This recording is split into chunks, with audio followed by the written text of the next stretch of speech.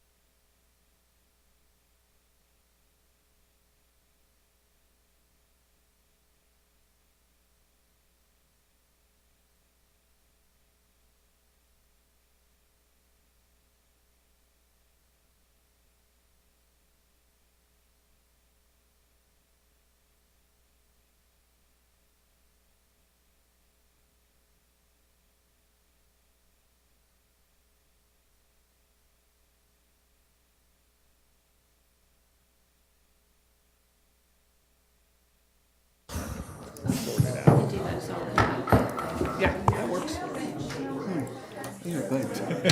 You can just put IPMP on it. Yeah, don't worry about numbers. Sorry. Perfect. I just forget that I need everything that I don't need. Just want to, is there a specific goal that you want to speak to? Hey, how are you? Okay, so I'm hanging in there. like the Safe Streets one? One arm bandit. Yes, I think that's the one. It's the mobility. Here, at least it's my right arm I can use. Okay. Okay, The hilarious thing is that my husband and I are both like this. My husband had I shoulder mean, surgery. unfortunately, that's probably gonna. So like this morning, I'm like, okay, I'm gonna take my round brush. You need to point the blow dryer at my It's on the bangs public so I record can then, do my and bangs. it's And like, with the it's just agenda. like, okay, you hold the pot, Council's I'll read that. scrub. If you can hang with us, or you can join us by Zoom. Yeah, okay, I Yeah. might be able to do that. Yeah. Thank you. I tell my kids, I'm like, you gotta really think about the rest of your life when you choose a partner, because there's points in your life where you're gonna Here, Good evening, Mr. Mayor. help with things. I hope so. Like chores and bathing and stuff. After are we meals, ready? And like someone, you meet someone. Good that's evening, really Mr. Mayor. Are you ready to begin? All right. Good Recording evening, in progress. Good evening. Let's see. Welcome to the Petaluma City Council special meeting for Monday, March 13th. I'll now invite Monica Aparicio and Maria Galvez to provide information to those who want to participate in Spanish. Thank you, Mr. Mayor. Buenas tardes, estoy aquí hoy, me llamo Mónica y mi compañera de interpretación María. Vamos a serles intérpretes para la reunión de esta noche. En unos momentos prenderán la función de interpretación de idiomas en la parte baja de su pantalla. Cuando enciendan la interpretación de idiomas, por favor vean, hay un icono de un mundo o 3 puntitos y la palabra más. Hay que presionar ahí, elegir interpretación de idiomas y el idioma español. Muchas gracias. We're ready. Thank you very much. One note before we And start. Mayor, real quick, I'm just, I can have 15 seconds to put in the interpretation. I'm a little behind. Sorry about that.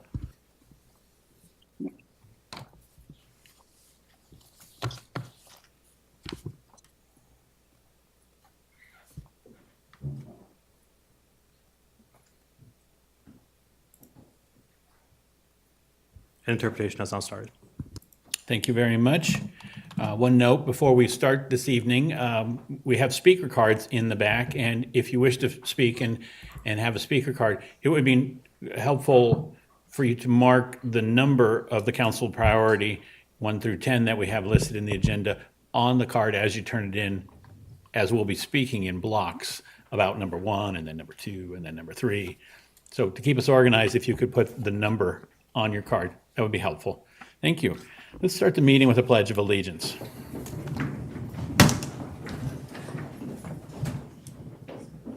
I pledge allegiance to the flag of the United States of America and to the republic for which it stands, one nation, under God, indivisible, with liberty and justice for all.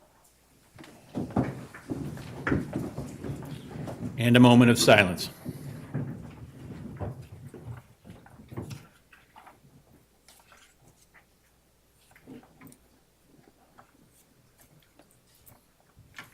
Thank you.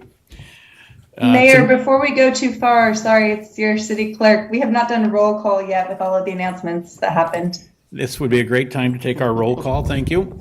Thank you. Barnacle, Here. Cater Thompson, Here. Healy, Here. Now, Here. McDonald, Here. Osake, Here. Shribs. Here. All members are present. Thank you very much. Tonight we have a workshop to receive an update and provide direction to staff on council goals and priorities for fiscal years 22-23 and 23-24.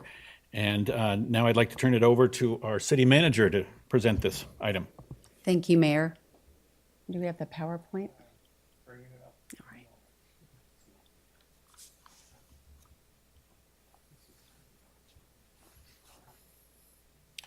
And we are going to touch on these subjects one at a time tonight, and I guess you'll take care of explaining how that's going to work with public comment. Absolutely. Yeah. Thank you very much. We'll have lots of opportunity for public comment tonight.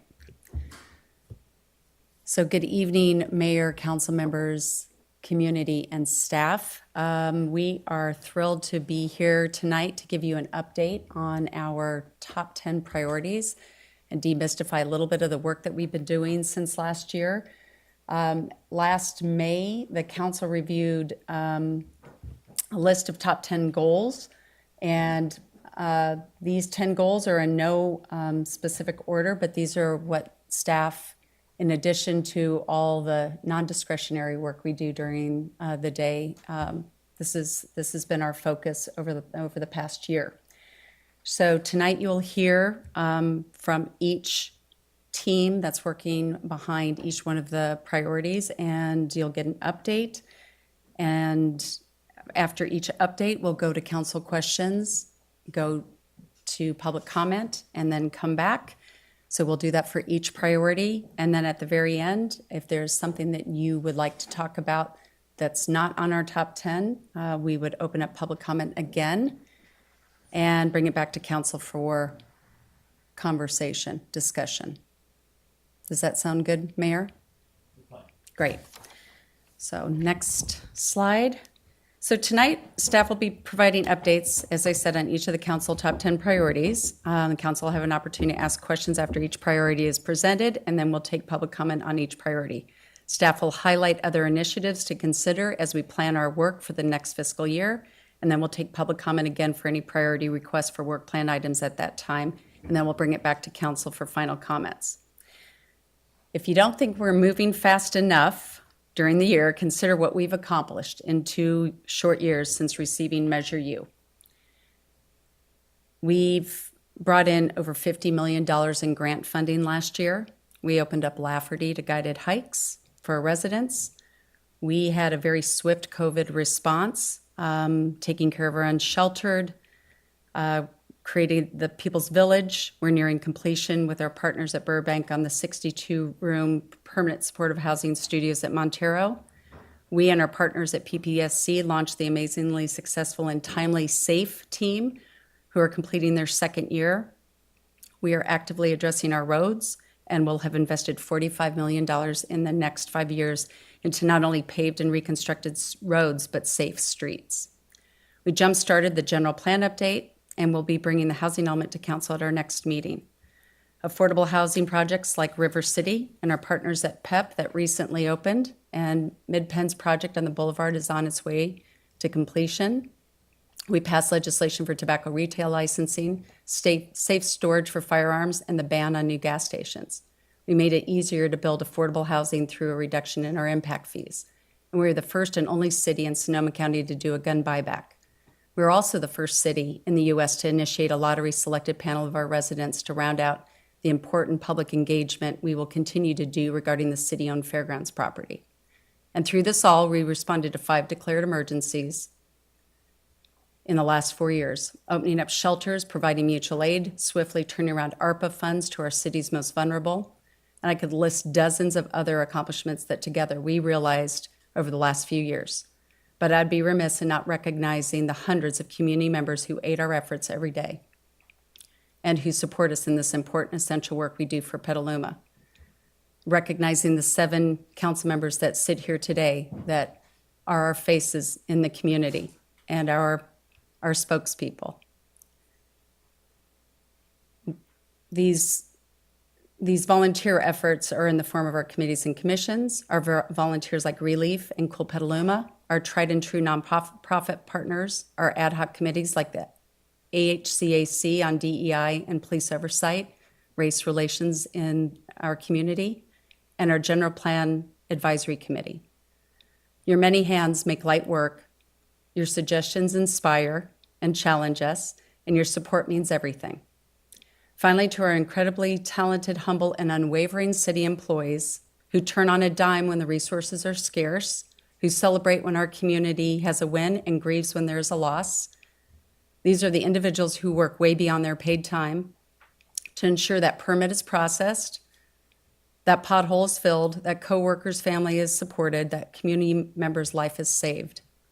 While we strengthen the city and rebuild our aging infrastructure, both within our community and within our organization, please remember we are on the same team and we have the same goal: to see Petaluma shine, to see our people thrive, and to create a city that works for everyone. Next slide, please. So a little bit of background. If you've been on this journey with us from the beginning, and we still have some remnants from that, we had our historic goal and priority setting back in 2019, and kind of reset and reframed the way we did our goals and priorities to be more aspirational. And we bit off a lot at that meeting. We came up with about 257 goals and priorities, and we've never looked back. And we continue to evolve and refine based upon the community's needs and based upon what the community is asking for.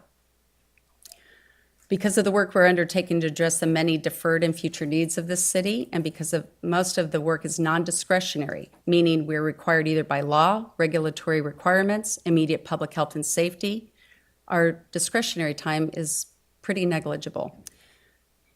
Thus, we're a city in need of careful and thoughtful prioritization to ensure our precious resources, our people power, funding are effectively and efficiently utilized to the maximum benefit of our community.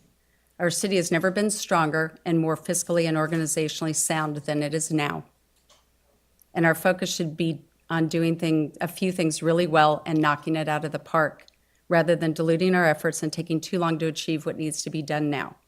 That is what tonight is about, to make those tough decisions, knowing that we all have all the ingredients we need for success. People-powered Petaluma. So I'm going to turn this over to our Assistant City Manager, Brian Cochran. Thanks, Brian. Okay, thank you, Peggy. Good evening, Mayor and council members, community.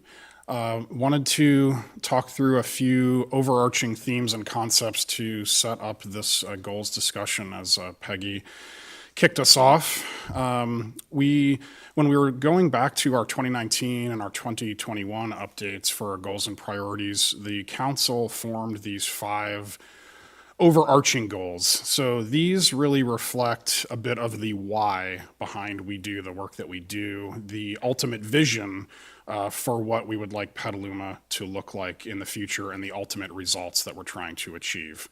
So I won't go in and read all of these, but each one of them has sort of a visionary statement at the top and then a bit more description down below in terms of the kinds of goals, the kinds of things that we would see that would be implementing each of those 5 overarching goals.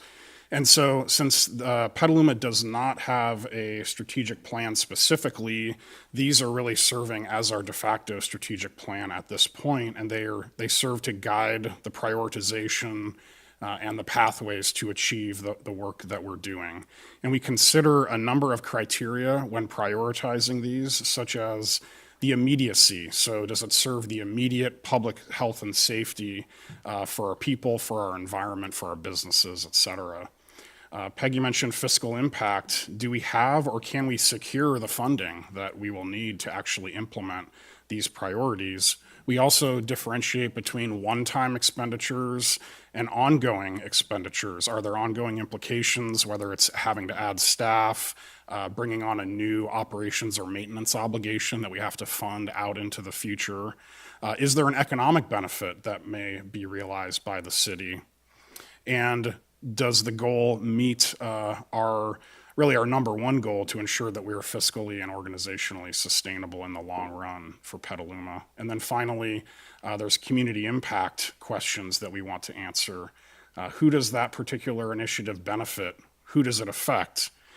Because every policy, program, project, initiative, et cetera, must consider both the benefits of that project or program as well as the unintended consequences. Next slide. So these 10 listed up here are the top 10 priority initiatives that the council decided upon about a year ago. There is no specific priority ordering on these, and the staff will be going through kind of an update on each of these initiatives coming up here in a few moments. So when our executive team goes over each goal, I think you'll see and hopefully appreciate that each one of these is not just a task, it's not just a line item, and it's not just a single faceted project. These all are complex, they're multifaceted initiatives, they require significant amount of planning and multi-departmental coordination and collaboration. And we continue to refine these. So you'll notice on a few of the slides coming up, even in the last week, we've refined the timelines on some of these. So a few of the slides where we'll show kind of the Gantt charts of the time priority for these, those are actually a little different than are shown in your attachment 1, and the staff will walk you through some of the considerations and some of the changes that have been made in terms of the timelines. Next slide. So finally, and then I'll turn it over to Ingrid to continue with this introductory section. We wanted to try to match up all 10 of our priority initiatives with those 5 overarching visionary goals to make sure that we're in alignment. And I think what we see here is that all of them are touching at least one of the 5. Many are touching more than one of the 5, and a few actually hit all 5. So This is just, again, another lens that we look through to ensure that we're measuring up and actually hitting on and driving the city forward toward achieving those 5 visionary goals that the council has set out for us. So with that, I will go ahead and turn it over to Ingrid. Thank you. Next slide, please. So I'm going to give us a little context, put some meat on the bone that Peggy already sort of started for us with her introduction. Just kind of walk you through some of the things that we are all thinking about when we look at these priority initiatives and why we're constantly refining and rethinking. This probably goes without saying, but the bulk of city staff spends the vast majority of their time providing core services that are not necessarily envisioned in these priority initiatives. Many of these priority initiatives will ultimately become part of our core services. So when we think about adding new services, that's something to think about. But also, as Brian mentioned, that ultimately strategic planning we think would be a really helpful step, and staying as focused as possible. And that with aging infrastructure and emergency response, we're often called away from a core service or priority initiatives. And also just to step back with the Measure U implementation, what that has really meant for our city organization. We've really had to grow and expand into new areas, bringing on lots of new staff, making sure that our teams are onboarded, that we're set up to collaborate together. And just also that you'll see tonight that all of these initiatives that we set about represent a significant investment of time so far. Next slide. And then just kind of another layer we wanted to share was just creating context around each initiative. So many of the initiatives reflect either a policy, a program, or a project, or many times 2 or 3 of those to accomplish the said goal. And so a big part of that work for us is to make sure that when we set about looking at a new policy or program, we spend a lot of time behind the scenes researching our options, engaging our community, seeking direction, developing legislation, and doing outreach. So, each one of these, as I know, I just wanted to set context around making sure that we have the focus time that we need, and then not forgetting about the implementation part. So every time we kind of complete maybe a new piece of legislation, we spend a lot of time making sure that we're able to educate our community about maybe new rules, or we have to implement a new program, create a new permit process, what have you. Next slide, please. And lastly, as Peggy mentioned, we are a people business, so everything we do really starts with our people. And in order to be the community supporting organization we want to be, we also spend time leading internally and mentoring our staff. We spend a lot of time collaborating and coordinating. You'll see soon that all of these initiatives and almost all the work we do requires multiple departments. We spend a lot of time managing projects and keeping things on task and on budget. We're always thinking about meeting community needs and responding to customer needs on a daily basis. And then finally, we're always looking internally to see where we can improve our processes and be as efficient as possible. So we just want to make sure that we are acknowledging the time and the energy that we want to put into our organization so that we can be the efficient, effective organization that the community deserves, and so that will allow us to bring these projects and programs to fruition. And next slide. And finally, before we jump into each of the 10 priority initiatives, this chart just gives a reflection of how each initiative really relies on many departments to bring it to fruition. You'll see the city manager's office provides leadership on every single initiative we work on. That office also handles project management on many of the initiatives.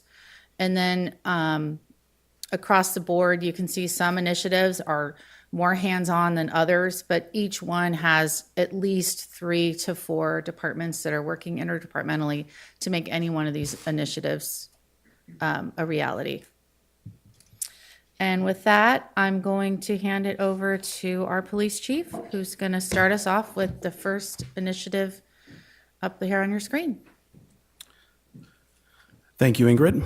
Good evening, Mr. Mayor and council members. And I just want to acknowledge, we always acknowledge staff and the community members, but I just want to take a moment to point out that in my almost 30 years with the city, there is such a great team of professionals that I work with, and our staff is great. And I know you appreciate it. I've never felt such appreciation from the council in all of my tenure, and we're just getting a lot of really great things done. So I just wanted to, when we acknowledge you, I want to say thank you. And thank you to staff, thank you to the community members, and I see community partners in the audience as well. So thank you for being here.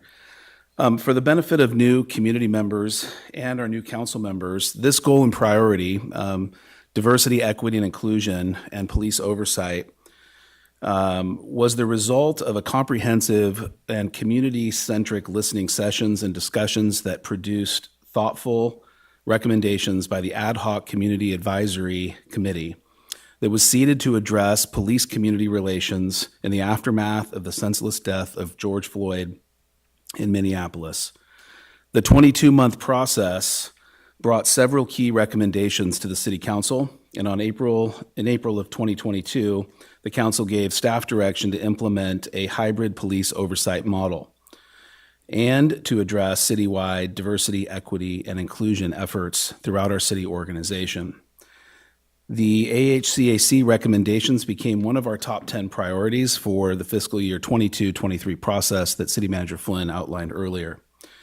The term hybrid in the police oversight arena addresses what communities have found to be best practices, which include more than simply one traditional oversight model.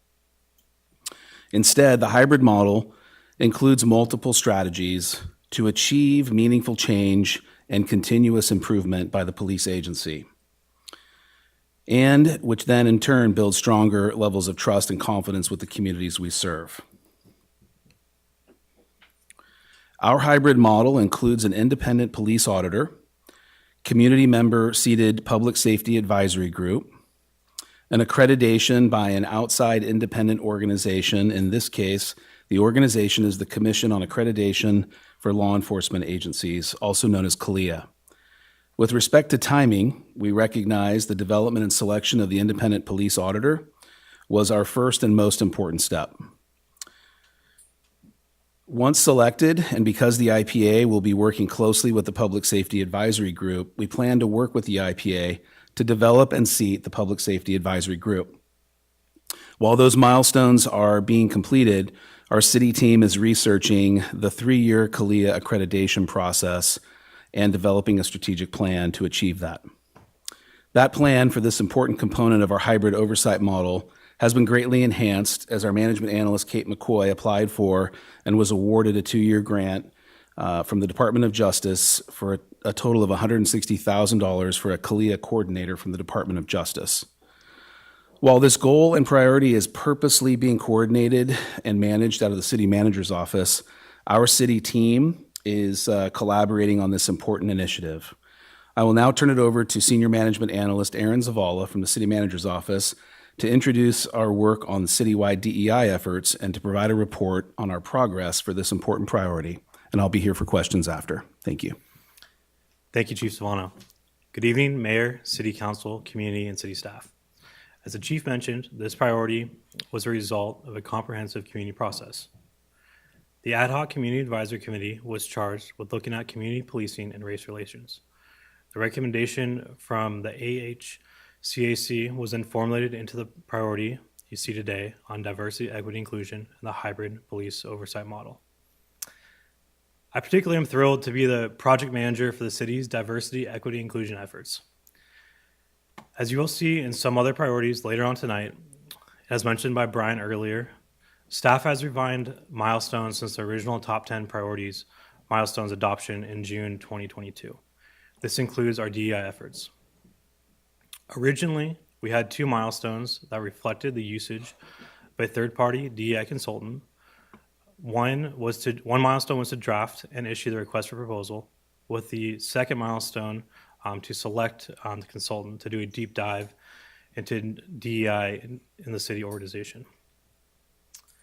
In late spring of 2022, the city became members of the Local and Regional Government Alliance on Race and Equity, also known as GARE.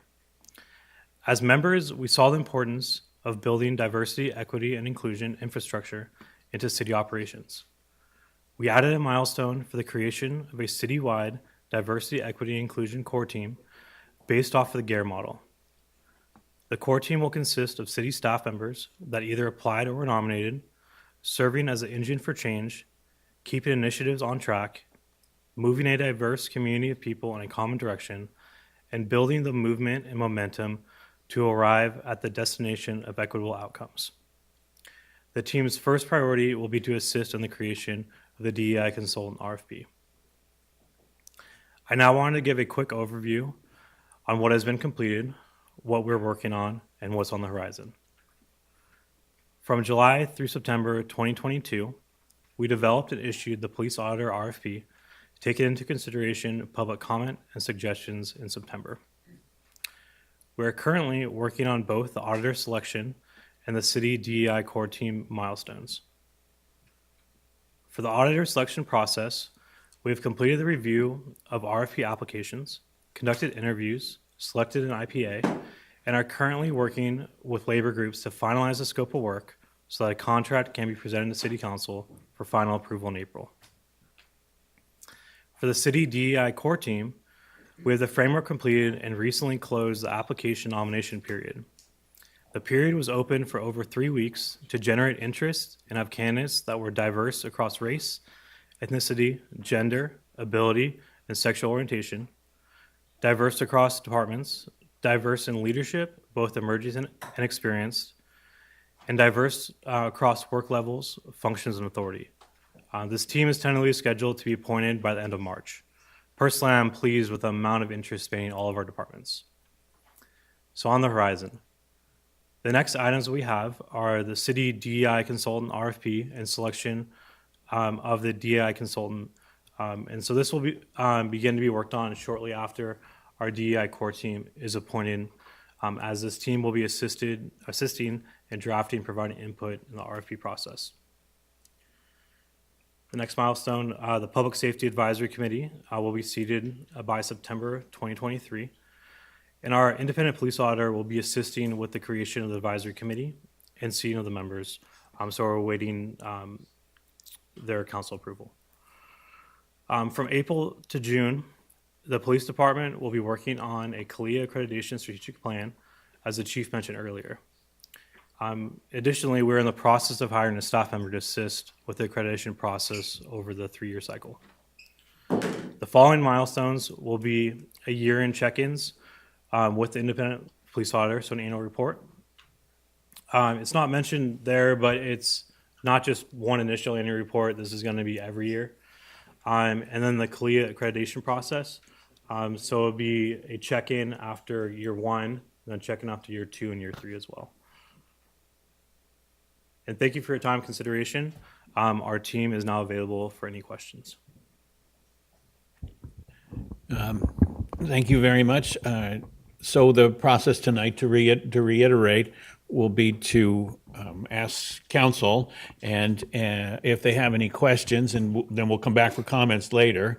But the council will have a chance to ask a few questions of staff presenters, and then the public will have a chance to comment on this particular item. There is no general public comment tonight, so the item, the comments, when we go to public comment, will be specifically for this item, and then it'll come back to council for the discussion at this level. So I'd like to ask if anyone on the council at this time has questions specifically on item 1 here. Councilmember Shribs. Just a question on the advisory group. So the size, you mentioned some of the shape and distribution of people, but When are they going to meet? How often might they meet? And how much access do they have to all records in this? Are they just bringing the community for advice, overview of what's happened, or how much investigative type abilities might they have to seek answers on this advisory group? Just a little more parameters about what they're going to do and how they're going to do it. Councilmember Shribs, thank you for that question, if I may address that. The independent police auditor will have full access to all of the records and information of our investigations and citizen complaints, as well as use of force and all the other considerations that are important to look at. That information will be shared in an aggregate way and in a general way to inform the Public Safety Advisory Group, but it will also maintain the confidentiality of police officer personnel records and things that have to remain confidential. But the IPA will serve as that conduit of information along with the department and the other city departments that currently work together as we address those items. Because they're an advisory group, they won't have any specific investigative authority. However, they will have input both to the IPA and to the city management team as we look to address our ongoing and our commitment to always being better than we've been. Thank you. Councilmember Healy. Yeah, just to follow up on Councilmember Shrib's question, will the Public Advisory Group be, will that be a Brown Act body? I believe we are going to address it as a Brown Act body, yes. In terms of public transparency, yes. Thank you. Thank you. And let's move to our audience, both Zoom and in person, and our moderator can make our announcement for the evening. Thank you. Thank you, Mr. Mayor. At this point, if there's anyone in the public that would like to speak on the DEI and police oversight priority, you can either turn in your card to Patrick or raise your hand virtually. And at this time, I have 2 cards wishing to speak in the chamber. And do we have our Zoom audience count? I have 2 with hands raised. Wonderful. Then with 10 items tonight, I'd like to respectfully request that everybody on every issue all night, we go to 2 minutes broadly on our public comment. So setting the clock at 2 minutes, I'd like to call Taryn up on this first item.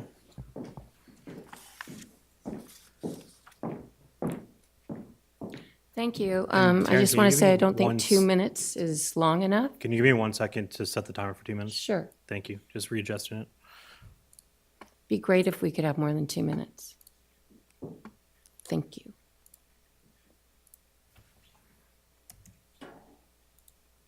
By the way, the attachment, the column headers are all wrong. The dates don't make any sense, so it's kind of hard to follow along with the attachment. Taryn, when you're ready, I'll start the clock. Are you ready? Yeah. Thank you. I'm a strong supporter of the police. I really appreciate the police. And but as an analyst, I wanted to point out that I wasn't so sure about the quality of the methodology with this project. It seems some of the sequence might be a little bit backward. I wish that you would please just have some extra concern about oversight implies public, but I see that we go down the path with this project without really taking maximum opportunity to ensure that the public interests are baked in, are represented. It seems like who is involved in selecting the auditor. Auditing is hugely important. We want to make sure that we have people that are neutral or skew to the public interest. That will be beneficial to the police department as well, so that they can grow and increase their efficiency and their effectiveness and their customer satisfaction as much as possible. Metrics need to be designed around the culture, around the processes, the policies, and also the metric design. We saw that with our street safety report, that the speeding and the cause of accidents in town, there was such an overlap such that the metrics were arbitrary at best. So we need somebody that knows how to design metrics. Otherwise, it's garbage in, garbage out. And we certainly wouldn't want to be in a position where some people who get caught stealing fall through the cracks and don't even make it to the crime blotter, while others do. And that's an equity issue. And I really think that we should have a professional that. Thank you, but your time has expired. Thank you very much. And now Peter Chernoff.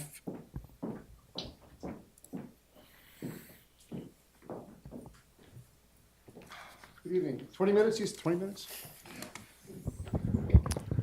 Okay, so I am not a fan of IOLERA or oversight because I perceive it as being a constant assault by Bar Association lawyers against the law enforcement. One example is, of course, there was one fellow, I forget his name, but he was formerly with the Sunshine Task Force in San Francisco, and someone that I knew filed a complaint which he laughed off.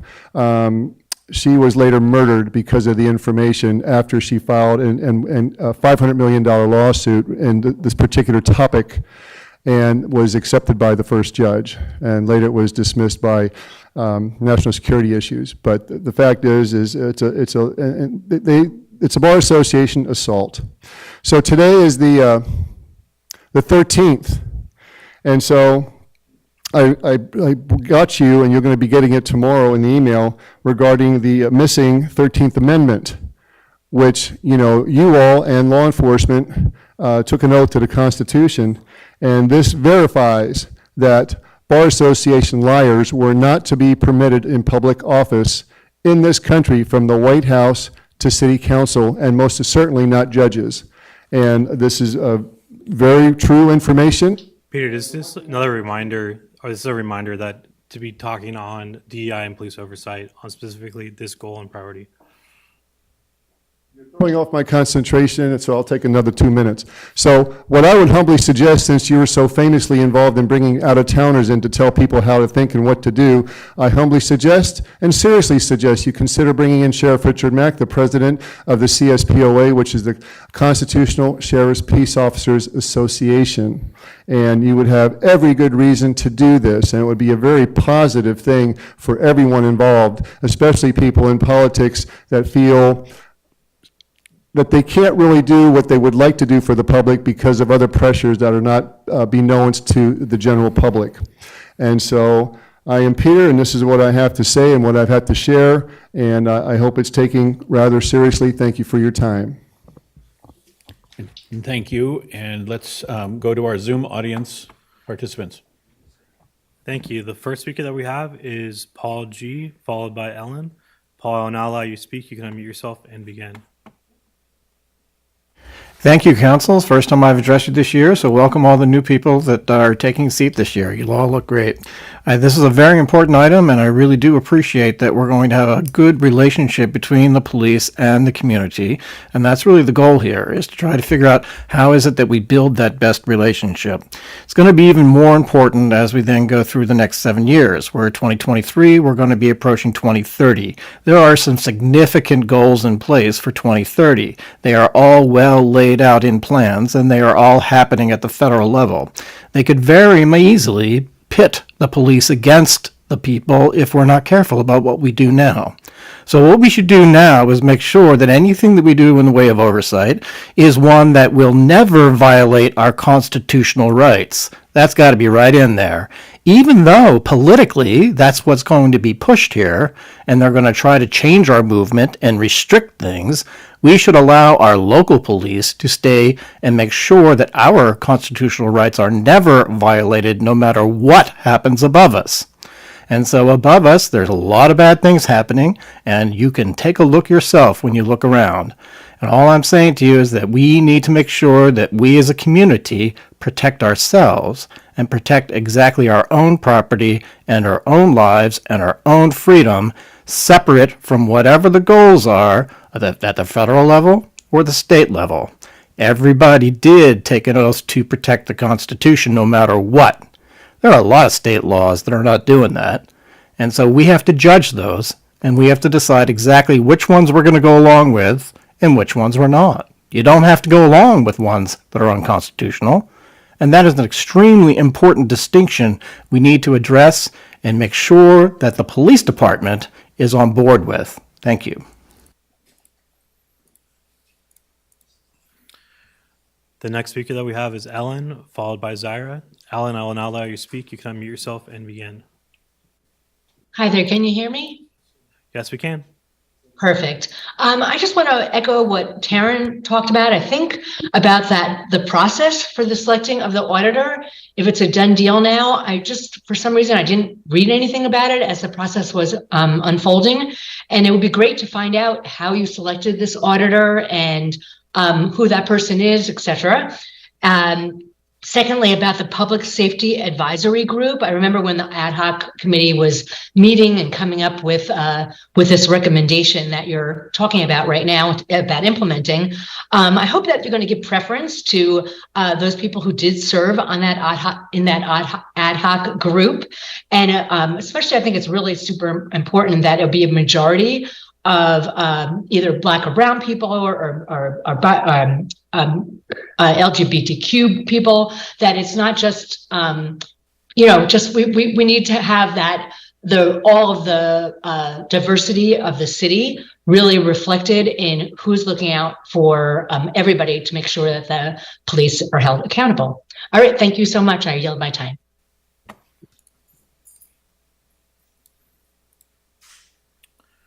The next speaker that we have is Zaira, followed by Blake. Zaira, now allow you to speak. You can unmute yourself and begin. Thanks so much. Yeah, I'll keep it short and brief. Basically what Ellen had said, it's just, DEI, it's such a buzzword these days that our DEI actually needs to have substance. And so I hope you take that into consideration, as well as for transparency purposes. There was no mention exactly of how you got to the auditor piece, and just to be transparent here, that I wish you would have at least sent out some sort of notice or let the ad hoc members know that this was going to be part of the process and that there's potentially going to be a community liaison as panelists, because not all of us received any sort of news about that, or even if we wanted to participate. But anyways, so yeah, if you are going to do an advisory committee, as we've said for the recommendations for the ad hoc, it should be the predominantly BIPOC folks, just because that is the ones that are impacted the most. Thanks so much.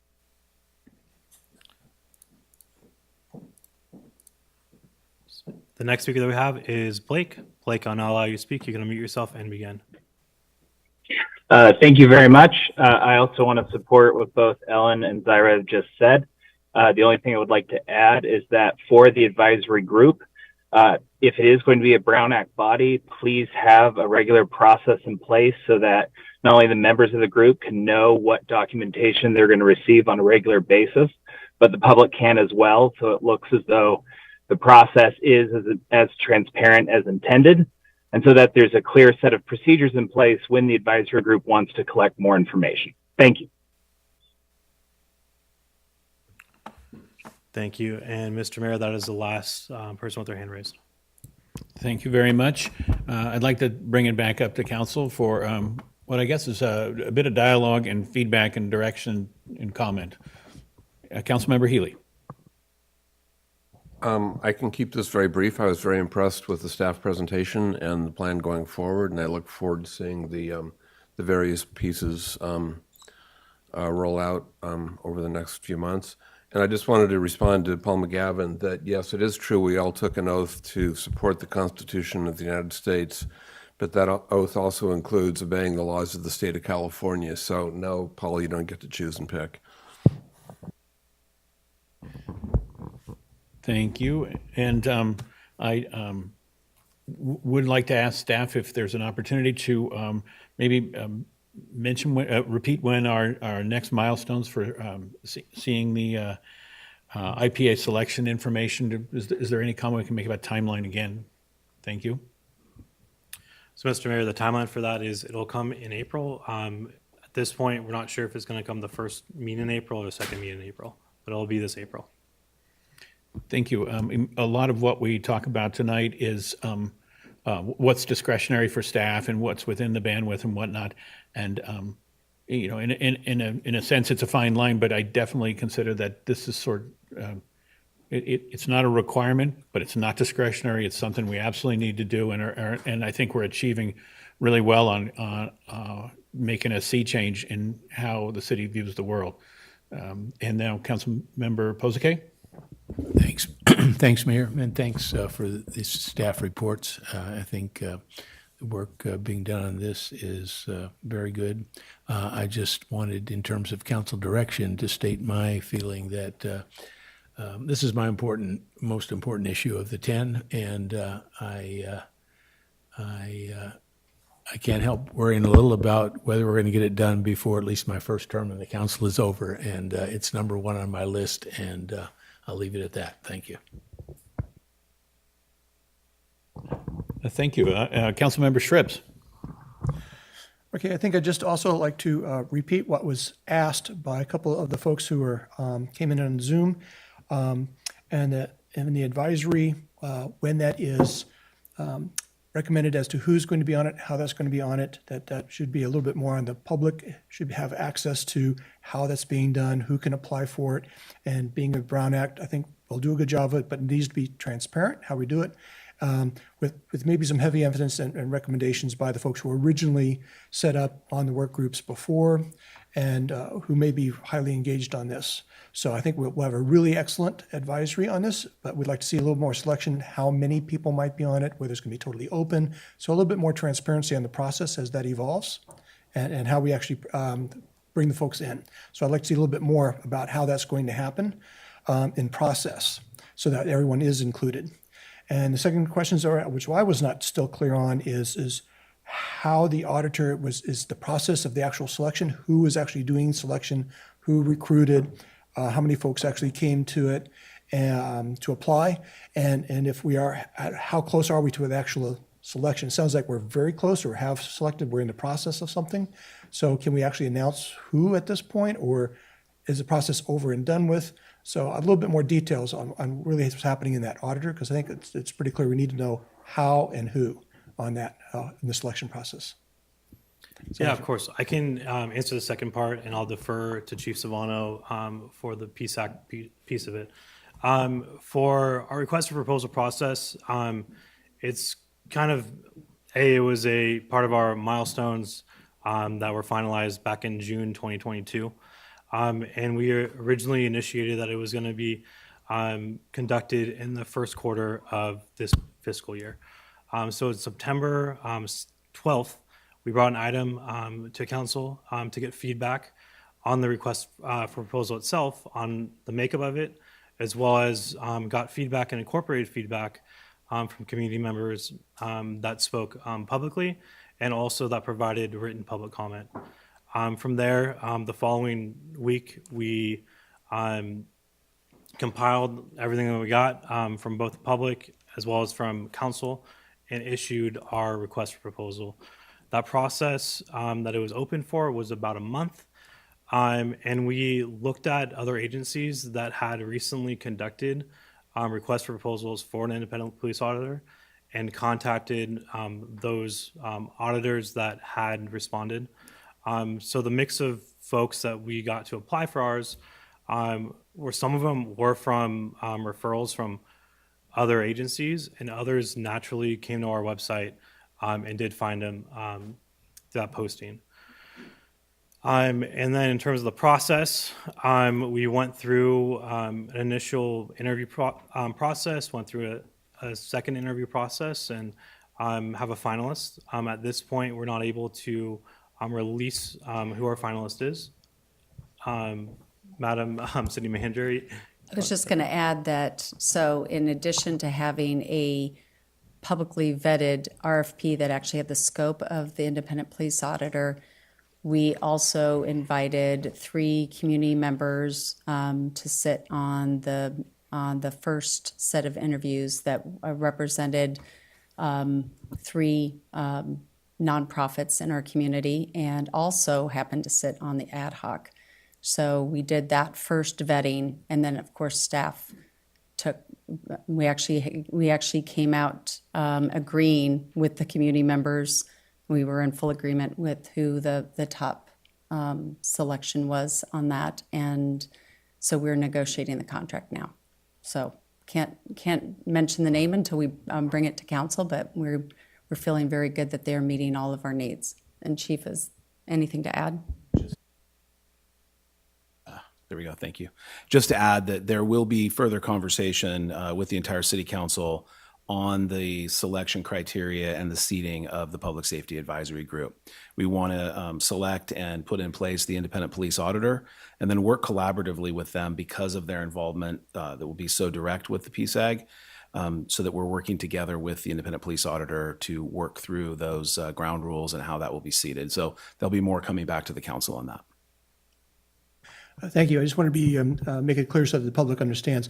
It wasn't the police department choosing an auditor. It wasn't the staff directly choosing the auditor. It was actually the public was involved. We did have some a group of folks, at least 6, what you just said, outside of even staff that were contributing to the actual selection process. So it was vetted through a larger bit other than what was mentioned. So Yes. that was very important. And there were a total of 7 applicants that we worked through. And as City Manager Flynn indicated, there was a consistent feeling about the top candidate between the first round of interviews, which included community members from the ad hoc, as well as senior management in the second round of interviews. So we're excited to get there and announce that and have you meet them. But we're working through the logistics of the rest of the process. So thank you for your patience on that. And I would say have the community meet them. They're very excited to meet our community. Yes. And if I could just add briefly, if I may, Mayor and council members, the final vetting will be done by the council before the public, because that's going to come to you with all the details that we have and whatever answers to questions you require. And at this time, too, part of this process, both for reasons of legal compliance with the Myers-Millis-Brown Act and also reasons of prudence and teamwork, we're having the discussions we need to have with the Petaluma Police Officers Association about potential impacts of this new vehicle for civilian oversight and for investing in our police department and their best practices and access of the community to all that via the community body that we referred to by its acronym as the PSAG. So thank you. And one last thing, if I could, to follow up on Mr. Danley's comments. There was a specific reason that I addressed in my original comments that while I'm speaking on this item tonight, it is directed and managed through the city manager's office. I'm a member of the city team working collaboratively to invest in safety and accountability and continued growth and development and training and accountability. But I am not selecting the independent police auditor. It's a citywide effort that involved the community. So thank you for that. Thank you. Councilwoman Cater Thompson. Actually, it's just when we go to the next agenda item or item, just be mindful that there's children in the room and they might be for one item, and so we don't go past 8 for kids. I'm assuming it's for the pest management. Just to be mindful. We had not had a request to reorder the agenda. Is that something that's possible to accommodate in tonight's agenda? Absolutely, it would be good to know. Then we're gonna, if that's possible from staff, then I think we're gonna throw a curveball at staff. That's okay, we're agile. I did want to close this item and just say, well, I think we're all very excited about the progress on this program and that it is a top community priority. So thank you very much. Thank you. And so let's reorder the agenda and move ourselves to the integrated pest management part of the conversation. And we do appreciate staff's nimbleness.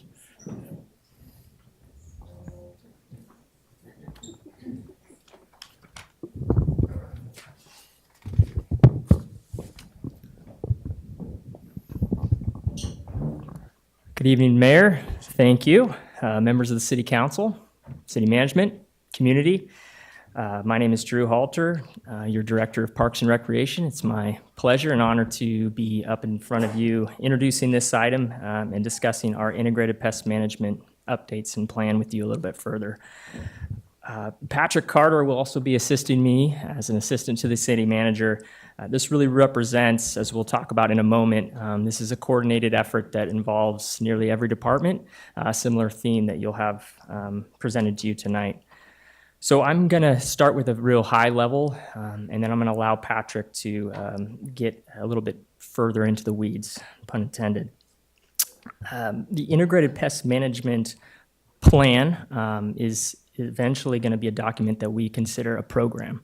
So while the IPM is defined in Title VII of the U.S. Code as a sustainable approach to managing pests by combining biological, cultural, physical, and chemical tools in a way that minimizes economic, health, and environmental risks, an effective IPM essentially provides city staff, our community, a playbook for which we, as an organization and as a community, commit ourselves to how we responsibly manage public lands, facilities, based on our own unique needs and our vision for the values and the types of community we want to create and sustain. So the IPM includes this framework or tools with methods that should be available under different conditions and circumstances.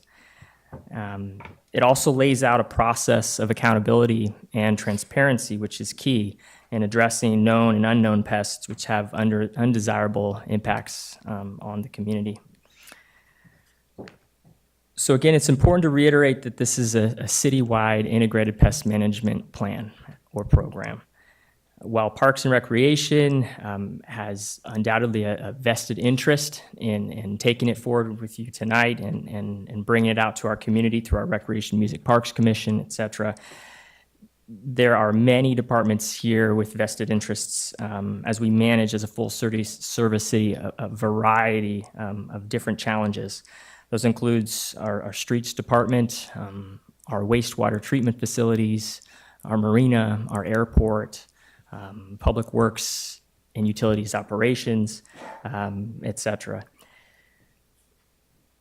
So to better understand these unique needs, it's really important that we put our best foot forward and spend the time to do the type of research and interviewing folks that are on the ground each and every day, managing with the tools that they have available. So before I introduce Patrick to give the kind of drill down on the progress up to date, it's important also to highlight how motivated staff is, in particular for the opportunity in Parks and Recreation to align our current practices with more of the aspirational updates to the integrated pest management that hasn't been updated since 1999. So many of you are aware, Parks and Recreation staff did adopt a moratorium banning the use of glyphosate in 2017 and really undertook the beginning of this process. Now, we didn't get to move it across the finish line, but we're excited to have this and have your support in continuing down this journey to adopt an update, as we have since then relied increasingly on more manual maintenance practices to help fill that gap. So with that, I'll introduce Patrick Carter, Assistant to the City Manager, and I'll be available to answer questions. Thank you. Thank you, Drew. Mayor, council members, city staff, community members, thank you for this opportunity to speak on the Integrated Pest Management Plan. So our team has gathered a lot of information from staff, from contractors working for the city. We've interviewed other government agencies, and we've had a lot of dialogue with community members, some of which are in the audience today, about what should go into that draft integrated pest management plan, which is currently under review by the Recreation, Music, and Parks Commission. Though, as Drew mentioned, our existing integrated pest management plan has not been updated in quite some time, our practices have evolved over time. We're happy to report that the city already has significant experience with alternatives to synthetic pesticides. That includes organic pesticides and a lot of manual labor, as Drew mentioned. We'd also like to take the time to thank the community members that have been engaged in this process for their time and their brain power and helping us craft a policy that's best for Petaluma. There are a few areas that the Recreation, Music, and Parks Commission will be refining in the coming weeks. But that's just part of the process and part of what it takes to bring it before council with a lot of options that have a lot of thought behind them. Some of the feedback I'd like to address that we've received about this references our policy and potentially lagging behind other neighbors in the county. We've done a lot of, as I mentioned, data collection efforts, and we do note that the town of Windsor and the city of Rohnert Park are still using chemicals, including synthetic pesticides, in their right-of-way. And I don't bring that up to disparage those cities, but just to point out that they applied their exemption process so to align their practices with their needs, the specific needs of their cities. And that, to me, kind of drives the point that we need to, as staff, to present options to the council for careful consideration to get the policy right for the city of Petaluma. And that's what's happening in the process with the Recreation, Music, and Parks Commission. We believe it's critical to build on the experience that staff has gotten with the alternatives to synthetic pesticides and to acknowledge what our current practices have gotten right. Drew mentioned the ban on glyphosate and the switch to mechanical pest control methods. And acknowledge those, but also look to the future and towards continuous improvement and to really increase the transparency, to not just do the right thing and increase our practices to match the best practices out there, but to share with our community what those successes are. So there's 4 main issues that are in front of the Recreation, Music, and Parks Commission, and they're forming an ad hoc subcommittee to discuss and recommend options for the council to consider. And those 4 options are: what are the roles and responsibilities of the Integrated Pest Management Coordinator? And focus on what those duties are, not necessarily how that gets implemented, because that's really what staff needs to use our creativity and our knowledge of how we work together collaboratively to come up with the best solution there. But really, what should that coordinator be trying to accomplish? What are the roles and responsibilities of an integrated pest management task force, which would be an advisory group that would regularly check in with the integrated pest management coordinator and also help the city in its efforts to engage the public and increase our transparency, celebrate our successes, and help us figure out what next steps we could do to improve. The third is to get the exemption protocol language right for pesticide use and trying to focus on what causes the least harm to the applicators that are applying pesticides, to the community, and to the environment. We've seen from other cities that they've had goals of being synthetic pesticide free, but they've had to walk that back because of, in the case of the town of Windsor, there was their recycled water pond, there was root infiltration that caused about $900,000 of damage. So they provided an exemption for that. And that's a pretty expensive issue that they learned on that. And again, that drives home the need to get it right. The other exemption that staff's aware of is in the medians along streets. It's been a safety issue for their staff doing mechanical weed control there. Concerns about interaction with traffic, very strong concern there. And it, accidents have happened, not necessarily in Windsor, but through Caltrans, there's data on that, unfortunately. So again, all these things that we want to take into account and bring options to the council so we can figure out what the right policy is. And then the fourth option is a recommendation on certification of pesticides that are used. There's OMRI, there's WSDA, there's those certifying organizations that make sure that when you say you're using an organic pesticide, what does that organic standard actually mean? And is it actually what people think of as organic when you say it is? So with that, it's important to note that this goal, as is with the case of other goals that will be described tonight, it's not complete when the policy is passed. Implementation, including identifying the staff and funding resources necessary to accomplish the tasks identified in the plan, will be an ongoing process in perpetuity. It will become part of the new normal, but we also want to consciously acknowledge that the work becomes part of that non-discretionary work that Peggy mentioned earlier when this is approved. So you don't get to spike the football at the end zone at the approval. There's a lot of work that follows that approval and implementation. And with that concludes our presentation. We're happy to answer questions the council may have. Thank you. I'd like to ask council if they have any questions on this item. Councilmember Shribs. I'll try to stay away from comment here for the moment, because I do happen to have a Master of Science in Integrated Pest Management from UC Riverside, and I actually have a PhD in Weed Management, which covers all the plant part of IPM also. And at one time I did apply for the state IPM coordinator for the entire state for the weed management part.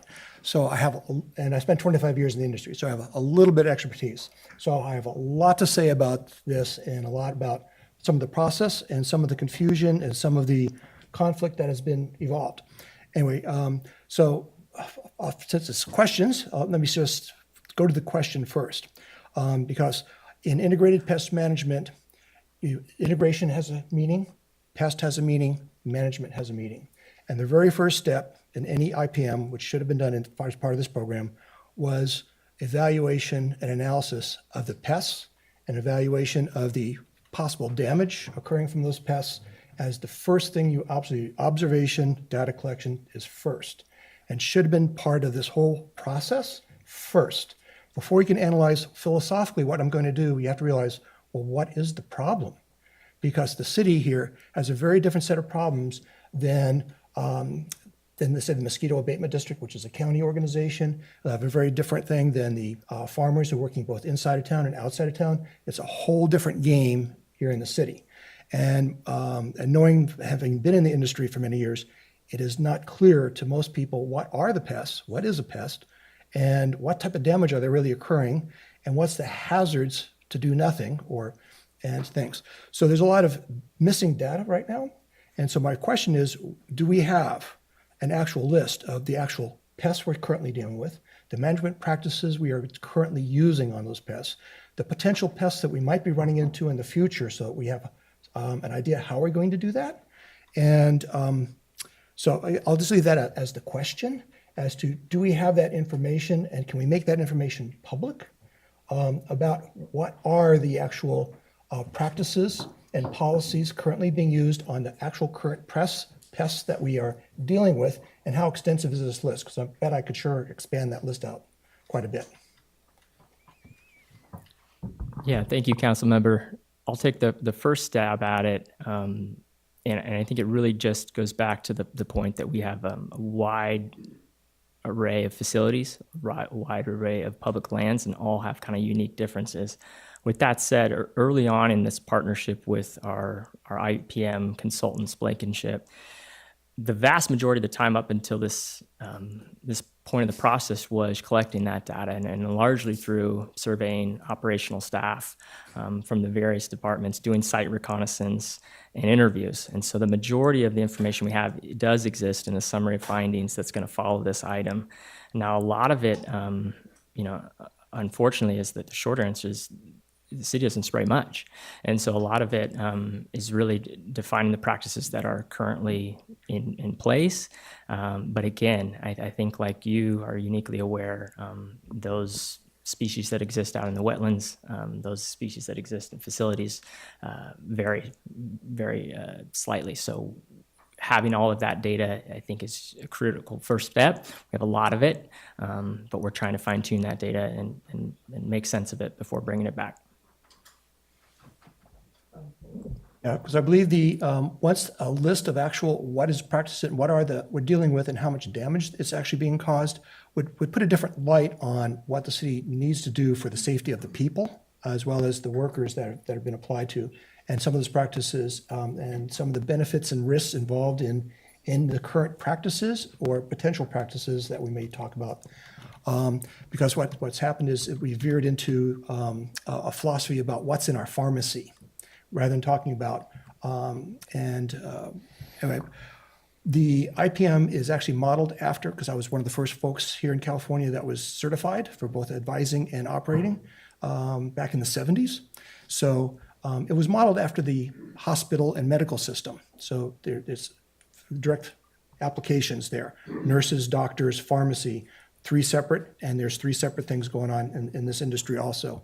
And having that described and having the public understand that there is an actual equivalency of a medical system in place working that's state regulated with ag commissioners. That's not being made public, and I was hoping that can we make that more public than what you said? It's in some reports and things, but we need to make that much more public and available to the committees, to the Parks and Rec.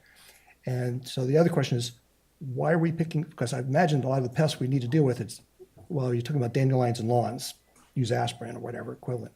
But why is it only in that group now versus the staff is so involved? Why is it not in a lot of other different groups also making comments like Climate Action and other folks? Parks and Rec expertise, that alone is a small part of pests in there. So it needs to be widened out to maybe the commissions and groups. I was wondering, why are we specifically going after only the Parks and Rec group with ad hoc there? It should be more expanded out, I think. So how can we expand it out? I think I would need some assistance on this. How can we expand the ad hoc out? Right now, you're only having the Parks and Rec Commission work on this. And this is something, as you said, is staff-wide, all the issues and things. Mm-hmm. So should there be other work groups and commissions also being engaged in this process and asking questions about it and being told how to do all that, rather than just the Parks and Rec? Can we expand it out? Is that in progress, or when might that happen? Yeah, did you want to weigh in? Go ahead. Well, I was going to weigh in on that. And first, to address your first question about the list, it's in report form, so we have a good baseline, but putting it in more of a easy to access, easy to absorb the information on is something we can definitely look at. Moving to the other committees, commissions for outreach, I believe that's something that we could accommodate. It may push out the timeline, but again, it's important to get it right. We want to have all options, and more eyes that see it, and the more feedback we get, the more options the council can potentially have, and more confidence the council will have that it's been well vetted. So we can look at other CCBs to include in that process. Good. So some of the things, besides what we are doing, there's also needs for what we future might hold, because I know from climate change that a lot of the diseases in the tropics are going to be coming on with vectors, and that needs to be part of the IPM preparation for how we're going to manage for the insects, mites, rats, and other vectors that are going to be bringing in tropical diseases that are going to be hitting the world here in the next 20 years. So we need to be prepared for that, as well as other things. There's other situations that, like fire blight on trees, killed our trees and pear trees locally in our street, and they have to be pruned, but they can only be pruned by using a synthetic Lysol or bleach on it, not organic. They're toxic, they're hard to work with, but that's the only thing you do to save the tree as a patient. So treating the trees, if that's the patient, then we need to be cognizant that that is it, along with the hazards, but also looking at a more comprehensive list, a future list of what might be coming in. We might have the killer wasp that's taking out honeybees right now in Washington State, might be coming down toward us, and we need to be prepared for that down the road. So I need to have some options open on the IPM program, not just what we're currently doing, but prepared for the future coming from climate change. That's why I want the Climate Change Commission involved for these future scenarios that we are going to be facing down the road, included in this IPM project. So that's why I'm looking for a little bit more openness on the pharmacy part. So we still have open doors when trouble really comes. Equivalent of COVID, yellow fever, black plague could come back as a possibility. So we need to be aware of that. We need to be ready for that challenge because climate change is going to cause various things like that, like COVID coming down. So I just want to make sure we're prepared and that you have that in your list, future things as well as current things. Thank you. If I could, Drew, to respond to that, we're lucky that we are in a county that has a lot of other partners here that are thinking about those issues as well. The Marin Sonoma Mosquito Vector Control District, they are thinking about those issues, and we have a really good relationship with them due to the activity that they help us with at the Ellis Creek Water Recycling Facility. And also built into this integrated pest management plan, we don't see it as a process that ends when the policy is approved. We see it as an iterative process. So the task force that would be created in this draft plan would be able to have that feedback. There'd be a constant loop of how we can improve our process, and looking to the future of risk is something that will be included in the development of this draft, but also something that happens in the future. So just keeping it up to date as much as possible. Okay, Councilmember Healy. Yeah, just one question. Does the scope of this plan include gopher control? Yes. Thank you. That's the right answer. All right. Thank you for softballing it. Councilmember Barnacle. Took one of my questions. Second one is, are you envisioning the task force being a Brown Act body? That's a great question. I think there's two sides of that debate. We're still having that debate right now. We have city attorney on this call as well. We want that task force to be as responsive as it can be, and so that's as far as we've gotten. Challenges with a Brown Act body being responsive as issues do come up. Decisions need to be made. So that's Great. one hurdle we need to address. Yep, thanks. Thank you. Then Councilwoman Now. Thank you. The Parks and Recs, we added the ad hoc. Is that going to push your timeline? Yeah, I mean, thank you, Councilmember. Now, we will be discussing the item on Wednesday night's commission meeting, and we'll be fleshing out what exactly that scope of the ad hoc is during that discussion. Yes, short answer is the timeline has been updated to reflect more time for that commission to really dig their heels in and take up this item, which they expressed an interest to do so. So we're not going to push this and push that ad hoc on a certain timeline to bring it back to council, but rather let them assist staff in going back through the motions, collect as much input as we can, and present some recommendations back to the commission.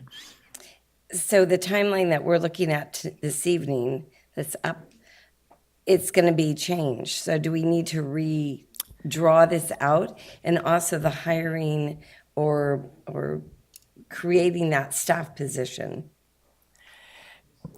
Yeah, the slides that you see up here is still the best that we think we can commit to at this point. So they have been updated since the last commission and that feedback. Now, like Patrick said, it is a iterative process, and so we're going to be updating this with each time we discuss it, either through a committee or commission or as new information becomes available. But this is the best we have as a staff recommendation for a timeline that we feel we can stick to if we can keep moving this item forward. But in the meantime, can we let the public know that the airport is already using the organic vinegar base weed abatement, and that we're already looking ahead and not waiting for the policy completely? Yeah, you hit it on the head. I think there's a lot of communications that we can do and engaging our community on the good practices that are already in place and how far we've come. But again, your point is well taken. I think we can do a better job communicating what practices are currently in play now. And is that signage, like if you're, the airport, when they spray, it turns blue. And I didn't see any, because it's organic, they don't seem to notice it to the public, oh, this is organic material for weed abatement. But are we doing signage in the parks? And Yeah, there is, I think it's Prop 65 requirements that we do sign anytime that there's a application of an herbicide. So yes, we do that. I can't speak particular to the airport example. I don't think we have our airport manager on the call, so I'm not sure what the blue. We can make sure that all the departments are following that. Yes. I mean, and that's part of it, Councilmember, now, is just getting the plan to reflect what our protocols are and also helping us get to a place where we are consistent in how we sign and let folks know and add more transparency to what we're using. great, I just didn't know if it was organic with the vinegar and it's not a herbicide. Do we have to notice? Just so we let the public feel better. Yeah, I think to Peggy's point, I think we should be telling our story exactly what we're doing and why we're doing it, what species we're targeting. To John's point, or to Councilmember Shrib's point, we need to be very strategic about what we're spraying, whether it's organic, manual, synthetic, et cetera, exactly what we're doing and what we're hoping to achieve. Thank you. Mm-hmm. I do appreciate telling that story. I know it's about 7 years ago we started down this path with banning certain sprays in certain locations and then figured out, oh, well, it isn't enough for the Parks Department. I mean, it has to be the Road Department as well. And then we've forgotten the water treatment plants and frankly, I'd forgotten airport altogether. But yeah, everybody's got to be on board with this. So thanks what you're doing. And let's see what we have in the for public comment. I'd like to open up public comment, and if the moderator could make our standard introduction. Thank you, Mr. Mayor. Members of the public attending in person should bring their speaker cards to the clerk's desk if they have not already done so. Members of the public attending online who wish to speak on an item on the integrated pest management should raise their virtual hand or press star 9 if participating by phone. It looks like we have 2 members of the public joining us virtually. I'd like to speak on it. Thank you. And I have 14 cards here, and so that's a total of 16. And I would like to remind folks, if the point they wish to make has previously been made, perhaps they could make the point in a compact way during their moment. So let's invite the folks in-house first, and Marlo Nelson would be the first speaker, followed by Lendry Purcell.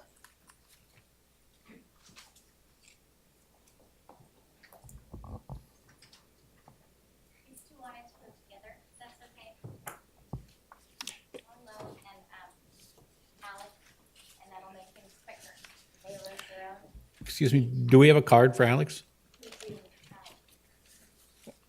Okay, thank you. Got it.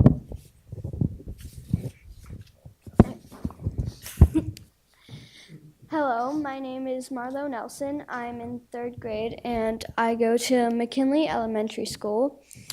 And so think of it like we are in the world and our world is in debt with plastic. And we need to find better ways to make things out of like resources. And using these pesticides hurts the bugs. It also hurts like my dogs, my cats, her dog, and all of our other adorable pets that we love.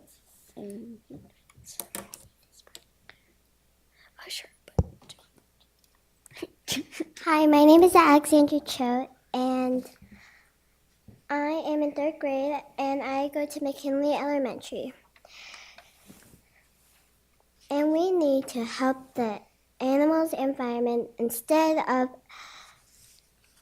instead of hurting it and our planet. We need to help the poor and not treat them like trash. They are the same as us. Sometimes we use bad chemicals to get weeds out, but that is really bad for the planet.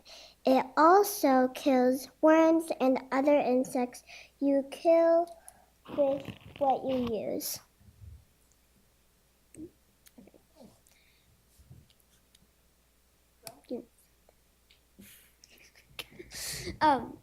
So basically, we don't want to hurt our environment. We want to improve it. So then, and it's like going on a vacation, like no hurting our animals.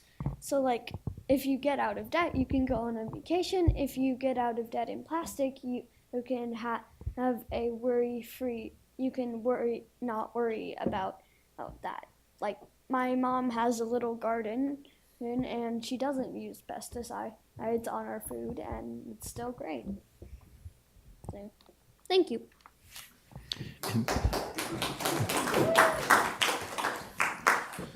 And thank you. Lendry Purcell, to be followed by Megan Cowan.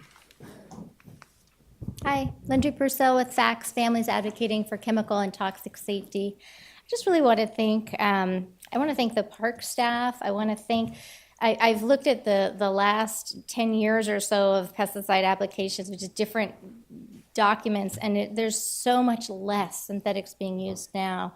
You guys are doing such a good job. And I think a lot of this process is codifying in writing what you're doing.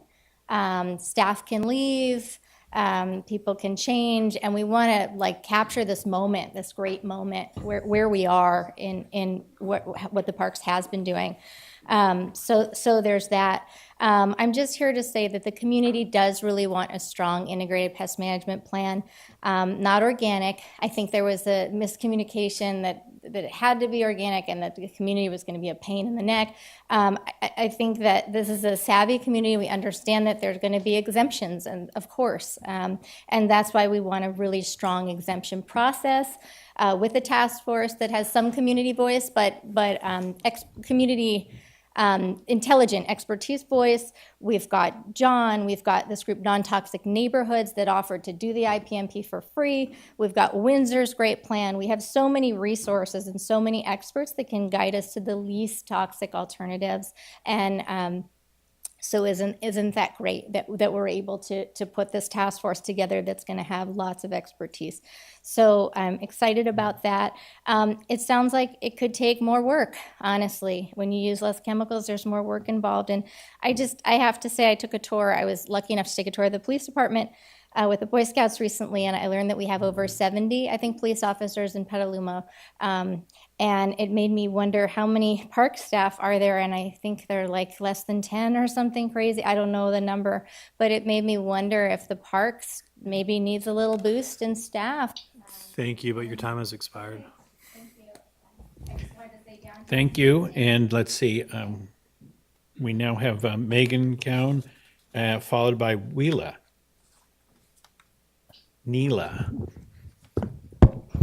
Hello, my name is Megan Cowan. I am here with Sonoma Safe Ag Safe Schools. We're a local nonprofit that's been working for almost 8 years with the majority of the cities in the county and the county itself to help them pass plans just like this IPMP. My organization was invited to be a part of this process over a year ago, and I just want to do a big shout out to Drew and Patrick. Thank you so much for including us. I was involved in 3 very concentrated meetings on this plan. They put together this amazing document. If you haven't looked at it yet, it's interviews of all of the departments in Petaluma, and it really gives a comprehensive viewpoint of what's going on here. It's the best one I've ever seen, and you can see that Petaluma is already doing this. You guys are already doing awesome. This plan is just to codify the awesome work that you're already doing.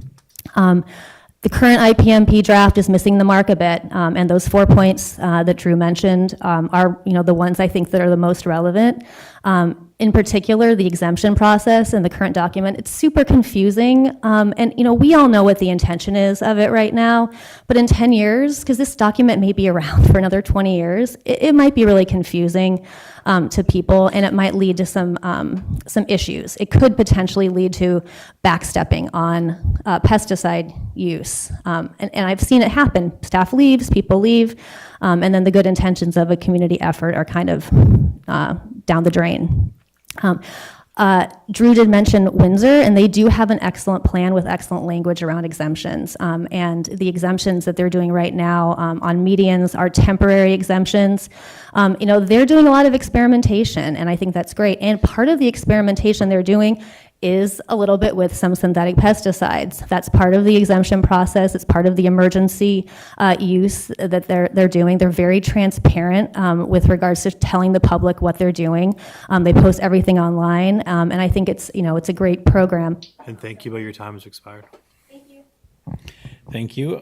Next, we have Neela, followed by Julie Royce.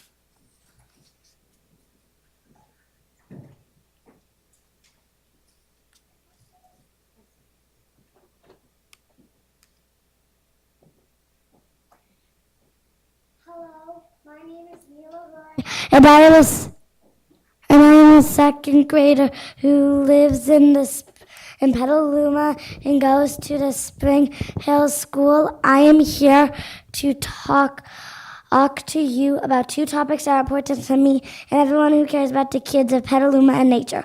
First off, thank you for not using Roundup as pesticides. Okay, next. Topic 1. Plastic is drastic. Boston has banned artificial turf. I don't think we should have artificial turf because plastic should not be so close to nature. Children, artificial turf can pollute our waterways. If it's too close, if it's close to dirt or trees, it can affect the trees around us. And then the trees can't produce as much oxygen, so we can't survive. They can hurt my health and my friends. Kids won't be able to grow as much and it won't be healthy. I know you leaders want healthy kids in Petaluma. Please rethink plastic turf in parks in Petaluma. Topic 2, pesticides. Windsor passed an organic integrated pest management plan, and we want one like that in Petaluma. Bees and butterflies are pollinators. It's not right to put these pesticides on plants because butterflies need us to eat and drink their nectar to lay their eggs so new butterflies can be born. And we have butterflies, and butterflies are beautiful, and magnificent creatures. Do you want to be the ones who let and make the butterflies go extinct? If you don't, then let's get to it and save the world. I hope this was a valuable lesson for you today. Please stay well and enjoy the beautiful vibe of nature. Keep on being nature-ific. Thank you for listening, and goodbye.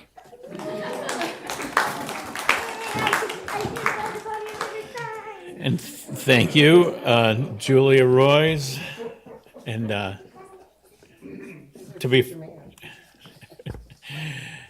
good luck following that one. Yeah.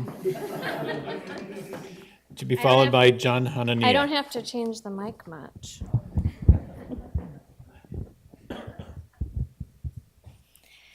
For years all over this county, my young son would break out in mysterious rashes after playing at parks and in other public places. Mayor, city manager, council members, my name is Julie Royce, and I now live in Rohnert Park, but both my husband and I still work in Petaluma. When we did live here, we would walk to our neighborhood park every evening. We'd chase the kittens, pet the dogs, and eat the various fruits and vegetables. One afternoon, my then kindergartner had one of his worst reactions to date. He screamed in agony and desperately tried to wash away the burning hives. That very same evening, a neighbor posted on Nextdoor how she had seen and spoken to workers that had been spraying pesticides in the park earlier that day. She warned the neighbors to stay away, but it was too late for our child. That was our aha moment. He did not have a grass allergy.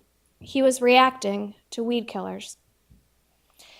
Years later, while riding his scooter on a sidewalk around a public park, my son was nearly directly sprayed again by synthetic pesticides while the city of Rohnert Park was spraying chemicals in the median where they were allowed to spray. I've been involved in local politics ever since. I've learned our sob stories and the facts others may share with you may pull at your heartstrings, but they don't usually create change.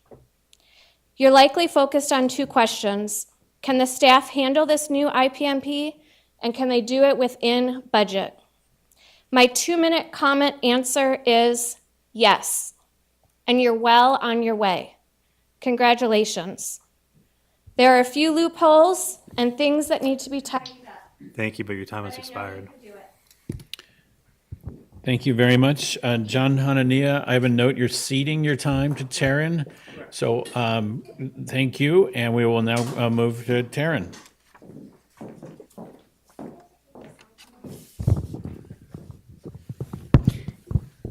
Thank you, City Council, for prioritizing a sustainable practices, integrated pest management program that integrates and involves the community for their expertise and input.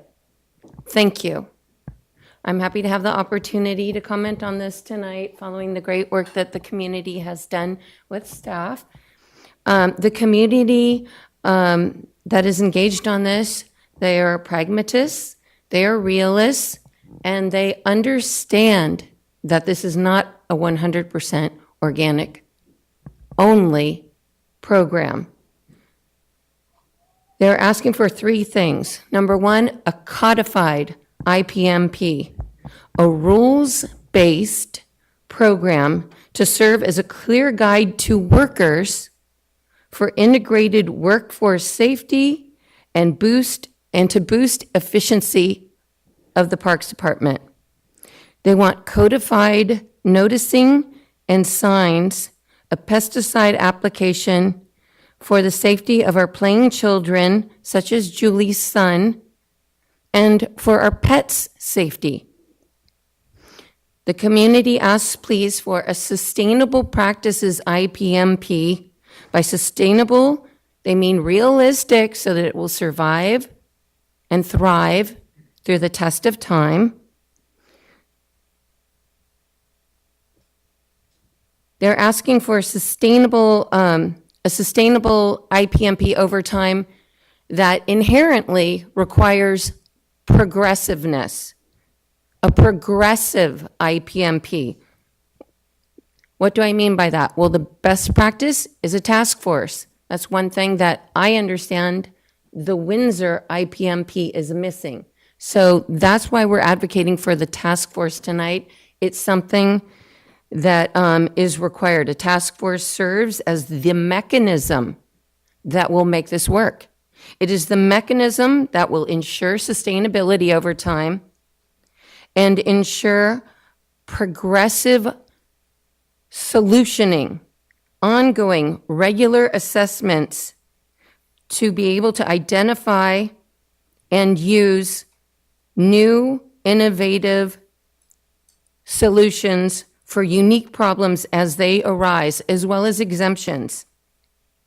The task force serves as a mechanism, and it really allows us to achieve agility and innovate and continuously improve this IPMP over time so that it succeeds over time, and and the codification of the task force will ensure that the community input continues over time because the community will be included in the task force.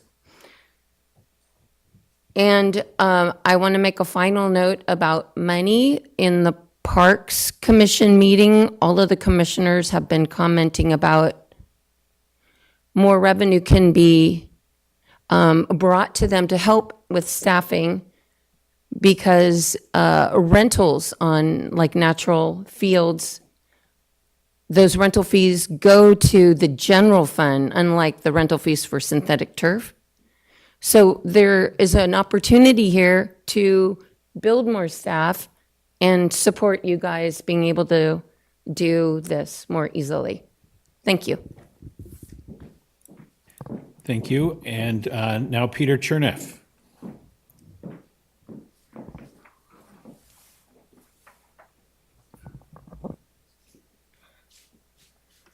Oh, what a beautiful evening. I got to tell you that one of your answers to all this is that little girl who gave that amazing speech needs to be put in charge of this topic right now.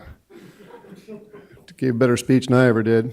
So, where are the permaculture specialists being consulted? I heard them say least dangerous chemicals. That's like the lesser of two evils. You know, there is tuning fork frequency technology that takes care of pests like that. They just don't want to use it because the chemical companies won't make money. And OMRI, is it organic? It's more than questionable, and I could go into that for 20 minutes. So, weed management, nix the chemicals, and provide true home opportunities for the homeless. That's what I'm thinking. There seems to be some effort, but not enough political will to help push the homeless situation. So less chemicals, more work. You got all these empty buildings. You make a deal or you make an offer with X amount of homeless people, most of which are all well known with the law enforcement. And they do 20 hours a week of weed abatement by hand and cleaning or what have you, and more gardens. And you give them a place to stay. Excellent idea, little girl in charge, there's your second solution. And if we're having trouble with that political will situation, I think that, I think within a week of students refusing to be in school like they're starting to do up in Sonoma County, all of a sudden all the county and city officials will find empty buildings for all. And I think, hey, why not? We all need a little bit of push, and we're all trying to do the right thing. So, the last one is, look up U.S. Electronic Weapons and Human Rights by Peter Phillips, Lou Brown, and Bridget Thornton. And it's a 50-page report. Well, they have similar information regarding pest management with frequencies. And thank you, but your time has expired. Thank you. And let's go to our Zoom participants. The first speaker that we have is Paul G., followed by Darren. Paul, and I'll allow you to speak. You can unmute yourself and begin. Well, I've got some real confidence in this issue because it looks like we have as much expertise on the city council as we do in the public. So please, let's take advantage of both of those and make sure it's not completely decided by just city staff. So I think that the task force that Taryn was talking about is perfect, and I think that we should actually vet everything through our wonderfully qualified city council member just to make sure we make good choices here. But I think we're off to the races. I'll cut my time short, but thank you very much. Next speaker we have is Darren, followed by Susan. Darren, I'll now allow you to speak. You can unmute yourself and begin. Thanks, Aaron. When this topic has been discussed across meetings, I've always been a little gray on the exact scope. Just from what I'm hearing here, it sounds like most importantly, this will serve as guidelines for city staff on managing public lands, ultimately to reduce populations. It sounds like we're talking about weeds, gophers, mosquitoes. In that vein, I love Shrib's comment on identifying pests and maybe making some kind of threat matrix when we talk about, risk levels, benefits, cost benefit analysis of abating certain pests or lowering their populations. For example, applying herbicides to control weeds. Some areas that may be necessary for road visibility. I think a lot of areas it won't be. I know a lot of people who are involved in this environmental discussion know that weeds aren't necessarily the most evil thing in the world and actually have a tremendous benefit for soil health, things of that nature. So there may be a lot of cases where, regardless of the chemicals or organic, we may not need to do anything to certain environments. And then are we looking at anything when it comes to phytopathogens? So I'm talking about fungi. A lot of people know about sudden oak death, but are we doing any kind of monitoring or analysis of tree populations on public lands? I would point to the U.S. Forest Service Sentinel Tree Network, our city, and I'll happy to share information with the tree committee and with city staff members. I've interviewed someone from the U.S. Forest Service who runs the Sentinel Tree Network, and that's the idea that cities, municipalities can be proactive in monitoring tree populations to see emerging pests, especially in this day and age when we travel so much. We have so many new organismal interactions we may be able to kind of be an early warning system and detect pests of that nature that have a much bigger impact. But it kind of goes back to that scope issue, though, just understanding, are we looking at those kind of things in the IPMP, or is that too broad? Thank you. Next speaker that we have is Susan. Susan, I'll now allow you to speak. You can unmute yourself and begin. Thank you. Susan Kirks speaking on behalf of Madrone Audubon Society and Paula Lane Action Network. This evening, I wanted to acknowledge and express gratitude for all of the speakers this evening, including Mr. Rackerson before me, Ms. Obaid, Ms. Cowan, Ms. Purcell, the children, and the parent who described her story. Stories are often the best way to really describe reality. I also agree with Councilmember Shribs about the necessary inclusion of the Climate Action Commission in this discussion. It's extremely important to include the Climate Action Commission. And I also acknowledge and just, I think it's evident that there needs to be additional staffing and management of this kind of program.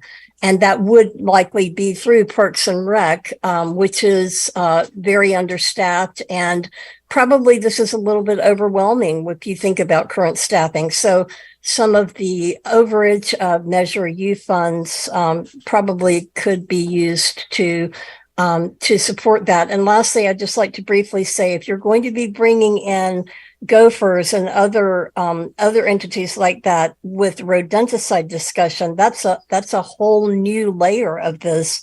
It's something I have a lot of experience with and would really look forward to engaging in that discussion.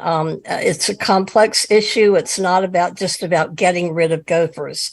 Thank you very much. And Mr. Mayor, that's our last public comment virtually. Thank you very much. Let's bring it back to council and look for comments. And Councilmember Shribs. Okay, yeah, I do agree with several of the speakers. We absolutely need to minimize our synthetics. The task force, we could populate with, we have expertise in this town. I even offer to be on it myself if I can, if that would be allowed.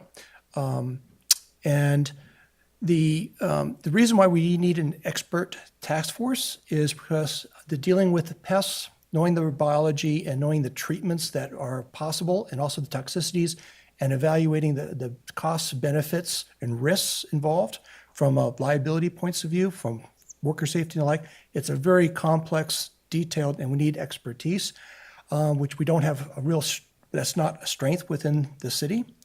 So we need that. And so that's partly, so it's real about a staffing issue, because the IPM is based on the medical model, and an advisor, a certified advisor, has to take tests, qualify, have qualifications to be able to advise. He's the equivalent of a doctor to make a prescription treatment, and that's what their job is. So if he's on staff, they would actually write out a prescription for every single treatment, whether it be chemical or not chemical, the treatment as a diagnosis for that pest, and that's what that job would be. So having someone that's a certified advisor is actually required, part of an IPM program anywhere. You have to have that. Basically is for regulations and operate with the county commissioner's office. We have expertise there, and with the UC system. You also need to have your operators, and every single one in the city that actually operates any type of treatment should also have a certified operator's license, which also is a test. You have to take courses and tests and stay certified over time and take more workshops. So that's another position, and almost anybody dealing with any treatments, any chemicals, whether it be anything organic or not organic, need to be a certified operator. So that's another staffing issue that we need to have throughout. And then just to let you know that it's even more complex, is the chemical industry is a big wolf in disguise in many ways. And having been in the industry, and I was in even an industrial, international industry on that. And when you say, oh, vinegar is organic, well, just a little story. Vinegar, being a natural product, is organic, and as a natural product, 5% apple cider made from apple juice, basically, and it gets certified as a natural product. However, as soon as you go to the jug at Friedman's or anywhere else and you pick it up and it's just 30 or 10%, 20%, 30% or higher, Glacial is up to 90%. So they can produce up to 90% vinegar. And it comes out of a product, and I've actually tried to use that for cleaning glass at one time. It's like using Drano, basically. So what you have to realize is that the chemical industry says, oh, we'll call this a natural product. We'll call this organic. It's made in the same places as all your synthetic pesticides, in the same pipes, at the same plant, in larger volumes because, oh, you have to apply it at 1 gallon straight. You apply it straight. So you have to put it into your tank and you apply it straight. Whereas something like Roundup, you put 1% solution for $1 cost, and you have your gallon and you spray that out for $1. Versus you use, oh, I'll use this vinegar, $25 a gallon for 30, and I'll spray that to do the same job as $30 per gallon, $1 per gallon. So there's a cost. People don't realize that you're Xing your cost up with organics 20 to 30 times in your program. So a lot of people don't realize that the cost difference. And then you add in, oh, by the way, the vinegar that's sold at 30%, oh, by the way, it's not only made in the chemical industry. If you look at the MSDS sheet, the material safety data sheet that comes along with every chemical in the world, because you have, as soon as it moves federal requirements across lines, oh, by the way, it's toxic. Oh, by the way, if you get it in your eyes, you go blind. Oh, by the way, you get it on your skin, you get a rash out. So calling vinegar organic and natural is like, no, it's a toxin. Sorry, it kills. It's a pesticide. It kills for a reason. It kills by chemical reaction. It reacts with your human body the same way it reacts on a plant. You got to be careful with it. So there's some cautionaries. You have to know the difference between, and these words, organic, natural, there's, as was mentioned, at least 7 layers of what is organic, what is natural, and then versus certification. And there's a whole layer of, oh, the chemical industry says, oh, we can bypass all that. We'll take this natural product. And anyway, we'll turn it into a very high sale. They would love to sell us more vinegar at $30 a gallon, which costs them $5 a gallon or less to make. So they're happy with that. So you have to be cautious. So that's why we need a task force with expertise, is what I would, which is being recommended. And we have the experts here in Petaluma and the county to help us out with that. So with these recommendations, I'd say we need to move forward and let's look at that, the list of actual pests, future pests, current pests. And there's a difference between policy and program. What we're setting up, it sounds like a very high level policy and parameters and rules without looking at the actual program. And the program is, oh, I identified that we have these weeds in this area over here. It's blackberries in a creek. Okay, in this situation, then what's best? And so it's situational as well as species-based and situation, and then diagnostic with a medical encyclopedia equivalent that you choose from, which is what your advisor comes with and needs to make a decision on and make a written prescription for that treatment of that situation. So IPM is a different level of staffing than what we have now. So this absolutely has to come with a change in the staffing and attitude about how we deal with it, and having the task force there to help out is very, very important. So I just like to, I know I'm rambling on a lot, but I feel I need to educate a little bit about when folks are talking about IPM and about natural products and the like. And I'm not in favor of the naturals and organics. I'm thinking they really need to be checked out for toxicities first, equivalently to the synthetics. Turns out most of them could not pass the same regulations that the synthetics have to pass when it comes to the EPA and USDA required toxicity testing techniques. So we have to be very, very careful what we're calling, what we're using, and then you add that the carbon output from, if you're using a machine, manual, the carbon output, two cycles. Oh, I'm going to use a 2-cycle engine for weed management. Oh, that's even worse for contamination of the environment. Oh, and then what was mentioned about the risk factor of folks working in the streets to do things, and possible death by traffic accident, that has to be a risk assessment. So it's a huge, complex thing that we need to deal with. We're going in the right direction. I think we need to go with the plan, but we need to make sure that the program is there, the plan is there, and the task force is there with the exemption process. I think we can do it, and I think we're on our way. And I'm hoping that's all going to work. And I'm quite willing to jump on in on this one down the road and help out whoever I can. Yeah, that's my comment for the moment.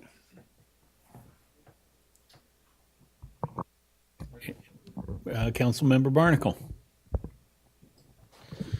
Thank you. I would support it going to the Climate Commission, just because I want to make sure John gets a good look at it before it comes back to the council. Happy that it includes gophers. At some point, not necessarily part of this, but it's tied into this, is I'm not sure where Assemblymember Connolly's bill is on pesticide use from Caltrans, but it might be worth us doing a resolution or something, or reaching out to him if that actually gets some steam at the state. And then I just would like to make a plug for, if we can, to the extent that we can extend it into the public right of way, onto sidewalks, medians like that. I really want to make sure it's there. I see people pretty regularly spraying, just spot spraying weeds in the sidewalk and things like that, and it's like literally as easy as kicking it with your foot or something. So I'd like to see if we can just prohibit the use of these chemicals on public lands, or publicly owned property, public right of way. If we can't do it all together, maybe we can do it within 1,000 feet of a school zone or something like that to protect children. But whatever we can do to amp up get it out of the public's right away. Thanks. Thank you. And I just want to appreciate some of our speakers tonight for recognizing what a dramatic reduction the city has made in its use over the last half dozen years or more since we've been focused on this. And I appreciate the public bringing that up. And then I want to appreciate staff for its great collaboration with the public to engage in all this effort. Hopefully, we're also engaging with the schools so that we're on similar tracks, because certainly green spaces, there's tremendous green spaces at schools too that could maybe one of the two of us shouldn't have to reinvent everything and hire the same consultant twice for the same report. And in the end, I hope we're a tremendous role model for the public. And as we mentioned, you do see things flying off the shelf at hardware stores for private use, and solving one part of the equation is insufficient. It doesn't do enough good if only one party is dealing with this. So thank you very much. I think that's the end of this item, and we'll be moving to our next priority topic, which is retail cannabis. And who will be leading on retail cannabis? Thank you.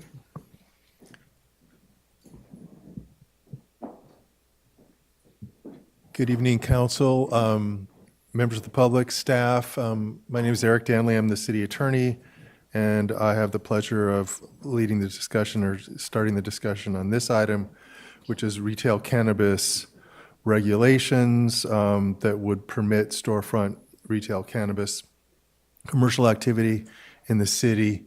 As I think most folks are aware, currently in Petaluma's existing regulations essentially establish a ban on most commercial cannabis activity, subject to some exceptions for manufacturing of specified cannabis products, edibles and topicals, and unguents, and non-retail sales of those, so wholesale sales, and also testing labs, and also retail delivery-only services at 2 locations, all subject to administrative regulations and a permitting scheme, safety regulations and requirements that are reviewed by the police department. So that's the existing landscape, and what the prior council, including some of the current council members, was very clear on directing was for us to bring regulations to permit storefront retail cannabis commercial activity in Petaluma, and that we should focus our attention on the Santa Rosa regulations as a model. And that's very clear direction.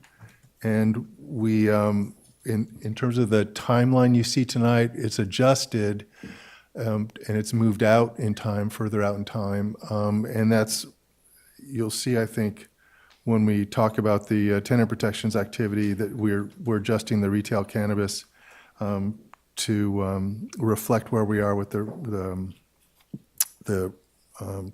tenant regulations, which is just about done, as you'll see, with a little bit more to go. So what I wanted to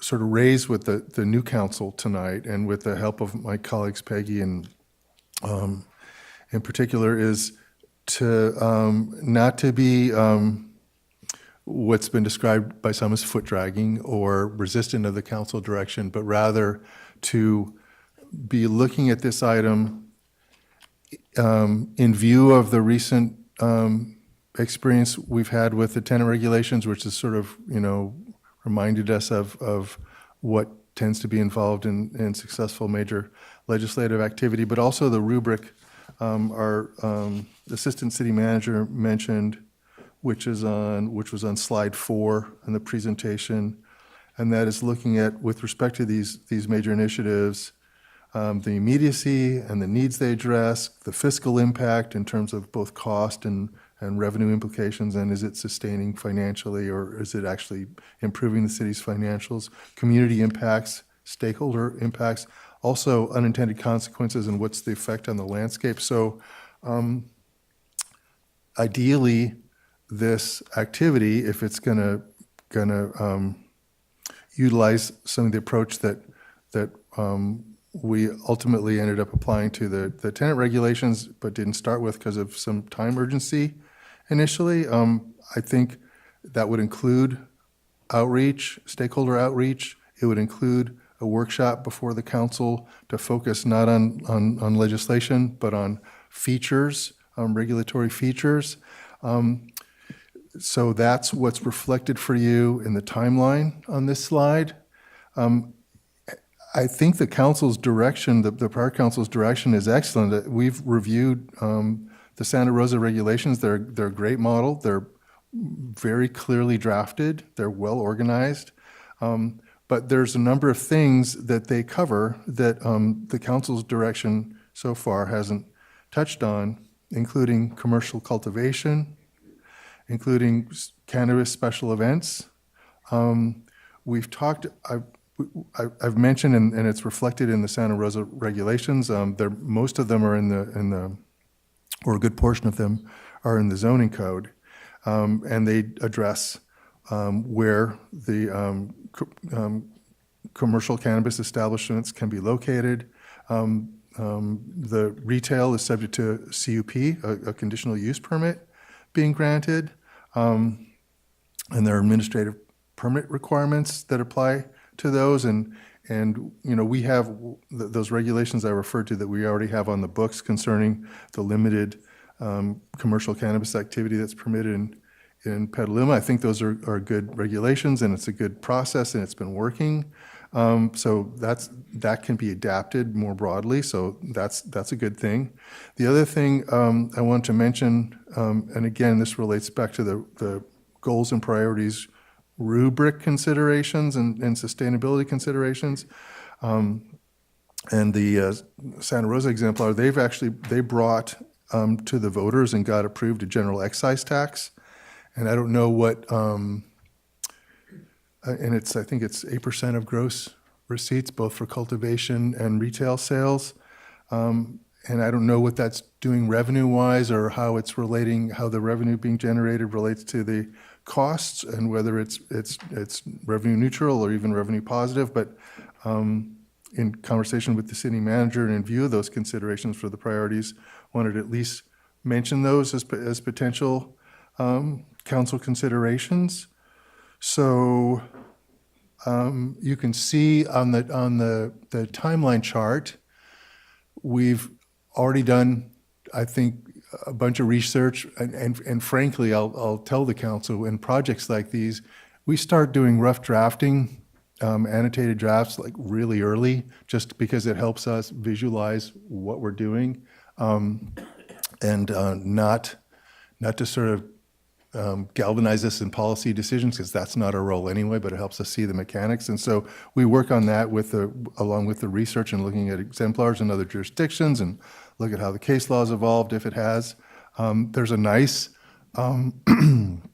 publication that the City Attorney's Department of the League of California Cities offers on the cannabis industry.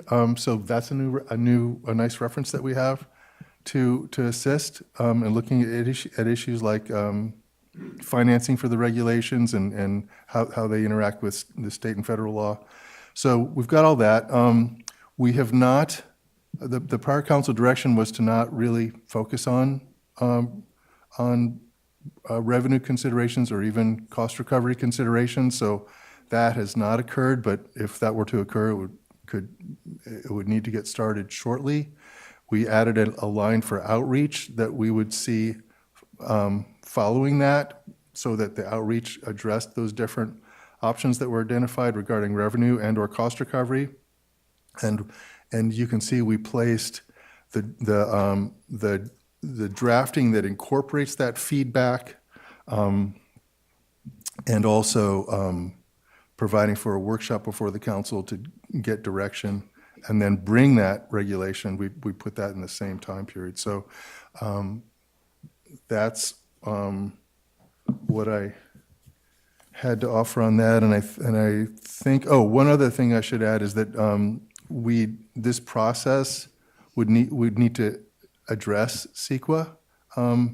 There's some good, Santa Rosa treated their regulations as exempt because they were not very different from other commercial activity in terms of where that activity was located and how it was regulated. So that's an approach we could take, but that's something we need to integrate into this, which I think we can, into the timetable. So that's addressed as part of any legislation the council adopt. And let's see, staff gave me some notes on the Santa Rosa tax. It was called Measure D.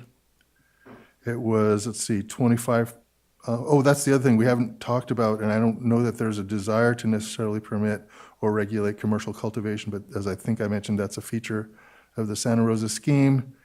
And their tax rate is $25 per square foot, and they only permit indoor commercial cultivation, or 8% of gross receipts, and the other retail activities, 8% of gross receipts. So those are that's my introduction to that item, and I'd be happy to take any questions from the council. Thank you. Thank you. Let's see, do we have any question? Councilmember Healy. Thank you. A couple things. I guess it's too late for tonight, but it would be nice to know how Santa Rosa is achieving financially on its cannabis program. I think Supervisor Rabbit has been meeting with several of us individually over the last week or so, and he tells me that the county is losing money on its cannabis program, which is really not a surprise because the floor has fallen out under the legal cannabis industry in California in the last year. So a question for staff is, well, two questions. One is, how many requests have we received in the last 6 months or inquiries have we received in the last 6 months or so from people who are interested in opening brick and mortar? I know 2 years ago people were knocking at the door all the time, but has that fallen off? I think they're still knocking. I don't know the numbers, and I don't know if Ingrid does. Definitely still getting requests. I don't have a number. Okay. Good evening, Mayor and council members. I don't have a specific number, so it's a little bit anecdotal. They seem to come in waves all of a sudden get flooded with, are you ready for us? Have you done what you needed to do? That kind of thing. So we still get periodic inquiries. I don't feel like at the moment they're knocking down our door as much as there has been in other periods. Okay, thank you. And then, Mr. Danley, if I'm hearing you correctly, and I think this is the correct answer, if we wanted to impose a special tax on cannabis retail, that would require a vote of the people. Is that correct? Yes, it's like an excise tax, like Santa Rosa has done, would require a vote. They did theirs.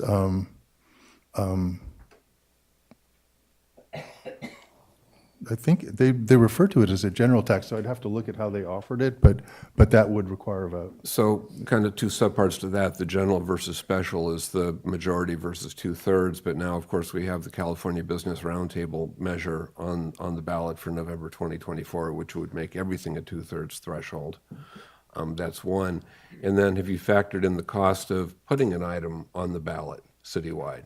I think that's a pretty substantial cost number, but I don't know if staff knows it off the top of your heads.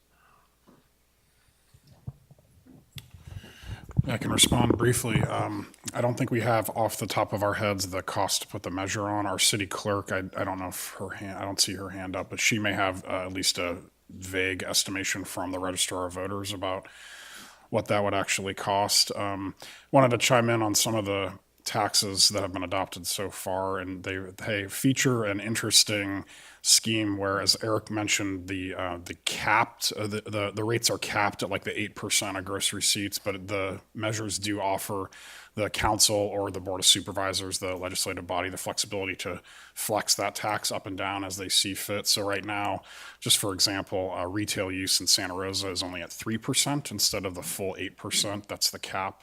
So that's just an interesting feature that we don't typically have the flexibility to do with something like a sales tax, for example. The other thing just to mention quickly is that we have seen some cities implement, they call them like an operating agreement, where they're engaging in a specific agreement with the vendor that's going into that particular business. So it's basically a condition of approval for the cannabis permit, which has the fee or the percentage of gross receipts actually baked into the agreement. So Eric and I have been doing some research on those agreements to see how that regulatory scheme actually works, but there have been cities who have implemented those in California. So potentially a different option to get revenue for the city without having to go through the voter approval process. And we'd need to research that further to see which of the different tax or fee buckets that falls into. The other thing I think it's good to bear in mind too regarding the revenue consideration is that there's a 15% state excise tax that applies to retail cannabis, and I don't think that's flexed. So one of the policy considerations is whether between the state tax and the local tax that discourages cannabis businesses from operating legally because of the cost burdens. So I just thought I'd mention that also. Thanks. And just wanted to flag that our city clerk does have her hand up on Zoom right now. Sorry. I was just going to answer if you were curious. The cost of putting a measure on the ballot is estimated at about $20,000 to $40,000. Thank you very much. Councilmember Pozike.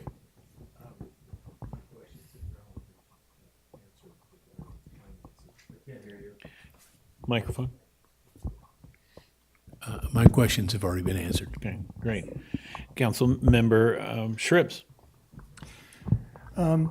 Just for Mike, Councilman Healy asked about interest. It just happened that the last couple of months, I did get invited to go out to visit two stores, one in here that's just outside our city limits and one up closer to Sebastopol. And there's extremely strong interest. They were ready to lease, ready to go. If this is going to happen soon, we'll lease right now the spot we're waiting for. So there's very high interest from the cannabis industry to move into this town. So that's one thing. The other questions I have is, what would happen if we just said no taxes? We want to support this industry because it supports our seniors especially who need medical marijuana. I know several folks who depend on it to sleep, to get through their migraines, to do whatever. This is a service, a pharmacy service for our, especially for our elderly and many others that need this as a product.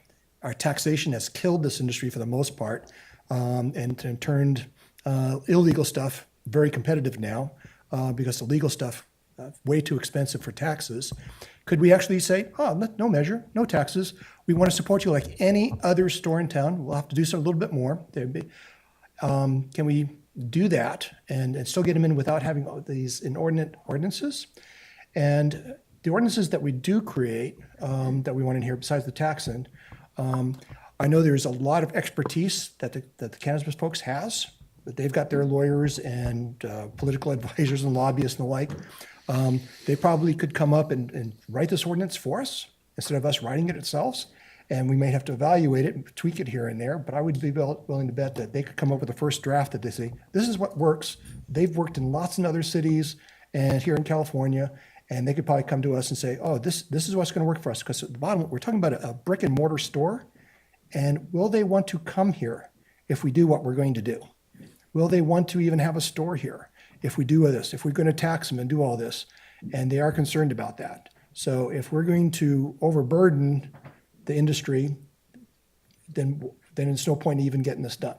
So we need to make sure that we, as stakeholders, ask them, and this is what I'm asking you, have we asked them for their set of preferred ordinances? Have we asked them for their expectations, what they want? Have we asked them for the locations that we have here in town that they would like to move into to make it viable for them, as well as all the customers that we have, and as for our public? Can we do that before we even get to the outreach to see if we even have a viable option here that they would want to even come to the Petaluma?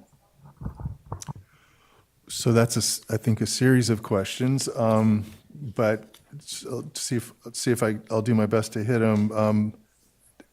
Taxing or even charging cost recovery fees is not a requirement. It's just a question of, what the budget impacts are. So short answer, not a requirement. Could do it without a tax, without regulatory fees.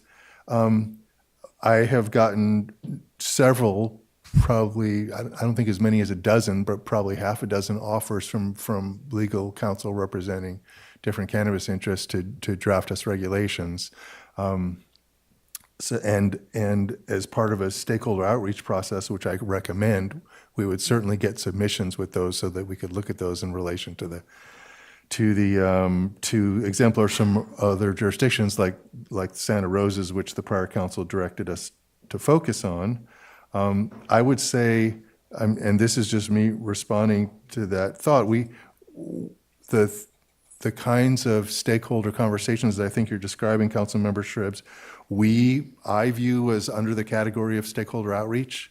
And we haven't done that. And in fact, my sense of the direction from the prior council was to not spend much time on that. But it sounds like you and I may be agreeing that's probably an important step for feasibility reasons and for pragmatics, for responsiveness, and sometimes we call it petalumizing, but it's also things need to be workable. Regulations need to be workable for the regulated. So I think those would be very important steps. I would view that as the stakeholder process, so that when we come to the council with policy choices, and you've just identified some, like the revenue pieces, and also, whatever kind of regulatory scheme, we will be coming with the feedback that we've gotten. And I think we just saw very recently with the tenant regulations how important and helpful that can be. So we do that process and we reach the compromises that are tolerable to the council and the stakeholders, and then we can move on to the next project, hopefully with some success and fostering the kind of activity in the community that we want to foster. Good. So that leads us to the next question of pragmatics. Have we identified possible 3 locations here in town that could be turned into cannabis stores one way or the other? And it started at the back, where at the end goal, the product was we would have brick and mortar stores here. Have we identified 3 locations that could be possible, that might be reasonable, that could you actually look at examples to put forth to the stakeholders, to the regulator, and to see if what we do is going to be practical for an actual reality of 3 possible different locations?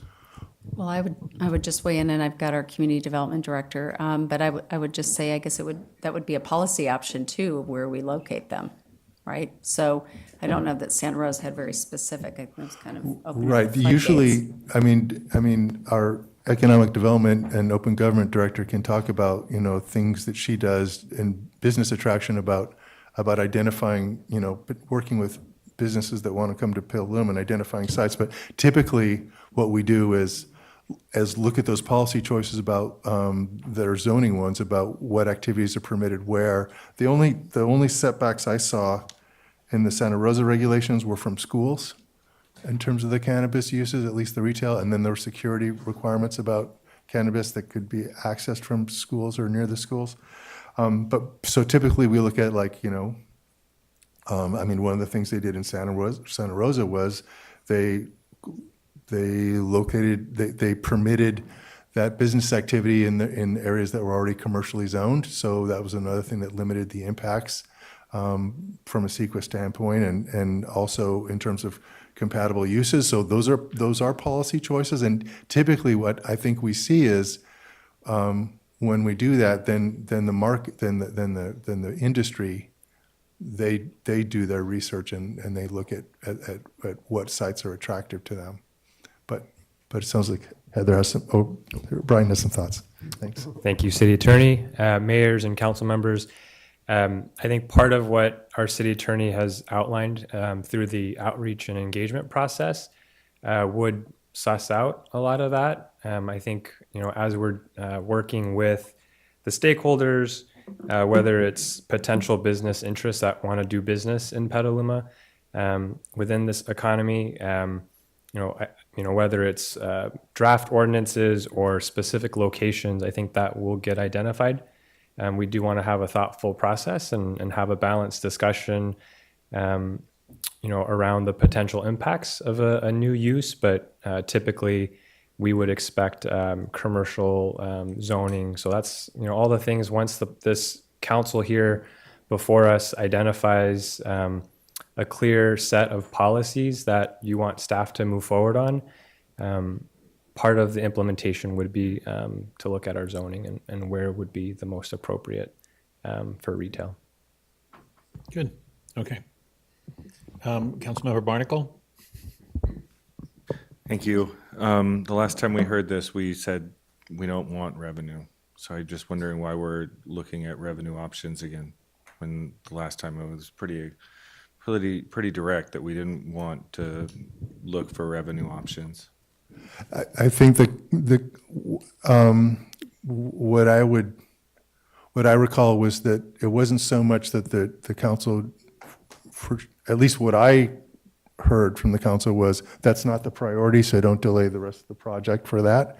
But I didn't come away with a message that it was decided. But we're here with the priorities to hear from this council so that we can come back with implementation. And so I think, and in terms of some of the rubric things I mentioned, and you heard from the city manager and the assistant city manager, I wanted to be sure that that's a potential consideration. But if this council's direction is the same as we heard before, then that'll be our direction. And that's what we'll move on. That's fine. Thank you. And Councilmember Now?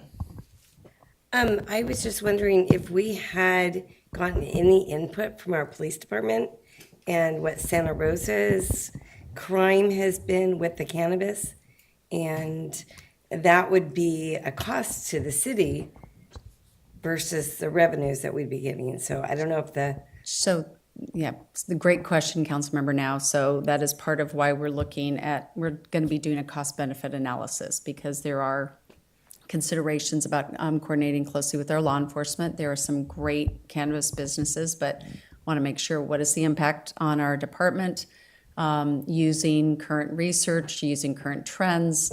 So that's what we'll be bringing to council. It'll be a cost benefit analysis like we would do with any initiative that we take on. Thank you. My other thing is it's location. Not only would we consider schools, but we want to also think about licensed daycares. I'm trying to think of what other sensitive receptors. Right, the Boys and Girls Center. Those are not just schools. So I'm thinking about where children are going to be walking to and from school. The junior high kids at Kenilworth get into trouble over in a shopping center. I would hate to see a cannabis store and, something like that, location. I think So those are policy considerations about the zoning implementation, you know, those setback issues. We had similar ones when the council adopted tobacco retail license regulations, looked at setbacks from uses that the council may, you know, had safety concerns about or compatibility concerns about. So same kind of thing, and that's part and parcel about the zoning considerations of this business activity. And one other thing, delivery. Does this include the delivery component of the cannabis business? We have regulations that permit delivery only retail at 2 locations in the city right now. So one of the possible considerations of the council could be to leave that the same, expand it, address it some way. The Santa Rosa regulations do address delivery. Because some of the elderly can't get to the location to purchase it, is what I've heard, so. Well, and as I said, we have that now, and we permit that now. It's lawful, it's permitted, it's regulated locally, but only at 2 locations. Thanks. Okay. Thank you. Thank you. With that, Councilmember Gator Thompson. I just have a couple of questions. So this could be like a smorgasbord that you decide you don't want to have like a warehouse or commercial cultivation.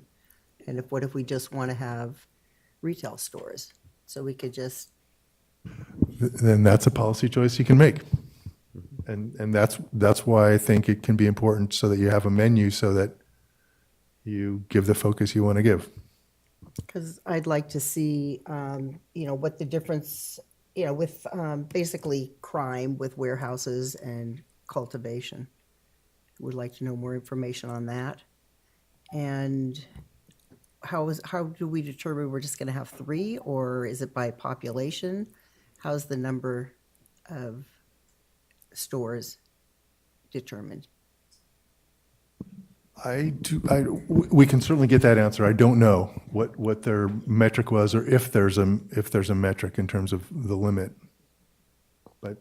And Councilmember, I think there's lots of different ways that jurisdictions have approached this. So, you know, our intention is to bring that smorgasbord to this council to have that discussion on where this city council wants to take the direction on this policy, and then we'll take a look at even more research to sort of fit and tailor the policy direction that council provides us.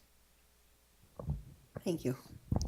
And thank you. I think we know it's a priority. I think we're all expressing a priority and wish that tonight was the workshop. I think we're almost going into a workshop on this item tonight, whereas we're trying to stay to workshop on the whole of the goals. And I'd like to move this over to public comment at this time. And I have 2 cards here. And can we find out what's in our Zoom audience? Thank you, Mr. Mayor.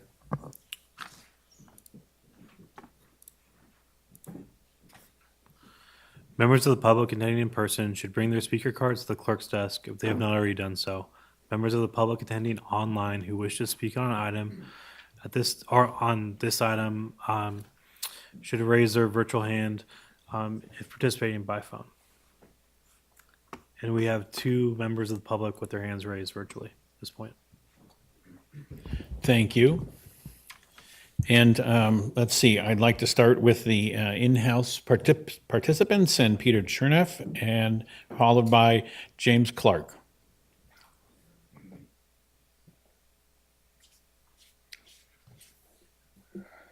All right. To entertain some other perspectives, you know, cannabis is related to the tomato. And edibles are preferred to smoking for numerous reasons.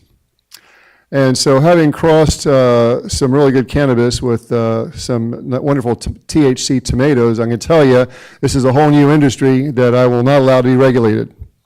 So, you know, you cross them with tomatoes, gooseberries, and a whole lot of other different types of plants. And then, of course, we got spiritual cacti. And But I am concerned about the fact that, Jerry Brown, the Bar Association, has orchestrated eliminating 95% of the growers by broken promises and only after signing them all up for law enforcement follow-up so they cannot grow at all. And I've mentioned before, why is it so impossible for a city as broad-minded Luther Burbank hometown to have a football field sized, grown by our veterans, people that put their lives on the line, and some of them are homeless? Why can they not have a football field for them to grow for themselves and maybe for the schools, another one for the schools? We're always worried about nickels and dimes, but you give everything away. And then when someone tells you something obvious, that you turn away.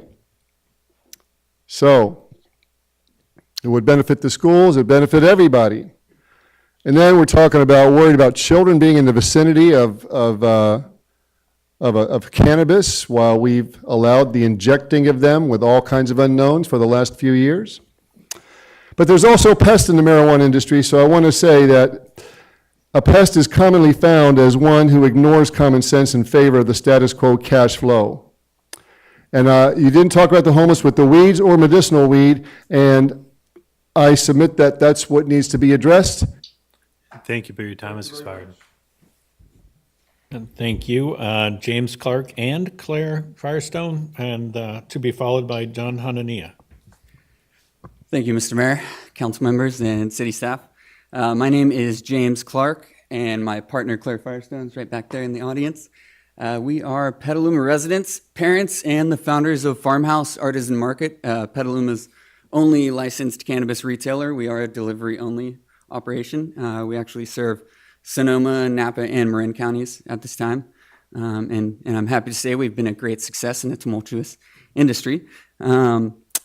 But with that being said, our business was selected through the RFP process to be permitted by the city as a delivery-only retailer, and we've been incredibly lucky and grateful to be working with the city and our community as we approach our 5th year into business. We look forward to hearing more from the city on what they'd like to see moving forward, and we're happy to provide any input as we live in the cannabis regulations every day.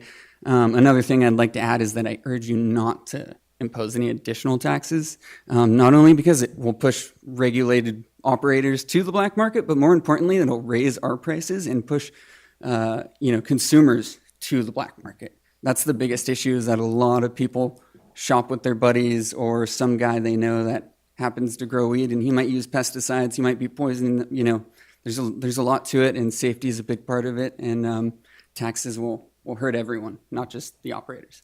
And thanks for your time. Thank you. John Hanania.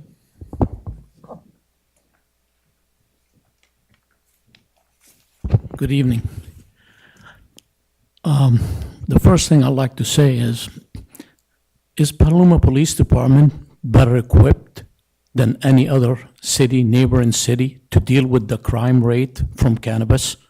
I'm not against having cannabis retail in the city of Petaluma, but I don't understand how is it that the city of Petaluma have an issue with the retail business to come into town, which is generate a lot of money like Home Depot. I'm not for Home Depot or against Home Depot, but you have a problem with the retail business coming in here.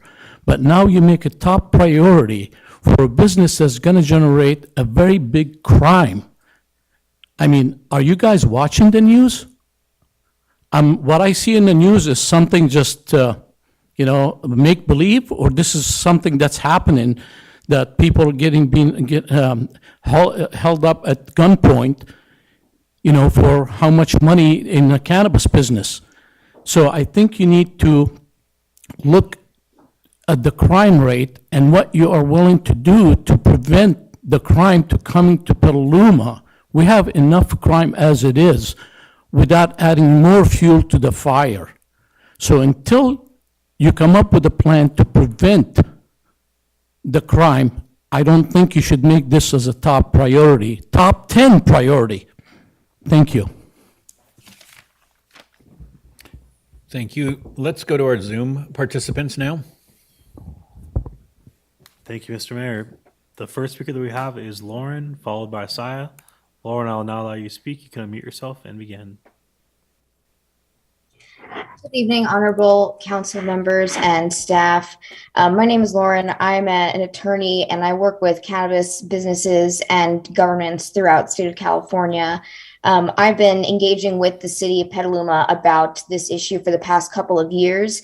I not only am I on the board of California Normal and represent a lot of other businesses in the space, but I do have a particular client there in Petaluma who has been leasing a space and has other dispensaries and very much wants to open a cannabis retail. And we've been very clear about this to the city. And I even drafted a draft ordinance, which I sent to the city over 2 years ago, and have extended my offer to help figure this all out. It's not rocket science. The original city, the former council, the direction was just to look at, rather than a whole overhaul of the ordinance, just where we can fit in storefront retail into the existing ordinance to increase access to legal retail cannabis points, which is very important for local businesses, for the local economy, and to help reduce the illicit market, which is where you see the types of crime that folks have spoken about. There's studies that show that legal dispensaries actually decrease crime in an area. They're required to put in cameras and have security guards and things that actually make the surrounding neighborhood safer. So I do think that you need to move forward with this, consider prioritizing, look at your tobacco retail ordinance, how maybe you can borrow from that. I mean, tobacco is harmful. There's a lot of studies that show that tobacco causes cancer. There's no such thing as medical tobacco. There is medical cannabis. Why are we treating this as something that is so much more dangerous than tobacco and alcohol, which we regulate and accept, and we just turn a blind eye to that? It's rather unfair. So I want to point that out. Also, this item touches on 4 of the 5 council priorities, not just 1. I did send in a letter, so please take a look at that for more. I'm here to offer my assistance. Perhaps consider a zoning code interpretation. In the meantime, that's what Santa Rosa did. Thank you very much. Next speaker that we have is Asaya. Asaya, I'll now allow you to speak. You can unmute yourself and begin.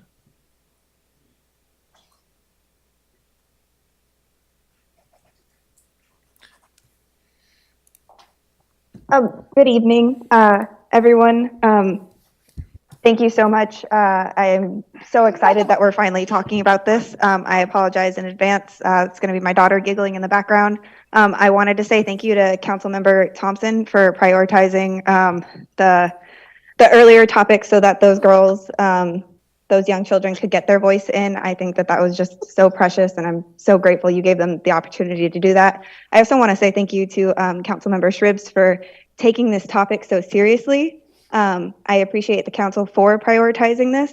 I want to echo what previous commenters have said about making sure that we don't bury these new businesses in taxes, because not only does that hurt them and their opportunities to enter the market, it creates an open gate for more industrialized corporate businesses to swoop in, and ultimately those taxes, those barriers, they hurt the people that need the medicine.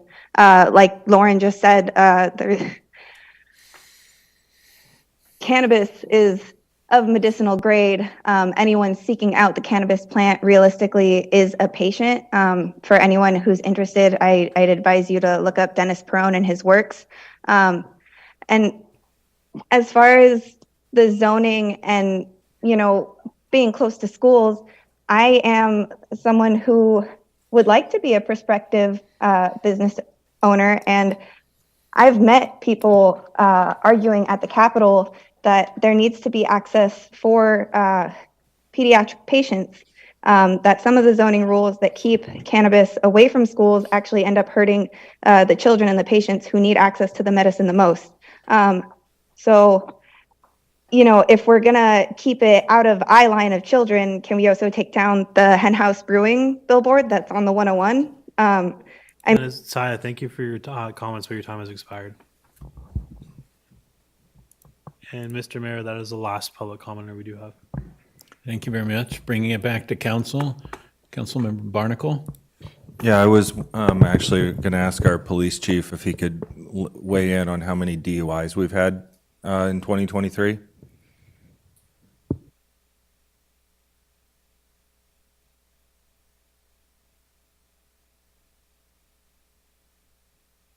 Year to date, I don't have a total, but for 2022, we had more than 374, and we're seeing a huge increase in alcohol-involved collisions. And there is a percentage of them that have also been DUID involving drugs. So I don't have an exact breakdown of the different types of drugs, but marijuana is a key initiative for the State Highway Safety Plan and law enforcement across the state. Thank you. Thanks.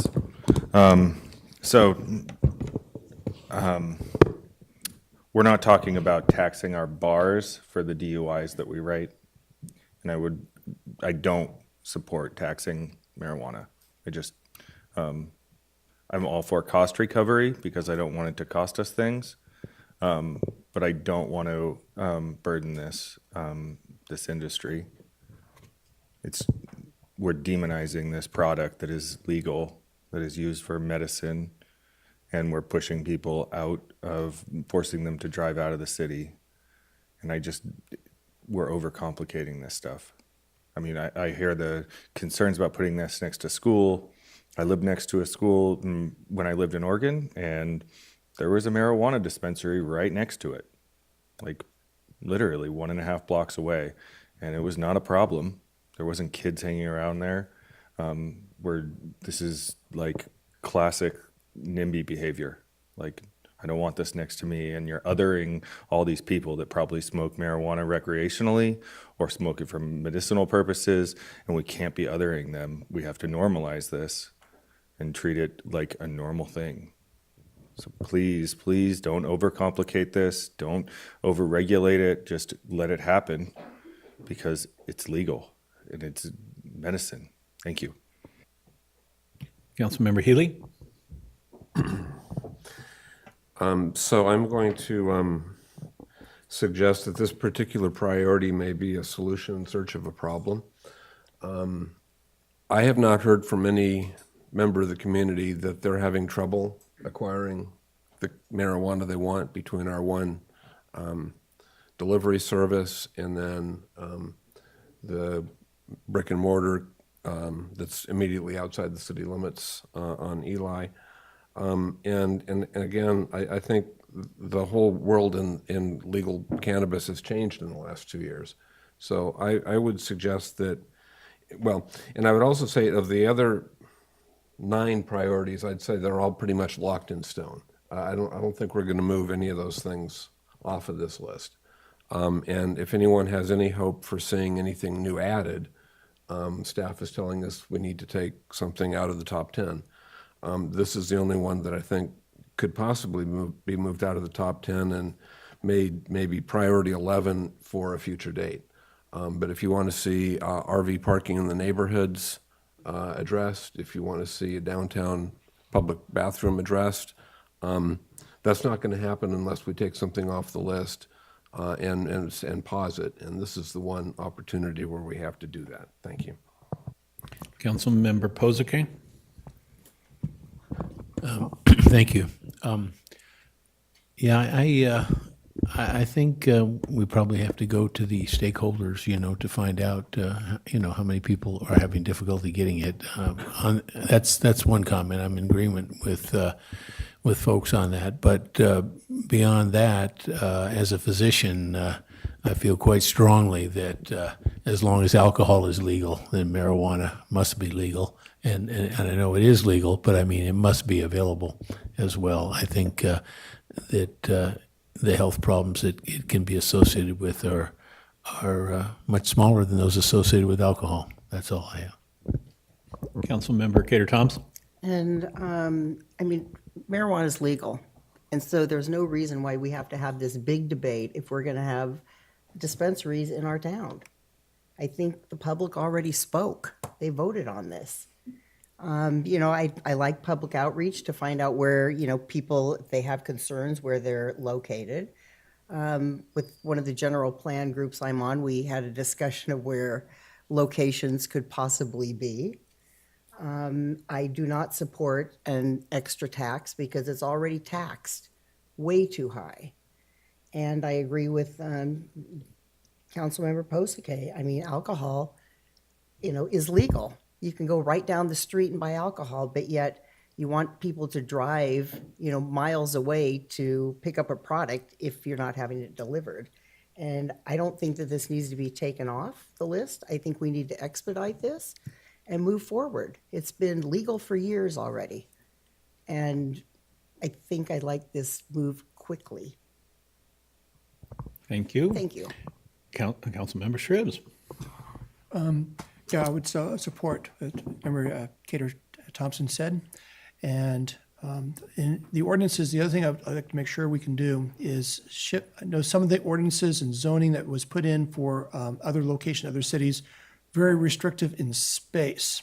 The two stores I visited had more space devoted to security than anything. They have a waiting room with a officer, security person in the waiting room. They have a vault that's like a bank vault storage area that has three layers, even more than what a bank is required to have. And then their actual selling space is extremely so packed in, there's a line of people out the door doing that. So one of the things they said is that the size of space required, plus all the regulations that are required for the safe storage, for the labeling, there's a whole computer labeling for every single package that comes in and out. So they have to have a whole room secure for all the processing of the products. So every single little box comes in is noted where it is, where it's going, what happened to it. And so all these security procedures, the waiting room, the storage, the inventory process, plus a whole room devoted to just security cameras. So there was like more security cameras at both of these locations than our banks have here.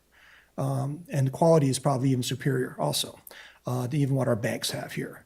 Much more than our jewelry stores, which have higher inventory values. If someone's going to steal something, I think jewelry would be higher priority than the cannabis. But when we move forward with the ordinances, if we could be more relaxed on space is what I would like to see. And then what was just really said, we have someone that's offered us a huge expertise with an ordinance ready to go that she's written for us already. Can we just take that, look at it, streamline it, pedalmize it, and just make it happen and then get to the stakeholders and see, do they really want to move in here or not? And then let's start talking about making something happen. Make it smooth and easy. Let's not go through this big, long, huge process. Thank you. And I think probably most of the council has taken the tour that Councilmember Shribs has described and seen the back rooms of businesses like this and what all the legally required, state required, and probably federally required mandates are. The technology involved in the back rooms is stunning, more stunning than the product line out front. But I think it proves their interest in getting our council people to come tour their facilities is that there is an interest in our facility. We have this as a priority as a retail ordinance, and I'd like to keep it very constrained to a retail ordinance. And I haven't heard that yet. And I also know that much of the enthusiasm from the public or rationalization from the public to us earlier was about the huge revenue opportunity. And I think we've shown that the revenue opportunity is flexible to non-existent. And I would not like to engage in much of that effort of trying to maximize revenue. I would like us to have cost recovery on whatever rules that come down to the city providing services to have this industry. But that's basically where I come down on all this. And thank you very much. I think we are ready to move to our next item, but I might just note that we're on item 4 of 10 of the in progress, and we're almost 3 hours in. Let's see, 3 items down, 3 hours in. I'm hoping we can all speak more efficiently, succinctly, and power through the other 7 hours of 7 items of the meeting tonight. Thank you. Staff, next item is electrification.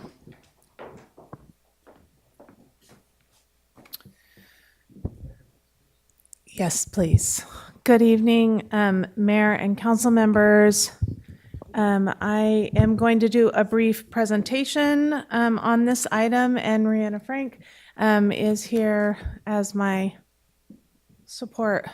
I couldn't be here without her. So thank you.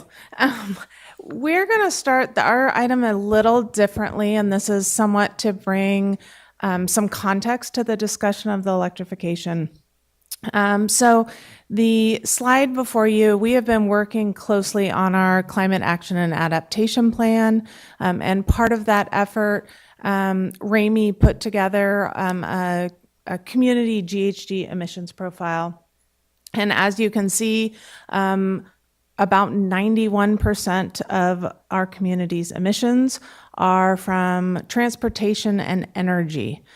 So this kind of sets the stage for why this priority is so important and so timely given our commitment to carbon neutrality by 2030.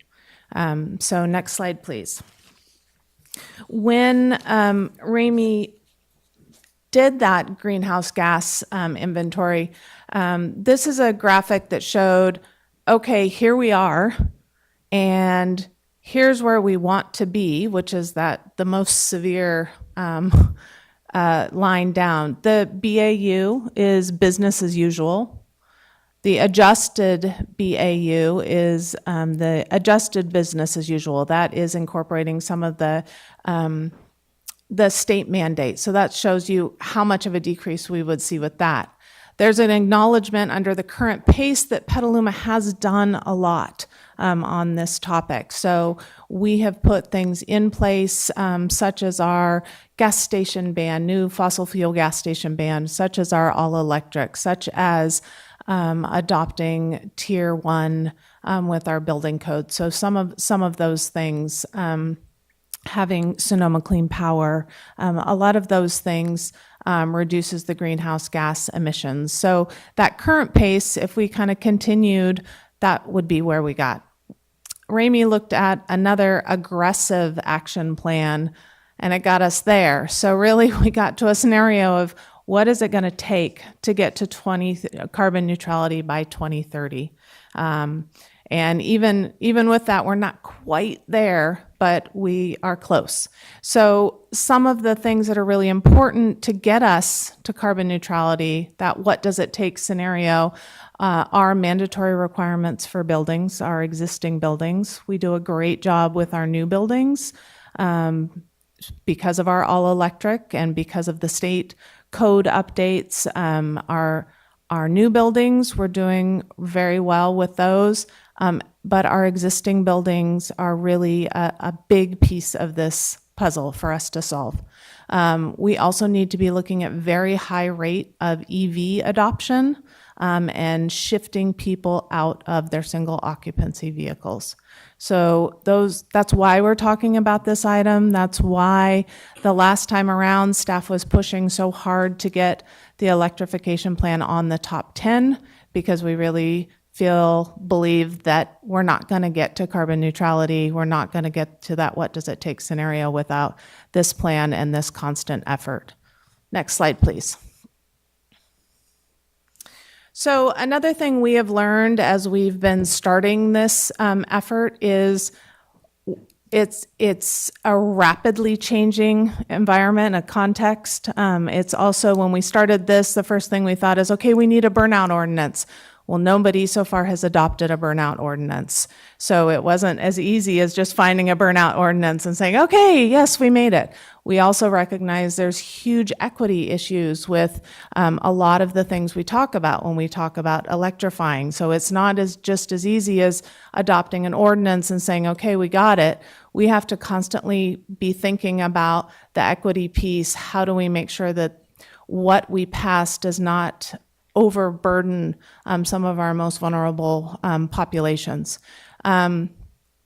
So what we have done a lot of research for a lot of jurisdictions. We've looked at Palo Alto and Berkeley and San Jose and Denver. So we've really been digging into a lot of the regulations that are out there, seeing what we can look at as exemplars, what is uncharted territory. So that is something that we have been actively doing. Rihanna has been working very hard and diligently on an urban building energy model, which is an opportunity for people to be able to look at what their options are, what is the most cost-effective options for them to take to electrify their existing homes. We are actively looking, we're looking to create a climate-ready website to really do a lot to publicize the incentives, the rebate programs, the educational pieces. Right now, they're kind of buried, if you will, and we want to make it big and bold and links and getting that information out. So looking at a separate website for that. We have taken steps to begin tracking when somebody does come in to replace a water heater or a furnace, to be tracking that as part of our InterGov permitting system. We are looking to do more outreach in the coming months. We are working with Cool Petaluma on an electrification expo. So you'll note that we're trying to do a lot of the things that are the incentives, the educational pieces, because those are the things we can do immediately. They're the easier pieces. No code update required, no kind of digging into some of the legal or regulatory challenges. But we're also doing that too. And we recognize that we're not going to get to where we need to get without some regulatory requirements. So since we have started, there has been a number of changes in the context and what people have adopted. So one of the things we realized is, while an electrification plan is very important, we also want to do things, we want action now, because just creating the plan, if we just spend too much time creating the plan and not doing the actions, we're also going to have a hard time meeting that 2030.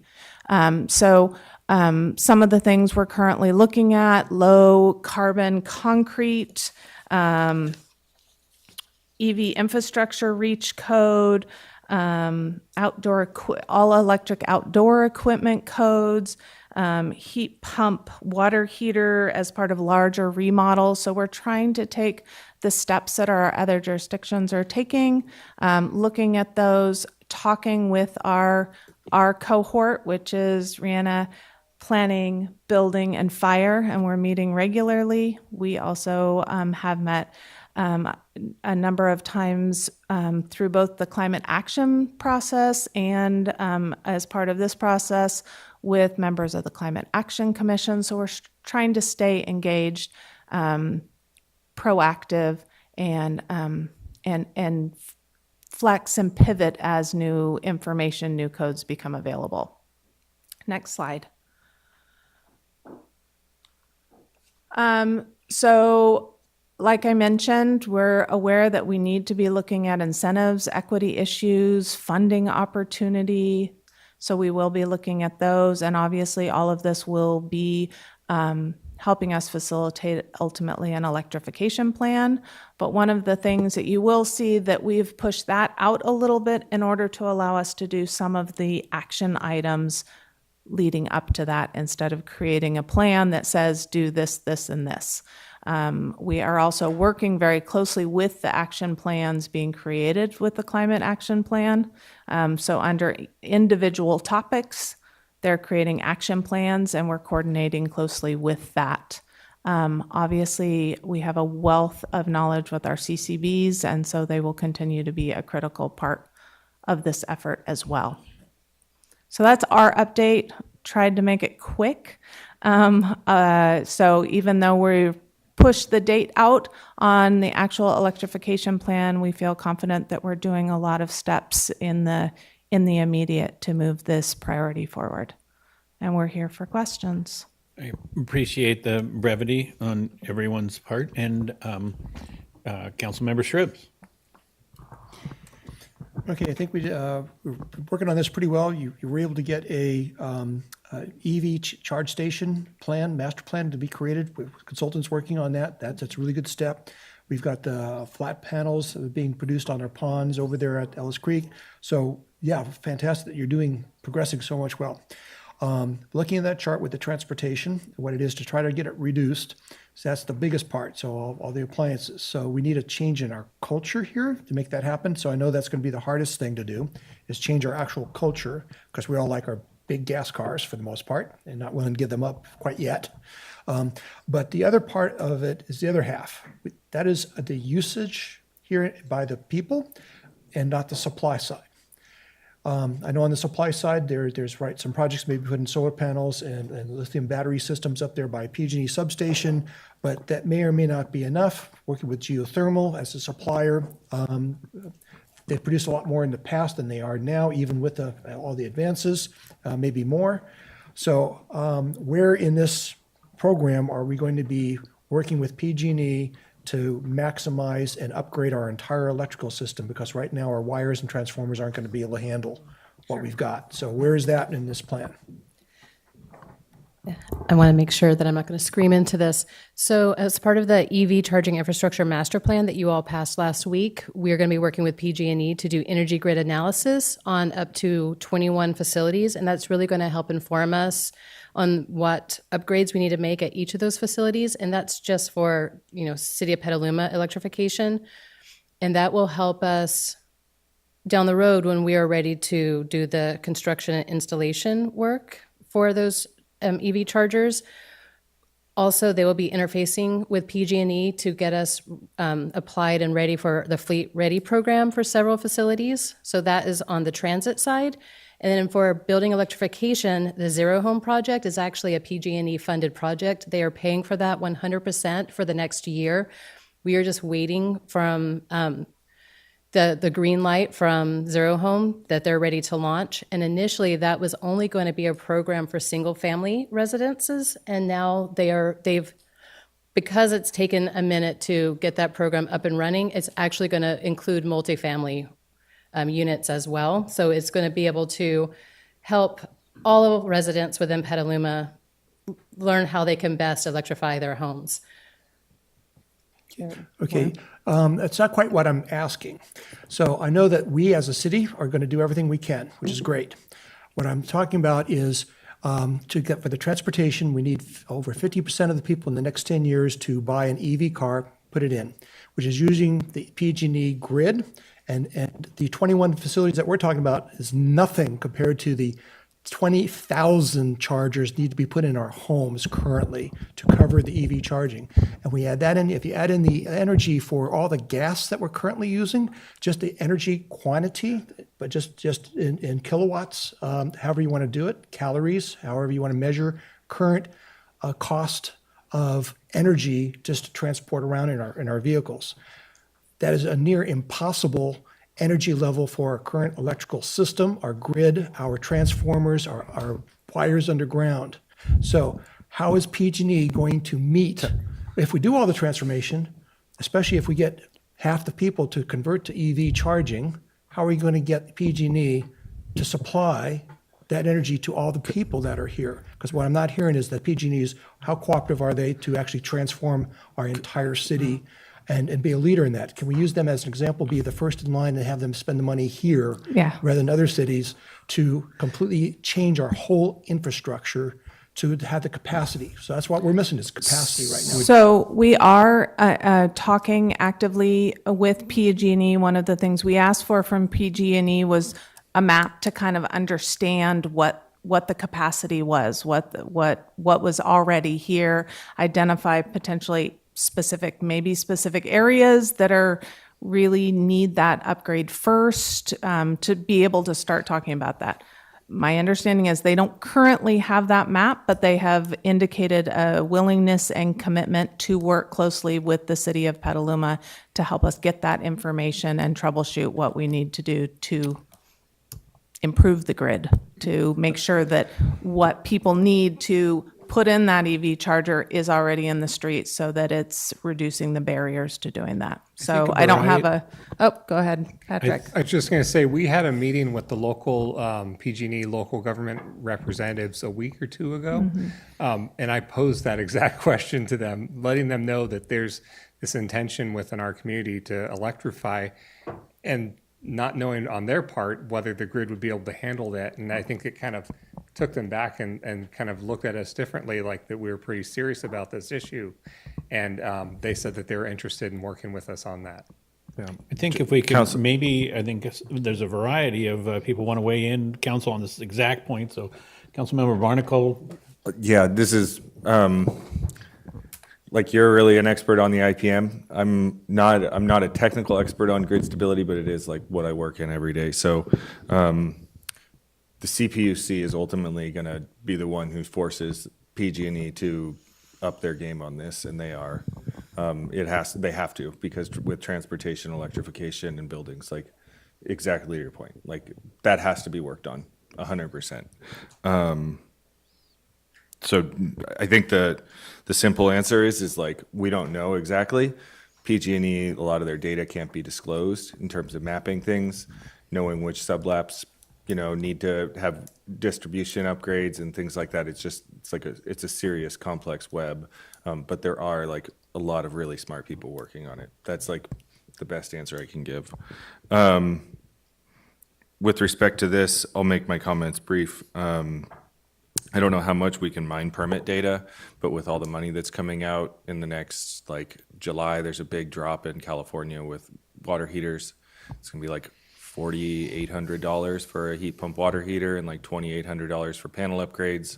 It's not gonna last forever, so anything we can do to like identify the population of residents that have a 10-year-old water heater or more and get like the message to them, that'd be pretty sweet. The other thing is Sonoma Clean Power. I'm new to the board, but one of the things that the board has made a priority is equity, because they really don't have any programs that are specifically targeted to that. And I experienced that with like Rebuilding Together Petaluma. I connected them with Sonoma Clean Power, and actually the people that live in our mobile home parks can't even apply for a Sonoma Clean Power rebate because they're master metered.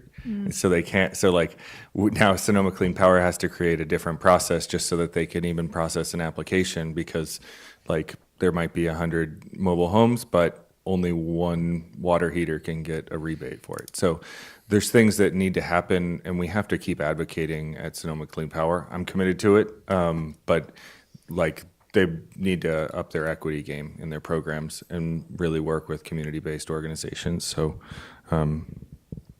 and then just this coming Wednesday, there's going to be a pretty sizable vote at the Bay Area Air Quality Management District to adopt a zero NOx appliance standard starting in 2027. And that is going to be pretty huge. It's basically prohibit the sale of pollution-emitting appliances in the Bay Area, the whole Bay Area, starting in 2027.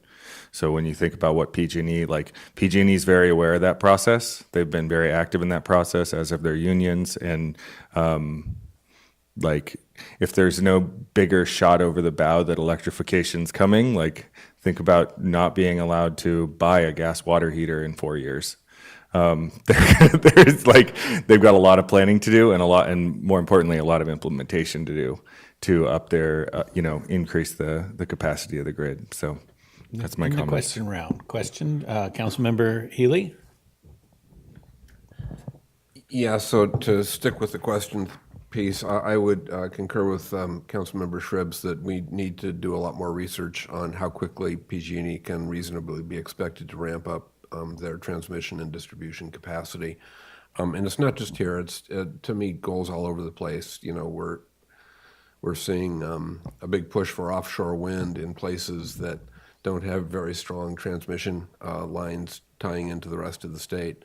The grid is not only undersized for what we're expecting it to do, it's very old. And you're going to see a lot of need for modernization. It's going to be very expensive, very, very expensive. and PG&E just passes the costs through to its customers. That's how it works. So I think there is more homework that needs to be done there. Okay, Councilmember Now. The recent cold snap has made everybody's PG&E bill go up, whether they have, an older home or a new home. So I think people are going to want to reduce the amount of their usage, just like we did during the drought. And we know that Petaluma really stepped up and we reduced the amount of water we used. Now the consumers really want to reduce that bill because they saw their winter bills going 3 times the normal. And that hits a family who's, I said, in your house is probably still cold. And I said, I have the same problem. I don't have insulation, the double pane windows. My house was built in 1962. So I don't have where my son, who's almost 40, bought a house, made the improvements, electrified, put the solar panels on top, has electric vehicles. And he's like, Mom, my bill is half yours. So, and he's got a family of 4. So I know the consumers want to reduce whatever programs we can give them. So my question is, what are we going to provide to the community for programs, not just the appliances, but also windows? When I have a solar company come and knock on my door, it scares me to death. I'm the only one responsible for the bills in my home. So, I don't know I don't know if they're going to take advantage of me. So I would like to see what the city can do to help. I don't want to say elderly, but those older members of our community who are homeowners and need solar, need windows replaced. We need better insulation. We need better incentives. So that's my question, kind of. Thanks. I don't know if it's less of a comment or a question, but comment noted. And we can look at things like, vetting, having a list of solar providers or some of those kind of things. There are incentives to do your insulation when you do your furnace upgrade and you get more rebate back. So publicizing some of the programs that are already out there. Sonoma Clean Power, when you're getting some of the rebates through them, they have a list of pre-qualified contractors that you can indicate what you're looking for, and those contractors will reach out to you, but that there's somebody who is registered with Sonoma Clean Power. So we will continue to look for creative ideas for ensuring that it's not just the replacement of the appliance, but it's also the programs to make it approachable and achievable to the community. Well, especially for the older community, because I know they have the older homes and they're probably have their thermostat set a little bit higher and they're home all the time. So I just want to, I don't know if the Petaluma People Service Centers can reach out to the elderly, or we could have workshops, or I just feel bad for them because they're the vulnerable ones and they can be taken advantage of. And I would like to add to Heather's comments. One of the functions of the Zero Home program is it highlights all of the rebates and incentives for each of the electrification recommendations that they pull up in their public dashboard. And so they will provide you a list of any rebates or incentives for each task that you want to complete for your home. We are also researching what other jurisdictions are doing in terms of equity and funding, and we're going to be working closely with Cool Petaluma to do a lot of that outreach and education and listening sessions and workshops. We are definitely taking a very equity-focused approach to this issue because we understand how closely this issue ties with equity considerations. Councilmember Cater Thompson. I just want to follow up with the equity. I was looking into, Sonoma Clean Power, so I had some of the contractors come out. I really rather have somebody that I know to do it, and you couldn't do that. And I felt as though the contractors, everybody was raising 10% for this one, 10% for that one, 10% for this one. And, everything was very expensive. And I've talked, mentioned that before when I went up to Sonoma Clean Power and talked to people, but I think it's a real problem. And equity, it's a huge issue. When somebody says, oh, $4,800 for a hot water heater. Is that installation? And then you have to pay for installation. And you just go down this rabbit hole, and I just don't think that people really realize what a burden it is on people to upgrade. People are retired. There's all different scenarios here. So I think it needs to be looked at, just the whole process of how you get installation with Sonoma Clean Power. Thank you. Thank you. I also am very concerned on the equity front here, and I'm wondering, the city is coming, theoretically, the federal government is providing us an IRA fund at some point, and specifically directed towards these kinds of improvements. And I'm wondering if the plan could include additional incentivizing on an economic basis, an income basis. And I recognize that most persons of lesser income, below median income, are renters. And in the case of single-family renting, that's one challenge set, but in multifamily renting, it's another challenge. But I would love to have, is that already in the plan, or is additional incentivize? I'd love to see most all our IRA money go into an equity address, and anything we can incentivize in addition. I would say our upcoming climate action and adaptation plan will be severely reliant on that IRA. So, but we need to look at it as a region because it's going to be very difficult for Petaluma just to secure that funding. So we will be working with our CPA. Councilmember should want to add a little something on that topic. Just a little bit, because we found out that 41 of our households, mostly single-family homes, are rented. So the incentives don't go to the renters; they need to go to the landlords and really encourage them to work and get all their homes changed. Also, so not just going after the low income, but going after the landlords who serve our low income with the rentals. They're the ones that we really also need to target and make sure that they're willing to jump in and do something. So they need the advantages. So even though they themselves might have income at the higher ends, the landlord's serving the other family that they own the property if the property is being rented by them. So we have to go through the landlord. If we could manage that to be included, because that's 41% of our households here.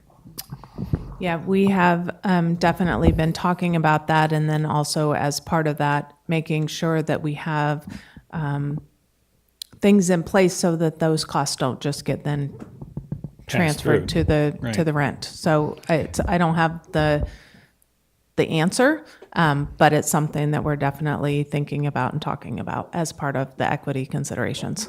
That's why I brought that up, to make sure it was on the radar, and to knowing how the ownership is different than the tenant and actually the bill payer. The key is the bill payer is also the person, having still having gas appliances polluting the house and things. There's a whole myriad that I'm sure you guys will drill down into, and so I appreciate that. And then in terms of the changes on the road issues, I would love for our 15-minute neighborhood concept, which is valuable in many different directions, but one of them is climate direction and electrification. And I would love for our 15-minute neighborhoods to get some address linked into this idea of electrification, whereas people will walk rather than car if the sidewalks are good. I would love to see us have a time of sale sidewalk improvement ordinance so that people get out and walk again. I mean, the west side is unwalkable. You can't take a carriage down streets because people's sidewalks are all busted up. The trees have busted it up, or other things have. Would love to have an ordinance that said, since you made a killing in your equity on selling your house, I know I'm in trouble with the realtors now, but that be taken care of, so we incentivize walking. Similarly, low-hanging fruit, like getting smart to install the rest of the bike path so we bike around town, so we can brag about our bike ability rather than struggle with that. They have like a 500-foot piece that would open up tremendous change in our mode of transportation. And then I would also like to see in our bus, I got that in, and I would love to see our bus budget for this year come up with probably over-the-top funding. How do we say this? Get the buses out in front of the people taking them, because it's one of those things that people say, well, I can't take the bus because it doesn't run frequently. No, it's chicken and egg. Same with bikes and safe streets. So I would love to see that included.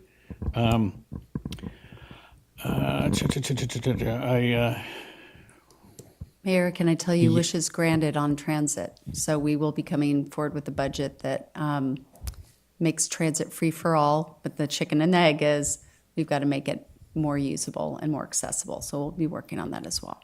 Excellent. And then I would like all of this doom and gloom about EVs aren't ready and the grid isn't ready and whatnot, to slow down and chill, or rephrase that it is very possible. You can do this today.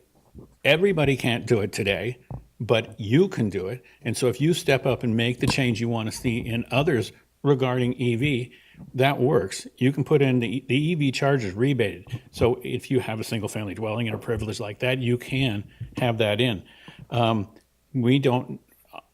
don't think we need a message that we're not EV ready. I think we have to say, the more we put in the EVs and more you drive your EV, the quicker PG&E shows up and fixes up, because they'll be receiving the revenue from you to pay it. But nonetheless, got a little sideways. Do you want to say? Well, we are, those are all things we're working on. I think you're going to hear a lot in the budget, and I think we're talking about it some today.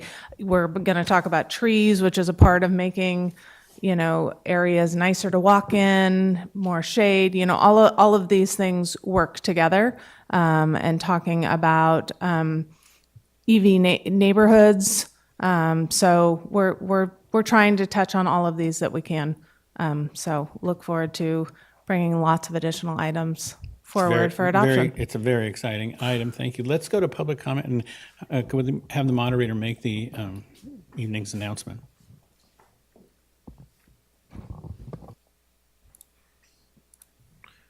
Thank you, Mr. Mayor. Members of the public attending in person should bring their speaker cards to the clerk's desk if they have not already done so. Members of the public attending online who wish to speak on the electrification plan item should raise their virtual hand or press *9 if participating by phone. Mr. Mayor, at this point, we have 4 members of the public raising their hands virtually. Thank you very much. And we have one in-house, and I'd like to invite Peter Chernoff to speak in-house.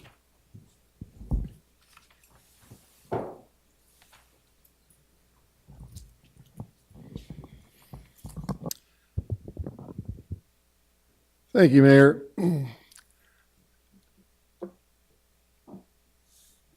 So it's been said that this thing called the Matrix has been prepared for us from birth, and that the elitist criminals have controlled most resources on Earth from time immemorial. The main shareholder of PG&E is a Rockefeller. And it seems that, I don't know how the public looks at this. I'm sure there's a lot of people that are real thinkers, but they essentially crushed Nikola Tesla and his free electricity. We've all seen those pictures with all electricity around. They crushed all that. But now it's being reintroduced, grid adapted and weaponized in many different ways. A lot of people experienced the problem when they had the smart meters changed out on them without even being asked. And there have been a lot of problems with that physically and emotionally for a lot of people. And again, I'm going to read to you this out loud so you can look this up, anybody's listening. If you Google U.S. electromagnetic weapons and human rights by Peter Phillips, Lou Brown, and Bridget Thornton. It's from SSU. It's a 50-page report. It's really rather interesting. It's a study of the history of U.S. intelligence community's human rights violations and continuing research in electromagnetic weapons. That ties into a lot of this. So we can also see some of this information at stopthecrime.net. And, you know, who do you think owns these clean energy companies? So they're just moving things around. But I'll finish with saying that Petaluma is famous for many good things, including the wind factor. So where are the windmills that are going to benefit the public? Thank you for your time, but your time has expired. To support the bankers. Thank you. And now let's move to our Zoom audience.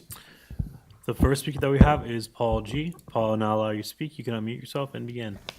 All right. Thank you, Mr. Mayor. Appreciate the good conversation. Well, let's actually have some education here. Our atmosphere, how much carbon do we have up there? Carbon dioxide. Well, it's 78% nitrogen, 21% oxygen. What's your best guess of how much carbon dioxide? 10%? 5%? 0.04%. That's how much carbon dioxide is up there. And that's what it is. When you take a look at the projections that everyone is actually quoting in all of these studies, you don't actually take a look at the real math, but I do. And you can see that they do transformations to get to their 3 to 6 degree projection. If you actually base that on actual measurements, it's about 1 degree. That's the reality of where we are. So we are involved in a lot of social engineering over a few assumptions. Oh, electricity is going to be better than burning gas and natural gas. Better! Really? Here's something about electricity that you have to know. Whenever you do convert it from AC to DC, you create a whole lot of toxic pollution. It's called conducted emissions, or dirty electricity. It's really a big problem with all those smart meters. They could have easily filtered it all out before they dumped it back on your electrical system. That's why people get sick with smart meters, and that's why there's an opt-out that was demanded for them, and I suggest everybody actually take advantage of that opt-out if they can. They charge you money for it, extra money, they shouldn't, but that's because they're dumping all that toxic waste right back on your system. Well, what else gives you that same electric waste? Solar panels, because they're not properly filtered, and EV chargers, because they're not properly filtered. See, Petaluma could require proper filtration to take care of that problem, and enough neutral return from PG&E so we don't have ground current. That would be great. The next speaker that we have is Ben Peters. Ben, I'll now allow you to speak. You can unmute yourself and begin. Wow, good evening. Thanks, everyone. Tough act to follow there. I will say that regardless of the two public commenters, I do think Petaluma is actually advancing some good efforts here, especially on the electrification front.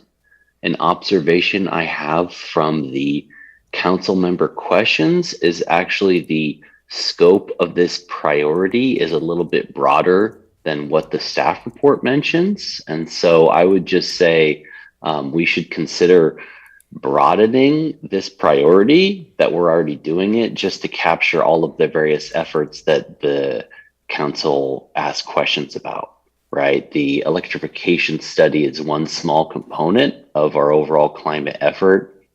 And so I would say our council priority is really more of a decarbonization effort. And that gets into some of the heavy duty fleet vehicles, reactivating our biogas facility to power the Recology vehicles. Some of these things could be priorities, especially because the electrification effort is already well underway. And so as this is a goals and priorities conversation, I would just make the final request that as this electrification is already underway as enumerated in the staff report, I would like to have some commentary around what additional measures can we do as part of the budget process? What extra GHG emissions can we reduce out of the CIP projects, et cetera? I encourage everyone to attend the monthly Climate Action Commission meetings. Thank you. The next speaker that we have is Asaya, followed by Blake. Asaya, I'll now allow you to speak. You can unmute yourself and begin.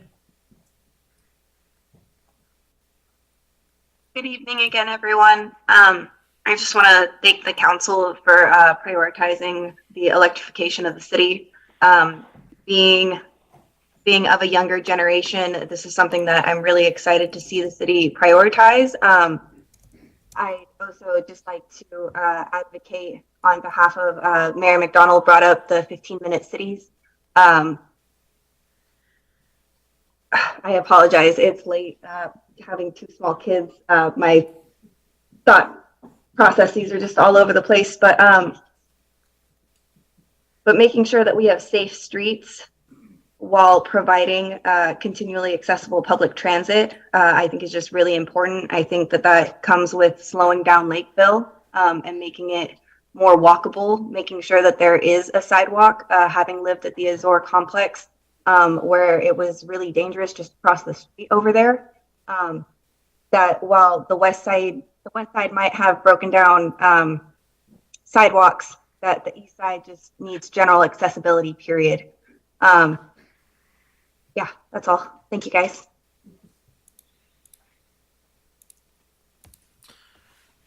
The next speaker that we have is Blake. Blake, I'll now allow you to speak. You can unmute yourself and begin. Thank you very much. I also wanted to thank the council for the broad and intense focus on electrification for the city. As a renter and as somebody who doesn't have a single family home, I appreciate the broader scope to make sure that there's consideration about how these costs are passed on. I'm very grateful to the council for focusing on equity, especially around installation, and especially when it comes to Sonoma Clean Power. The other comment I wanted to raise, though, was just about the assumptions surrounding PG&E and the changes that'll make that may or may not be in its best interest. I can tell you that the state has had a horrible time historically trying to get PG&E to do much of anything that wasn't literally mandated by law or through some form of direct financial transaction. And even when they are mandated to do something, more often than not, they'll pass on the cost to the ratepayers with very little concern for what the regulation states, usually apologizing or getting a new CEO just to say they didn't know.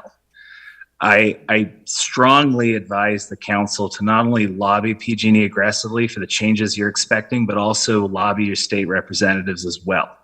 They will not make changes just because appliances are phasing out in the Bay Area or because it's in their best interest to respond to the EV or growing electrification. They only make changes when they're forced to, and it's usually by mandate. That's how they've acted for the last 30 years, and it seems to be how they're acting now. Thank you. The next speaker that we have is Sheila. Sheila, and I'll now allow you to speak. You can unmute yourself and begin. Hi, thank you for allowing me to speak. This is Sheila Baker, and I just want to mention a book, No Miracles Needed by Mark Z. Jacobson, How Today's Technology Can Save Our Climate and Clean Our Air. And I also want to say, okay, so this is a book written by an engineer, a professor of civil and environmental engineering and director of atmospheric energy program at Stanford University. So he recommends that we totally go renewable, do not do Diablo Canyon. It's time for it to shut down. I also wanted to throw in really quickly my appreciation of Ben Peters' comments and also Blake Cooper's. You guys are wonderful. Anyway, that's all I want to say. Please do try to read this book, No Miracles Needed by Mark Z. Jacobson. Thanks millions.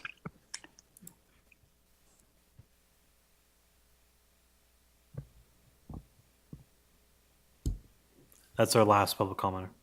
Thank you very much. Back to council, and I know we've all made a lot of comments in the question period, but does anyone have comments they want to add at this point? Sorry, I do. I wanted to thank staff for the fabulous comments on this particular item, but I think the city really needs no nudge. I think the city has momentum on its activities and is doing tremendous things.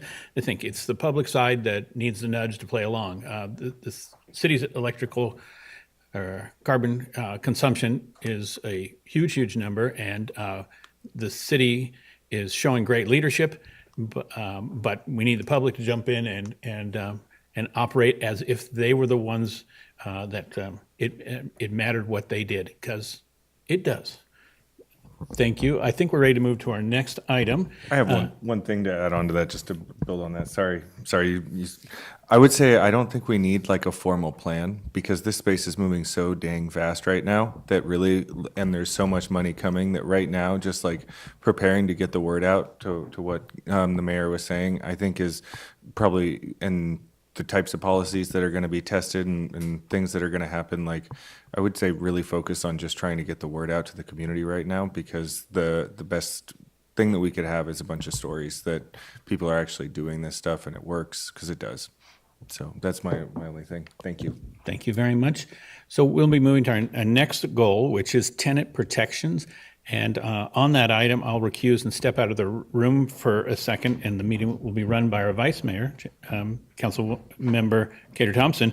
But before we move to that, perhaps we should take exactly a 5-minute break. So I'd like to call this a little break in the meeting for 5 minutes. We'll be right back.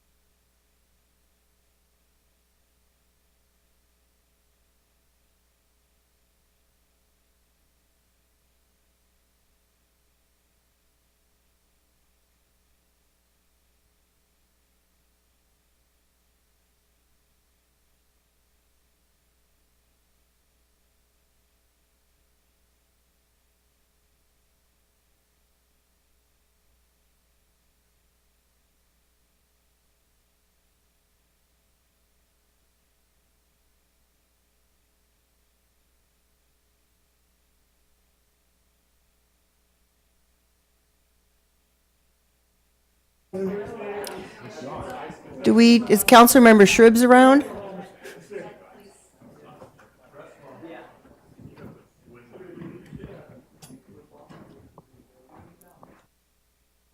Yeah, I am. Do we know where Councilmember Shribs is? Councilmember Shribs calling.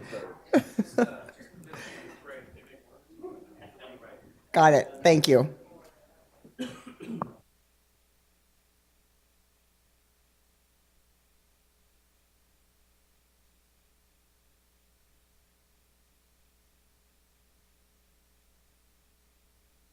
There's one thing I learned from Teresa is like, when you say you're gonna do 5 minutes, you're on 5 minutes. She ran a It'd be tight worth ship. it to put one of those on one of my I don't bike think I helmets should just start. to see what the Let's kids start. would say. Really? We just literally. It would be, People ask pretty great. questions during this. I'm gonna be quick. People ask a bunch of questions on this. I'm gonna be a little miffed. I mean, they make fun of me enough as it is, that would just be pretty. I think we'll go ahead and start.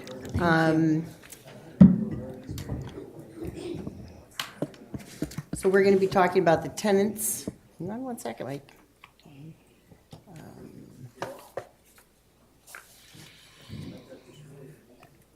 This is about the adoption of the tenant protection ordinance discussion. And Eric, can you take it from here? Thank you, Madam Vice Mayor. I just thought we should note for the record that Mayor McDonald has recused. Councilmember Shribs hasn't returned yet to the dais, but I imagine he'll be back shortly. So I will start right in. I think my remarks can be brief on this item tonight because, as the council knows, since their direction on March 6th, we're close to the end of the journey, at least for now, I think, on the council's tenant protection regulatory activity. We'll be coming back with the amendments to Chapter 6.60 in the city's municipal code, regulating tenancies in the city, with those amendments that the council directed us to come back with. So that's my report on that item. And briefly regarding the mobile home rent control piece of the council's regulatory focus on tenant protections, we've updated the schedule there, also to include an outreach line. We've done the review for mobile home rent control potential amendments. We've gotten feedback from a number of stakeholders. We've projected a recommended outreach timeframe and for returning to the council with options, and then to get direction, and then to provide drafts. There are really two main issues that we're focused on with respect to mobile home rent control. One is, and it's kind of a follow-up to the most recent arbitration that occurred, and that arbitrator's opinion placed a fair amount of focus on how it is that our regulations define or don't define what a fair rate of return is, which is a constitutional requirement for the regulations to be valid. They need to provide park owners a fair rate of return, but there's some other ways, and there's some more focused ways, some of which were discussed in the arbitrator's ruling for doing that. So we plan on providing suggestions for how that could be done, and to address issues such as were at issue in that arbitration, which included things like whether park owners can recover debt service costs and other costs that don't necessarily benefit the tenants from the renters, consistent with the city's regulations. The other issue that our neighboring jurisdictions have been looking at and making changes with has to do with the permitted annual rent increases. Petaluma's regulations currently permit 6% or CPI, so it's a 6% cap, but other jurisdictions are looking at lowering caps and also not permitting the full CPI adjustment to occur. So those are I think the main things we're seeing there, where we are hearing as of the council members from mobile home park tenants or trailer owners, but who have land leases in the parks with concerns about those items. And that's the short summary of where we are with that. Be happy to answer any council questions. Thank you. Council members, does anybody have any questions? We just heard this item. Mike? So you may have kind of skirted around my question here, but my understanding is that on the mobile home side, Petaluma's current ordinance is modeled very, very differently from what some neighboring jurisdictions have, like Santa Rosa and Runner Park. Is that fair, or am I not? You mean wholesale or just? Just the overall structure of how they're put together? I don't know that that's necessarily true. We, ours is an earlier generation. You know, one of the things about leadership is sometimes your regulations can get old, and ours is an earlier generation mobile home rent control scheme. So when you come back to us, we'll be talking about, you know, like updating the carburetor on ours versus moving to rent control 3.0. Well, you'll get to direct that, I think, in a workshop setting. And I think we can probably do not a particularly elongated outreach thing, but you can direct that. I think one of the things, one of the thoughts to have is, covering the features that the council wants to cover and updates that we need. Simplification is always good, clarification is always good, but things that are working okay and are clear enough, it's sometimes good to leave them be rather than, be subject to new challenges, et cetera. Okay, I just wanted to make sure we were going to have a broad discussion. Yes. Thank you. Yes. And I Thanks. just have a comment on that. Since there are so many mobile home parks, is it possible to have a community gathering at maybe the community center so they can understand what the city's doing, but we can also hear from them, because there's a lot of different issues. It's not just the rate increases. It's some people own a pad, some people don't, and some people pay taxes like a home, and others pay as though it's a mobile home, to the DMV, and others pay to the county taxpayers, which I didn't realize, the taxes. So I'd like you to consider that and see if it's a possibility. Well, we can do whatever outreach that council wants us to do. I think sometimes, sometimes it's easier to connect with the park residents by going to the park residents, but I don't know, that's more involved. There's been some issues in the park with them being actually to use the community centers. There seems to be some problems. And so Okay. I'm not sure if they'd be comfortable with that. Okay, well, we can certainly work with our comms team about what are good Okay. ways to Yeah, connect. we can look at whatever location. I'm just trying to remember the last time that we had that outreach, and I was asking staff, because I thought we had that issue where they couldn't use a community center, but I'm not our community center, theirs, so. But it is there's about 7 mobile home parks, or 6, and that's a lot of people, and they're quite interested in this. So we could get, and there's a problem with one mobile home park does not want people from other mobile home parks to come in if there's an event going on. So that's why I'm raising this. We'll definitely take all that under consideration when we're doing outreach. Okay, great, Promise. thanks. And now we can go to public comment, and I have one. Peter Chernoff?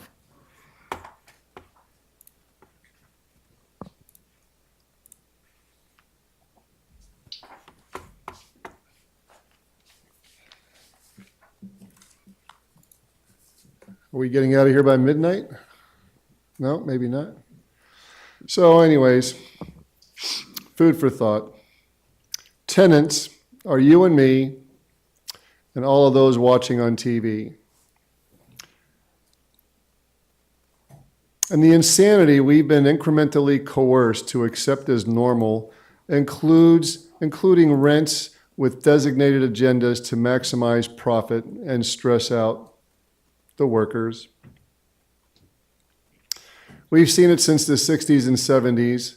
Like parasitic locusts, the usurious bankers with the savings and loans and other various predatory shenanigans have foreclosed on many millions about every 17 years.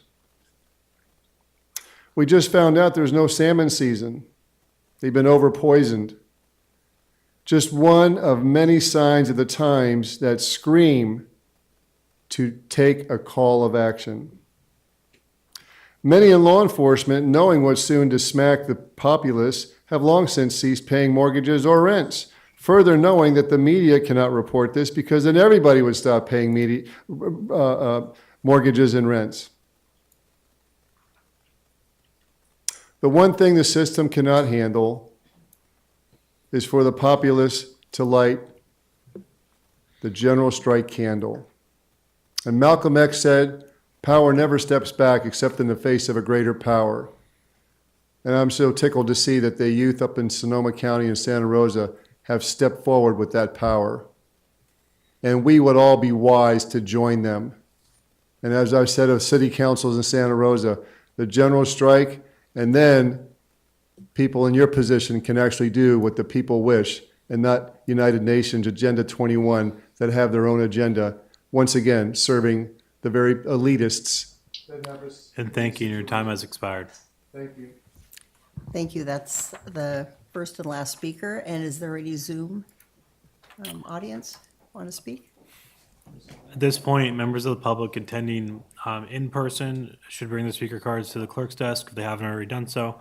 Members of the public attending online who wish to speak on tenant protections should raise their virtual hand or press star 9 if participating by phone.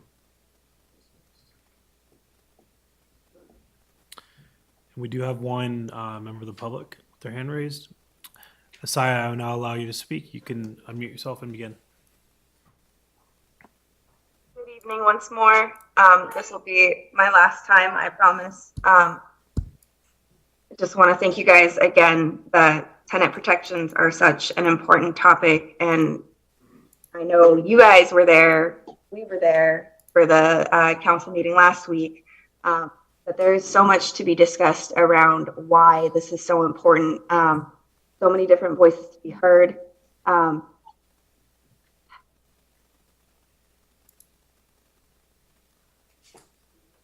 lost my train of thought, but thank you guys.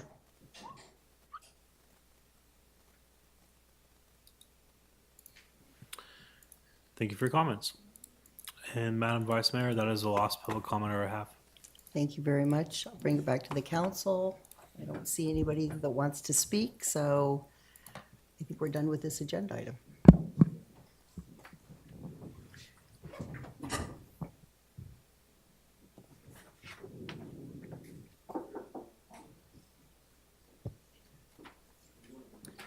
You ready for me to start this next item? Oh, no, we're switching, sorry. Kevin's coming back. Thank you. Let's go. And council member now is recusing for the moment. Thank you. And the next item is, let's see, the fairgrounds. Thank you. So let's see. So the fairgrounds management transition item is the next item. Just to quickly review some of the previous milestones that have already been completed, you'll note that there are a lot of new milestones here. Many of the milestones that were there last summer have been completed, including reaching out to our community to identify a future vision for the fairgrounds property. We facilitated a lottery-selected panel that met over months to develop recommendations about the future of the fairgrounds property. The community also participated in a survey, a storytelling exhibit, and a community workshop. 3 studies were also completed last year, which included a soil study, a historic building study, and a building conditions assessment. and the recommendations from these studies, and specifically the guiding principles adopted by the council, will guide the short-term property management plan that you now see as one of the proposed items for this coming year. Now that this first phase of the visioning is complete, we're working on a transition plan, a property management transmission plan, master planning, and ways to support the 4th DAA in continuing Petaluma's annual fair. Our goal is to enter into a new agreement between the 4th DAA and the city that facilitates the annual fair event and any other activities and or events that the 4th DAA chooses to host to fulfill its mission. We also are looking towards new agreements with the sub-lessees and the development, again, of a short-term management plan to be presented to council later this year. That plan will identify how the city will work with current tenants and address maintenance needs while longer-term master planning occurs with the Petaluma community. And I just want to note, there is an asterisk. One of the items, one of the kind of more, one of the sooner items on the schedule is to complete an agreement with the DAA, and unfortunately, we're still awaiting feedback from the DAA, so that timeline may not stick. Those includes my kind of overarching summary, and Peggy and I are here for comments. Back to council. Any questions from the council this evening? Councilmember Shribs. Just a question on the DAA. So in the news, there's been some talk back and forth of who's not coming to the table, whatever. But if we're in this situation where we're not talking to each other and it gets down to the line, the deadline, the lease date that we're taking over, what would happen if the DA has not come to the table, has not signed an agreement? What happens at that point, day one after, I guess, the lease, when the lease ends? What happens in that situation? The city's resumes control of the property. All the city's regulations take effect on the property. The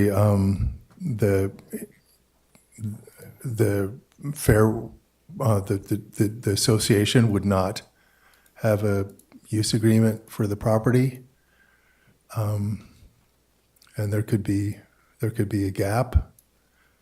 So we can't force them to do an I'm just looking at the consequences of actions of what's happening now if it continues because like this. the lease is going to expire, and we've got the direction we've gotten from the council to put in place interim arrangements with the current users, including the association and the other tenants, and that's what that's what's guiding us and what we're preparing to do. But we need participation in that.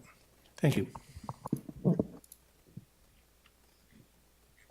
Let's see, then I have two question cards in my hand, and we can open public comment at this point. And Mr. Moderator, may we have a Zoom look? Thank you, Mr. Mayor. At this point, members of the public attending in person should bring their speaker cards to the clerk's desk if they have not already done so. Members of the public attending online who wish to speak on this item, which is the fairgrounds management, should raise their virtual hand or press star 9. Mr. Mayor, we have three virtual hands raised at this point. Thank you very much. Let's hear from our folks in the chambers first. And the first speaker I have is Peter Cherneff, to be followed by Brian Abbott.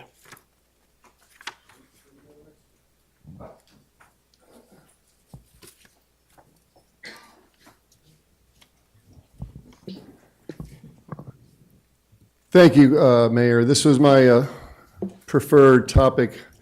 The Fairgrounds Emerald Gardens, the Veterans Victory Gardens, honoring also Luther Burbank. The 7 major garden blueprints with 7 classrooms that will be the gem and the draw of Northern California for students to come and visit by bus and meet our students that have been taught by some of the most wonderful local farmers and with organics and heirlooms. And it would be just a beautiful thing. And that's what's going to happen. I'm not asking, I'm letting you know that's what's going to happen. So your help would be very beneficial.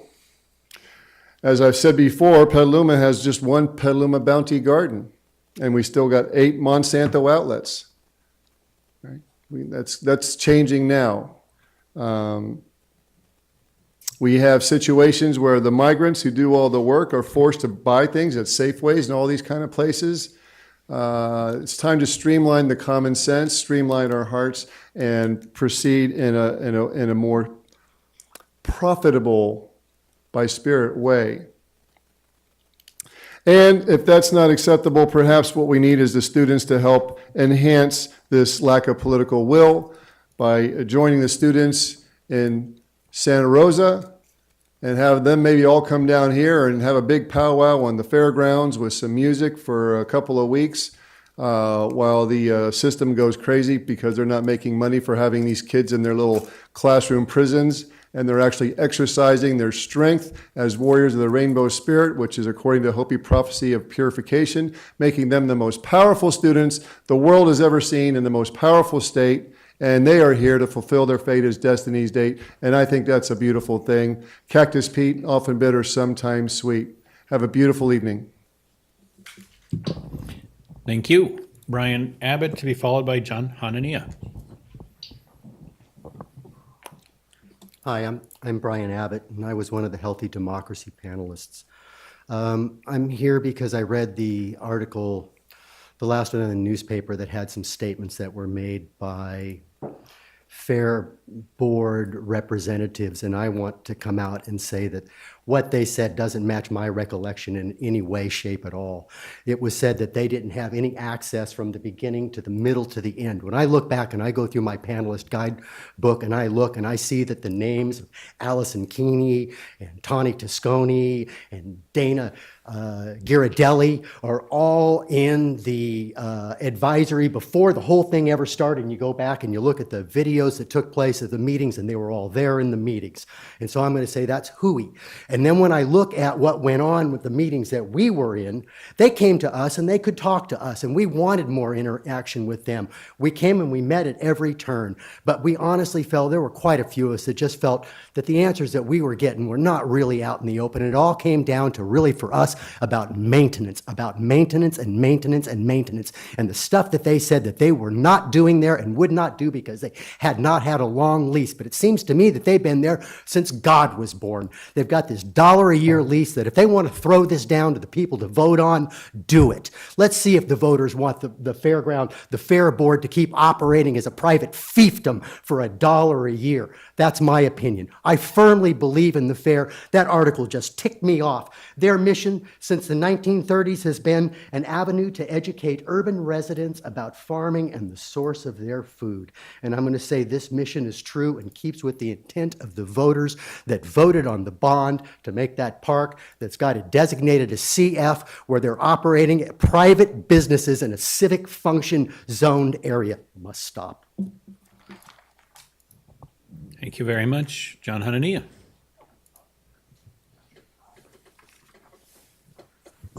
Well, I've said this before, the fairground is the heart of the city of Petaluma, and you guys going to be taking it over. And I would like to know at what point you intend to let the community know what you intend to do with the property. Is the fair going to remain? Is the speedway going to stay? Is it going to be eliminated? If it stays, is the noise going to be taken care of? Is it going to be carved up for developers? At what point you going to let the community see the master plan? I don't think it's right that you guys just say, okay, we're taking it over, and you're going to wait till the last minute, because I'm 100% sure there's something in, being cooked. But, somebody is not telling the community of what's going on. And you guys could you constantly talk about being transparent. At what point you're really going to be transparent, say, here's our plan once we take over. You know, the fairgrounds is completely run down. We are intent to fix it. We are going to keep the fair. This is what we're going to do. But mainly, I would really like to get an answer tonight. Are you intent to carve the fairground for development? And it would be really nice to get an answer. Thank you. Thank you. And to our Zoom audience. Thank you, Mr. Mayor. The first speaker that we have is Jessica, followed by Darren. Jessica, I will now allow you to speak. You can unmute yourself and begin. Can you hear me? Yes, we can.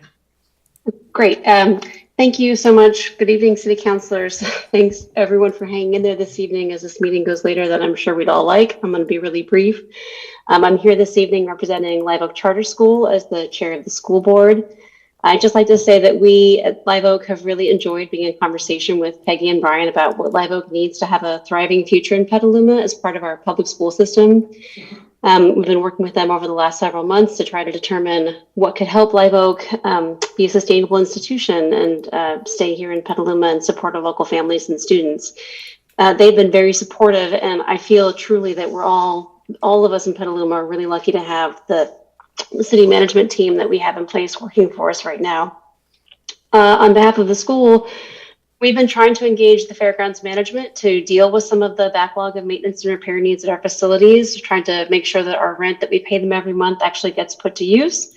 And that has been, well, it's been a journey. I'd like to say that we're making some progress on digging ourselves out of what has been years and years of delayed and deferred maintenance and repairs. And progress is slow, but it's happening. We've also, the school's been doing our homework about what it would take to get the school into updated facilities, exploring our financing and site options, talking with both Petaluma City Schools and our wonderful city management team. Those have been great, really productive conversations. We are very eagerly looking forward to the city taking over the management of the property in January 2024. And just want to say we're really committed to doing whatever we can to assist the city in making that a reality. So with that, thank you very much and have a good evening. Next speaker that we have is Darren, followed by Joe. Darren, I'll now allow you to speak. You can unmute yourself and begin.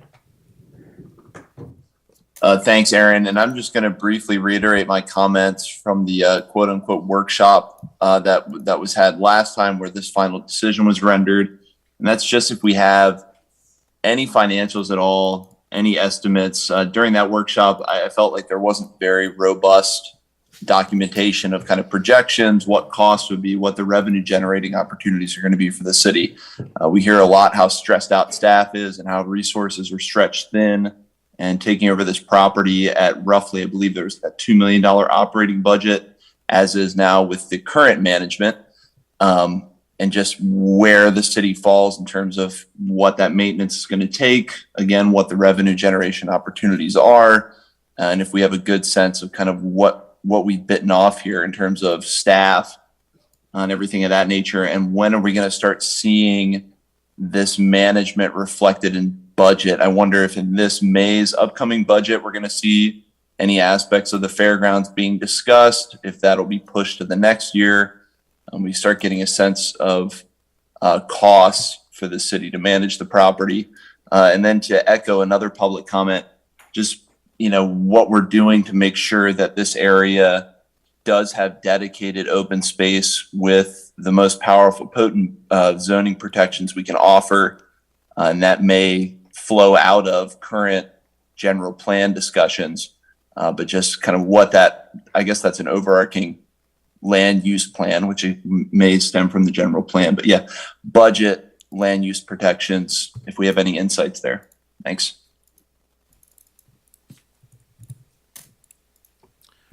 Next speaker to have is Joe, followed by Susan. Joe, I'll now allow you to speak. You can unmute yourself and begin. Good evening, Council. I have a couple questions. One is, I feel like I hear a lot of excuses of why a conversation can't take place.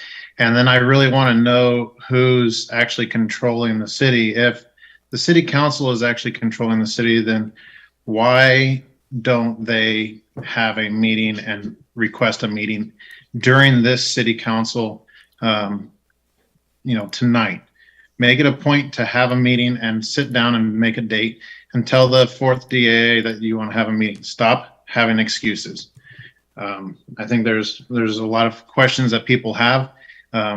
If the city council is just making excuses of why they can't have a meeting, that's pretty poor show of management.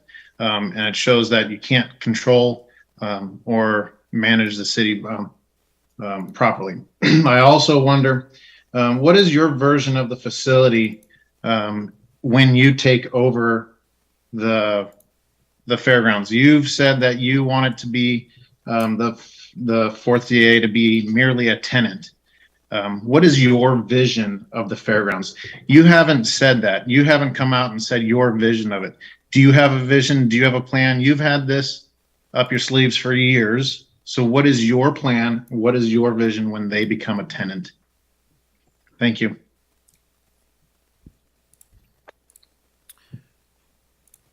Next speaker that we have is Susan. Susan, I'll now allow you to speak. You can unmute yourself and begin. Thank you. I'm glad that this item continues to be a priority. The fairgrounds means a lot to so many Petalumans. It means different things to different people also. And I've been reading the news articles. I read the op-ed by the mayor. I've been reading some social media posts, and I'd like to recommend, in the interest of serving the people of Petaluma, that the city council give or consider giving direction to your city manager and city attorney that you would like to have a professional mediator come in and establish some boundaries and be a person who guides the process of communication between the Fair Board and between your city manager. There really are reasons why there is hesitancy on the part of the Fair Board, I believe, based on past experience in disclosing information when they don't even have complete information from the city. And I think out of respect, even if you have disagreements, out of respect for this land and the Fair Board and managing the fair and putting it on every year, and all of the people who came to that meeting and were surprised to see an action item, I just think that it would be in your best interest to have a mediator to come in and guide this process. And it would be in the community's best interest. I hope you'll consider it. And with the overage of Measure U sales tax revenue, having expended about $500,000 on healthy democracy, this is the next phase of the process. I think you can afford to do it, and I hope you'll consider it. Thank you. Mr. Mayor, that is our last public commenter. Thank you very much. I'd like to bring it back to the council and see if anyone has council comments tonight. And Councilmember Healy. Thank you. So I guess my vision for the property is number one, to honor the commitment made to the voters in 1910 to use the property as a public park. And I use the phrase public park in its broadest sense. So I think, the library, the swim center, the teen center have all been carved off over the years, and those really are public park uses. But it's striking to me that Golden Gate Park in San Francisco became a city park only 20 years before the voters here approved the 1910 bond measure. And at the time, Golden Gate Park was mostly sand dunes. And if you look at it today, it's really come into its own as a jewel of a public park. And I love the 4th DAA, but at the same time, you have to recognize that there's so much potential there for this property to really be our Golden Gate Park, and I want to move in that direction. I certainly don't want to chop it up for development, and I want to tread lightly on this, but I have to say that I'm disappointed that the negotiations at this point seem to have gone off the rails, and I think the finger pointing on both sides is unfortunate and unnecessary and unhelpful. I regarded the asterisk in the PowerPoint tonight as another piece of finger pointing, and I do support having the new city council meet in closed session with our real property negotiator so that the direction from the old city council, which is all staff has at this point, can be revisited. Thank you. Thank you. And anyone else in the evening here? Councilmember Barnacle? Yeah. I stand by the direction we gave on October 24th. Similar to the public commenter, I felt like the article was entirely misleading, and if not factually incorrect.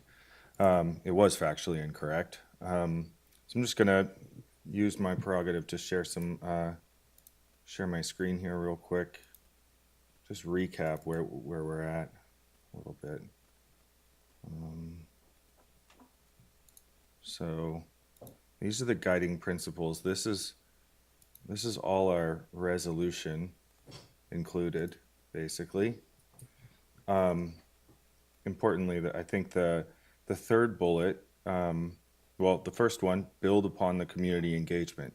So the idea that we're not engaging the community or we're shutting people out is patently false, and it's literally the very first item in our guiding principles. The third bullet, I think, is unique. Provide civic and institutional stability during the transition period and beyond so that the fair event and other key uses continue. This was a critical point for the council, for everybody to make sure that the people who are currently relying on the fair for their livelihood don't have the rug pulled out from underneath them. And then, of course, like the continued focus on the fair and agriculture throughout. Next, we go to what our short-term goals were, or our goals. Separate the fair event from the property management function, and help the DAA transition. Those are things I still stand by. I still think that this is the right way to go forward. A proposed timeline. The top priority for the council was to give the fourth DAA stability going forward, and I stand by that. I don't think we need to go into closed session on this. I think we just need to all right here reaffirm our commitment to the direction that the prior council gave, because I think it was sound. And then our short-term goals here, when people say, what is our plan for it? You notice we don't have a plan. That's what the next 3 to 5 years is for. Finalize and implement a short-term management and use plan. Prioritize action on the recommendations in the facilities conditions report. Ensure the general plan update process includes this. Support the 4DAA to develop a business and financial plan to successfully operate the annual fair. Pilot community uses on the property. And then initiate a master planning process. That's what our plan is right now. Our plan is to do this. This is our 3 to 5 year plan. So where we are today, in October, we adopted the guiding principles and gave direction to staff to take over the management. On January 1st, we're going to take over the property management function. And then we have a 3-year planning period that we just went through, right? Well, the thing that I'm most concerned about is the 2024 Sonoma Marin Fair, because that's what our commitment to the community is. And the biggest concern I have with not the 4th District refusing to come meet with our city manager is that we're not going to be able to put on the fair in 2024. So if I were to give feedback on this, it is that if the 4th District doesn't come to the table by May 1st, that we put out an RFP for an organization to operate the fair in 2024. Because my number one concern is that that we continue to give the community what we promised. And, with all due respect for mediation, I think that's an interesting concept that Susan Kirk's brought in. But right now, this is about delivering for the community, and the relationship is important, but more important is that we deliver for the community.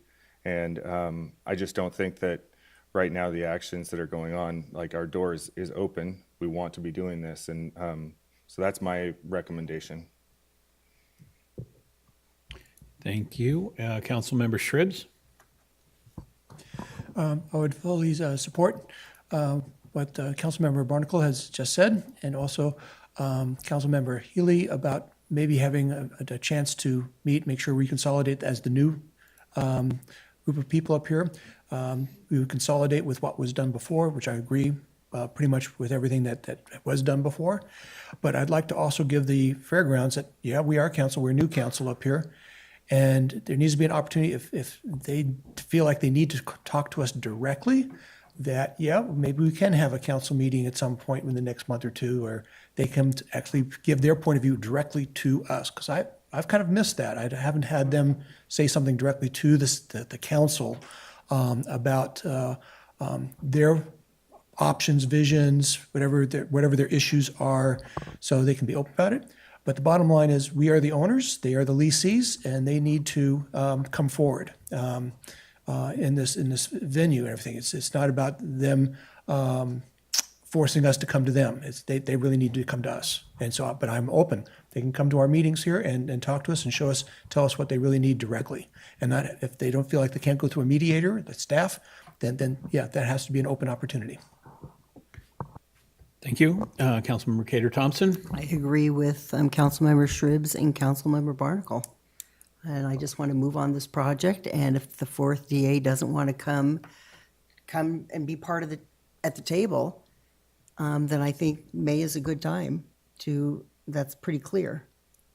So, but I wouldn't mind, we could have a closed session. We can hash it out if we want, but I'd rather do it in the public. And we just need to move on. This has been going on for a lot of years, and there's a lot of misinformation out there. Councilmember Posake? Yeah, I'm also in agreement with Councilmember Barnacle. I think, and if he made a motion, I'd be willing to second it. If that's, I don't know if he was actually doing that. Well, that's not on tonight's agenda, but it's an interesting idea for getting on the agenda in the future. And thank you. And let's see. So, I would also oppose a closed session item on this. Like, this is, I think, one of the big criticisms of the whole fairgrounds process is that too much has been happening behind closed doors. And when Peggy came on, she brought it out from behind closed doors. And I would like that we keep this in public. And if we're going to have a discussion or, make this an item, that we actually discuss it in front of the public, because I don't think there's anything to say right now. We're not negotiating a property with nobody to negotiate with. okay, Councilmember Healy? Okay, fine, let's talk in public. I think part of the direction we got from the previous mayor, which staff has run with, is asking the Fair District what minimum number of acres they can operate their annual fair and ancillary activities on every year, which I think to the fair folks kind of sounds like, well, do you want us to cut off your right arm or your left leg? It's not really a very good conversation starter. So, I mean, and then, so we're saying we can't talk with you until you come to us with your vision about what you want. And in the meantime, we're saying, well, we don't know what we want to do with it, and we'll build a master plan over the 3 to 5 years. So it seems to me there's an inequality here, and I don't really understand the reason for that. I think we can just assume that the fair would like to do what they've been doing for the last 50 years and not have anything more as a precondition to talking to them, because no, quite frankly, the door isn't open. The door is closed until they come up with some amorphous list of stuff, and that's not how we should be operating. So fine, we can have the discussion right here. I would like to see our staff and the 4th DA meeting next week without any more preconditions, just to start the conversation. Thank you.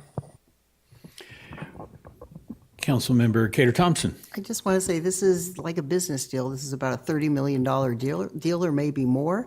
I would think that when you're asking for documentation, that you would cooperate, because I don't think a bank is going to go ahead and loan you a loan unless you actually show documentation. And that's not happening here. And I think we need to move forward. This has been, when I was on the council a long time ago, I was on that committee to, put together a plan for the fair. This many years later, they don't have a plan. There's not a plan. And so this has been going on way too long to say, oh, let's just go ahead and slow down and, and so everybody can cooperate. There's been 25 years of cooperation and we're at a stalemate. And the bottom line is the city owns the property and this is a business deal. And a business person would never be treated like this, and a bank would never give a loan unless you gave documentation. And I think we just need to move on. And Councilmember Barnacle? And quite frankly, we're not asking for a loan. This isn't really a business transaction. We're literally just asking them to tell us what it takes to put on a fair. Like, quite Okay. literally, we are trying to make sure that we can continue to put on a fair. We've got 3 years where we're going to be like master planning the site and trying new things. And quite frankly, the only thing that's right in front of us right now, the right foot in front of the left foot here, is making sure that we execute an agreement so that we can continue to have the fair. That is the one foot in front of the other here, and the door is absolutely open for that.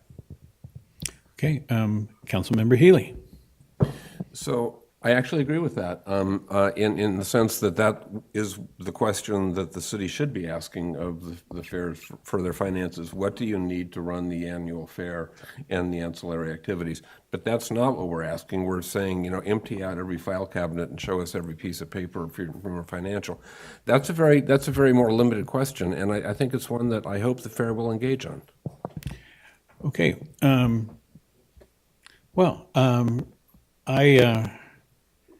I think we are moving quite rapidly on this fairgrounds issue. The time moves rapidly whether we move with it or not with it. The time is running out.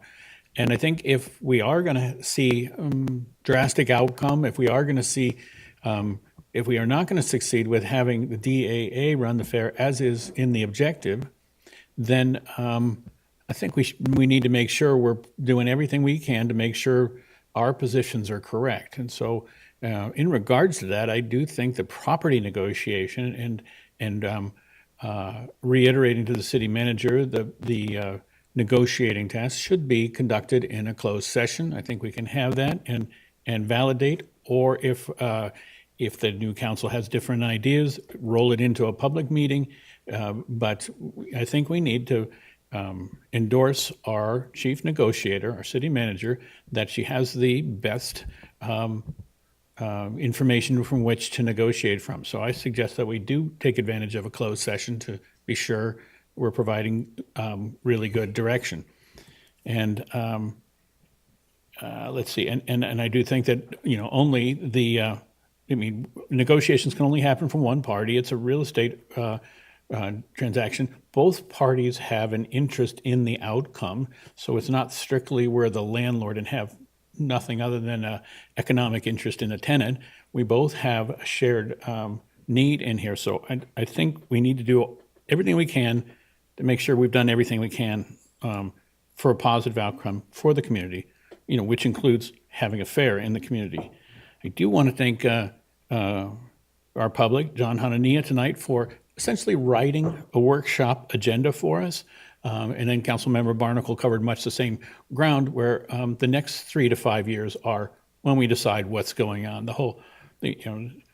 First we settled the interim, which is what this year gives us. The lease runs out, the interim has to be in this right now. But then 3 to 5 years is the public participating, having a community answer for the property. That's really not what's on the table for during this year.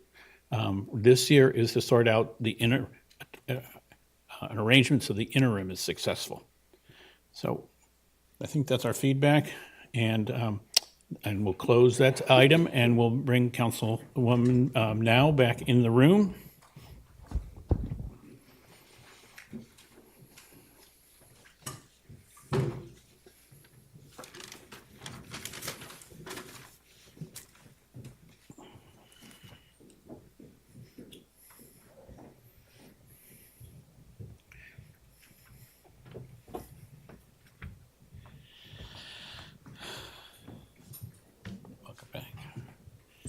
And it's a good thing firefighters work 24 hours a day if you're going to keep up with us, right? Ready to go. Okay, so the next of our goals here is public safety facilities, and I'm assuming that's Chief. Yeah, or is it Brian, or you are? Thank you. Yeah, I'll go ahead and start us off and then turn it over to our Fire Chief, Jeff Schock. So wanted to walk through a little bit of background on how this item came to be. So the city's had a variety of plans and discussions about upgrading, renovating, reconstructing, et cetera, different pieces of our public safety facility infrastructure. Over the last several years, we've had a number of CIP, capital improvement program projects pop up onto our program, such as renovating stations 2 and 3, doing a variety of improvements at the police department, and then more recently with our Measure U dollars, as part of the Measure U implementation plan, the council anticipated 2 different bond issuances. The first occurred in 2021, which was dedicated to roads. And the second one was projected in 2024, dedicated mostly to construction of a new fire station. And so we did have another project come onto our capital improvement program, which at that time was titled New Fire Station. And since then, as this goal was placed onto the top 10 priorities about a year ago, we've morphed the scope slightly, and I think for the good. And so this is now not just a new fire station, but we've engaged a series of consultants to analyze all of our public safety facilities, what the operational needs are, what the overall sizes of those facilities need to be, potential location analysis. And so that study is currently ongoing. And there are a lot of different components with that, both for our police and fire departments. But we wanted to make sure that we knew all of the different considerations for both departments, where those facilities potentially should be, and then what the costs might be for those, as well as scenarios in terms of planning out over the long run how those facilities should be either renovated or constructed or reconstructed. So with that, our Chief Schock will go into more detail on some of the milestones, both that we've completed as well as what's coming up in the plan. And then additionally, Police Chief Ken Savano is available for questions as well. Thank you. Great. Thank you very much, Brian. Excuse me. And this will be more than 2 minutes, but not by much. And Chief Savano said he'd cede his time to me if I needed it.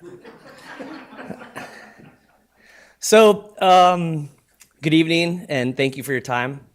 This goal and priority you're seeing today supports a commitment made to our community to improve public safety infrastructure and reduce emergency response times for both police and fire. Fire Station 1, the current fire headquarters, was built in 1938 and does not meet the office space needs for a headquarters. It requires seismic upgrades that were identified in 1999.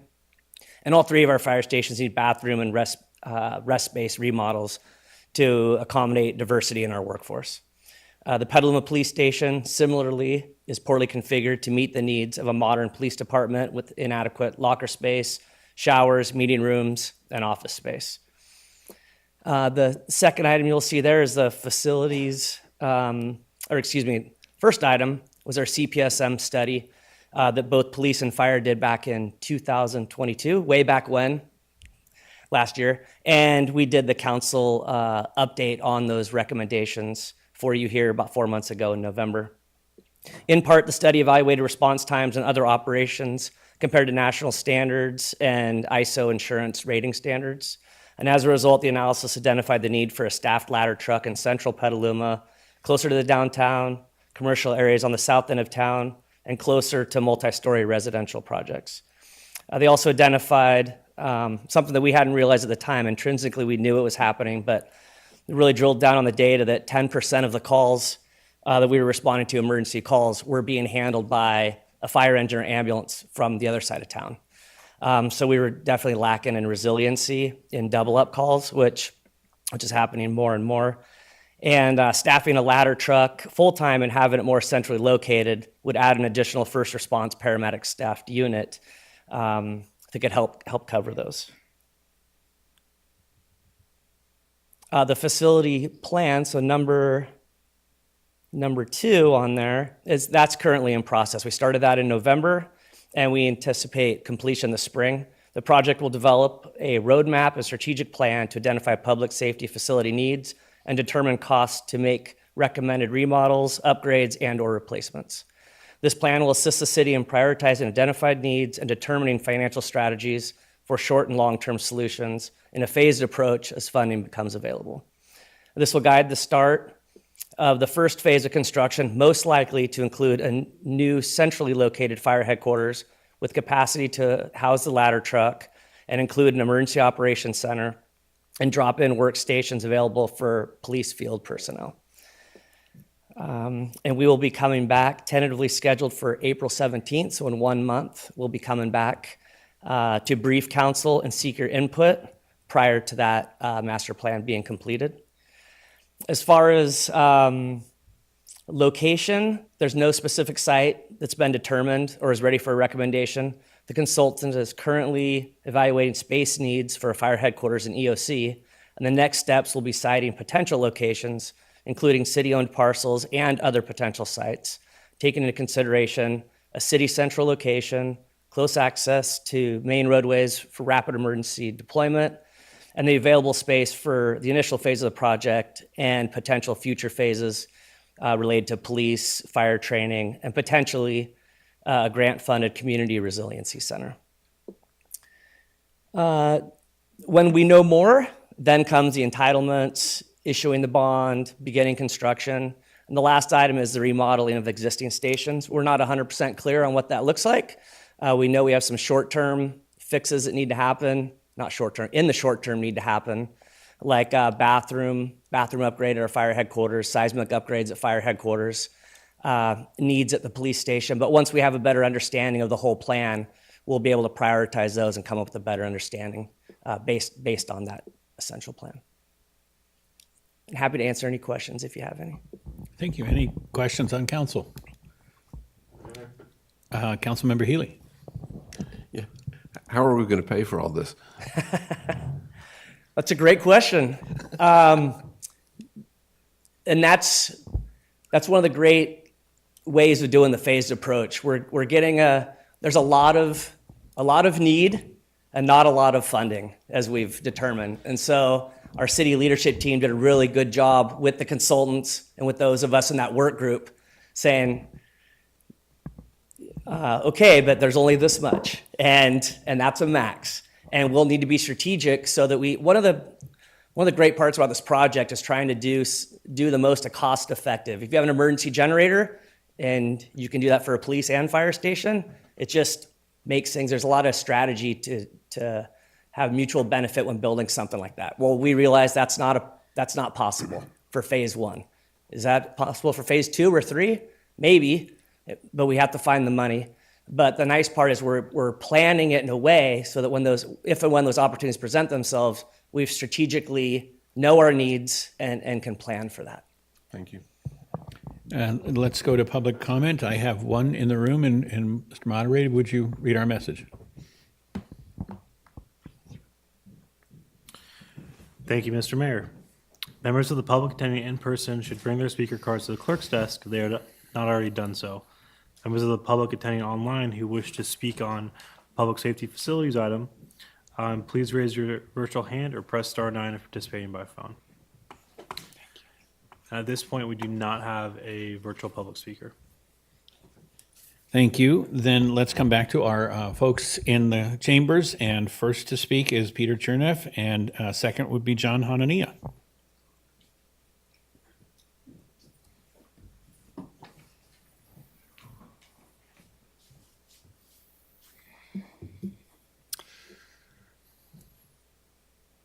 Oh, why not? Shoot from the hip. When you're insane, you don't need to explain. How to pay for this? Can you imagine just 1 month of everybody in Petaluma not paying their mortgages and rents? That'd be enough to take care of the fire building with the new police building as well, and begin funding the first of 10,000 football field-sized greenhouses. And of course, that ties right into the fairgrounds. So that's a nice thing. Done deal. Real simple. There was a guy named Henry Ford who once said that if the people understood how the banking system really worked, which they still don't, there'd be a revolution by morning. So maybe you should look into that, those listening. As for the firefighters, and I said to the law enforcement, I strongly suggest they get affiliated and connected with the CSPOA, Constitutional Sheriff's Peace Officers Association. I believe it can only support them both in many different ways. Also, the firefighters, let's see. I gave them some EMTs and some emergency room docs information found in a 1987 Lancet medical journal on glycerol and strokes. When I gave it to them, they read it, including the docs. They were just amazed. I said, this is way better than Coumadin, which is rat poison. I'm just trying to understand why that hasn't become a norm in this county. And lastly, I'll say something about, who's that guy? Skip Summer, one of our local writers, Skip Summer. He did an article on Luther Burbank not too long ago, and he did an article on that, what's that called, the WPA, back in the day when they put all the people to work, the Roosevelt people. I don't remember the names of them. But it was a lot of hands-on work. So firewalls, which is Cactus. Cactus is a firewall and erosion control, and I see thousands of miles of that. And that's once again how you can jump in with some political. Thank you for your comments, but your time has expired. Get rolling in the right direction. Thank you. Thank you. John Hanania. I did hear the question, how do we pay for it? So let's ask the neighboring city, which is a lot smaller population with a lot less tax bracket. You're too close. Let's make it. How did they pay for it? Well, does bond come to mind? You guys, the city, owe the community to have a better facility. You owe it to your staff. Look how many police officers you lose every year to the sheriff department in Santa Rosa. How many of you asked the question, why they go there? Is it much better place and much better environment? Absolutely. So I call when it comes to the police department, I call it the incubator or stepping stone. They come in here, they put a year or two, they're gone. How much money does it cost the city to have training for 18 weeks for each officer? Wasn't the city in a lawsuit and they lost, I believe it was close to $2 million because you didn't have a proper changing room for female at the station in McDowell? Could the city keep afford that? But you asked the question how we pay for it. Well, you had the money to pay for $2 million. Who paid for that? The taxpayer. You owe the staff a better facility. We've been talking about this for how many years? If I only had a penny for each time I brought this subject up, I'd probably be retired by now. So at what point you guys gonna do something when it comes to public safety? Thank you. Thank you. And Then, Mr. Mayor, we have two public commenters with their virtual hands raised please up. carry on. The first one that we have is Sheila, followed by Asaya. Sheila, I will now allow you to speak. You can unmute yourself and begin. Hello, thank you. Sheila Baker here. Thank you for allowing me to speak. I just want to say that I love our fire department. Petaluma has the very best in the world, and I would love to see all the money in the world go to our fire department to build facilities and give them the best of the best and make sure every single one of them is trained to the max. But really, I know they are because they're that good. And also just that they have the salaries that they need. So the best of the world to our fire department. Thank you so much. The next speaker that we have is Asaya. Asaya, I will now allow you to speak. You can unmute yourself and begin. Good evening again. I apologize. I said I wasn't going to speak up again, but it just crossed my mind that since we're in the process of discussing facility upgrades, I think in this process, as far as like retention and recruiting for the department, it'd be really, really beneficial to consider the female side of the workforce and making sure that there are accommodating spaces for lactating mothers. I mean, what Mr. Hanania just brought up about the lawsuit, so that the females could have proper changing spaces. Like, why don't we expand upon that, make sure that the bathrooms are ADA accessible and that there are changing tables, making sure that it is a safe space for women to work. And I think that would overall benefit the workforce. And that's just my opinion as a female Marine. That's all. Thank you. Mr. Mayor, that's the last public comment we have. Thank you very much. Do we have any comment from the council? Councilmember Barnacle.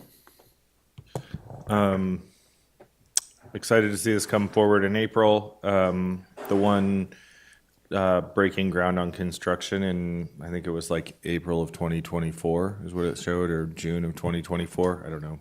Seemed like it was pretty early on in 2024. If that is, if the plan is to put it on the fairgrounds, I don't think that we're going to be ready to break ground on, make a major commitment on a project like that by that time frame. I do support putting, moving it there, but I think that we're going to need to have a more intentional process before we can make, firm decisions like that. But I'm definitely supportive of it. Thank you. Councilmember Gator Thompson. I'm looking forward to the master plan coming back to us. It's been a long time, and it'll be nice, and hopefully we can move on with phase 1, then 2 and 3. Councilmember Now. Thank you. The last time I was on the council, we received the Casa Grande motel land. Has there been a recent appraisal of that property? And if we sold it, could we use it to build that fire station that we promised the citizens of Petaluma when I was here 14 years ago? Do we have an appraisal? Councilmember Now, the short answer is no. We do not have a very recent appraisal of that property as far as I'm aware. That is one of the city-owned sites that we are evaluating in the overall context of our safety facilities. But I guess the answer to the second half of your question is yes. Theoretically, if we did sell a property, we could use the proceeds toward something else. Yes. And then we could use that money from that land and do it on some other city-owned land. That is theoretically possible, yes. Okay. So I'm just trying to find the money, and I know the footprint for the Casa Grande Motel land isn't large enough.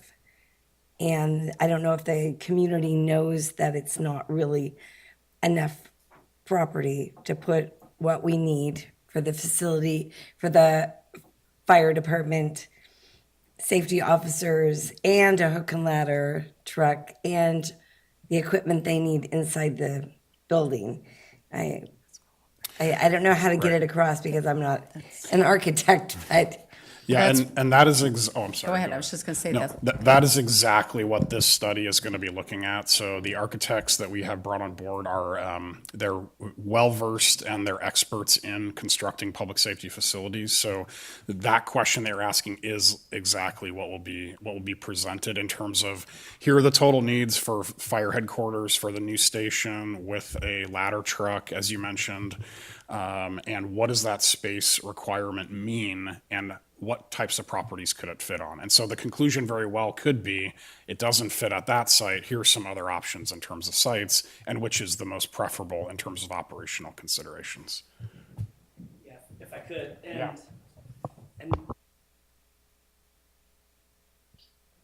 Thanks. It's not just about space on a site, it's about location of the site. This study really pointed out, and we are evaluating all of it, because it might be, hey, it is what it is. It's better than what we have now, but it may not be ideal based on the circumstances. But we need something that we can go over to the east side of town when there's a second call there, and it not coming from right next to a fire station. If we put it there, it would really increase the level of response in the downtown area, but it would leave the east side, especially the southeast side, more exposed than we'd like. than if we had a more centrally located fire station. And then just real quick while I'm up here too, Councilmember Barnacle's comment. On that slide, it's a little misleading. It says it's the last date, so it says July 2024 plus, so moving forward. So it's not saying in July of 2024, it's beyond what the graph is showing, just for clarification. One more thing. To increase the response time from the west side to the east side with the Caulfield overcrossing, if we had all the money in the world to build it, what would the increased amount of time? I mean, what would we what would we benefit? What would we get out of it? I haven't done the study, but any crosstown connectors would help with travel patterns. It would allow, if there's a Caulfield overcrossing, it would allow us to get to that Lakeville corridor better from the downtown. But really where we're missing the majority of our calls is that McDowell and Washington, Rainier, that clump on the east side is where we're missing on our extended response times. So something, especially something, 101 in East more Washington. central. More central. Okay. I was trying to. I'm not going to wink when I say that. Okay. Councilmember Posake. Councilmember Posake. Just a question, if the other options for this are not so good, are you still discussing a option of adding some adjacent land to the land the city already owns there on Petaluma Boulevard? That is something we haven't explored deeply, but would be necessary if that site were to be used. With that original plan of, that was almost 20 years ago, the 307 Boulevard South Casa Grande Motel site was almost 20 years ago. And we've probably had an increase of nearly 50% in call volume since then, so things have changed. And so even with that plan, when they started doing we started doing the initial remodel plan for Station 3, it actually included, which is on our southeast side of town, because the thought was that the ladder truck would be near the downtown. That remodel at our Station 3 actually included adding a second engine company to account for future growth. And what we're looking at might be a better solution is have one more centrally located than adding two whole engine companies or truck companies. And Councilmember Posake, I would just add that given our bond capacity, we either are going to spend money on the facility or we're going to spend it on land. And if we spend on both, we get less of both. So we'd prefer a city-owned property. That's what I was getting. Thank you. Okay, Councilmember Shribs. It was already brought up about the Caulfield Bridge once that goes in. So if we've got that as the connector, and when the studies that you've shown presented, it's the central location. It is really obvious. Everyone just say it. It's just right off of Payran, right on the fairgrounds, off Payran, right near the D Street area. There is would be the best location. You get across D Street, you get across Caulfield, you get across Washington. You can run up to McDowell, run either direction on McDowell, or head on up. That is truly the optimum location from just looking at the dynamics, especially when you add in the infill that we're going to be doing over the next 20 years of 4, 5, and even 6-story buildings going in. And they're all going to be doing infill near the central part of town. So we need to have access to that ladder immediately from that. And that from that location compared to where it is now would be a huge savings of lives down the road here. So we need that ladder moved to the fairgrounds in a building as soon as possible for the 20-year goal of all these 4, 5, and 6-story buildings that are going to be filled with people that we're going to need to get to rapidly.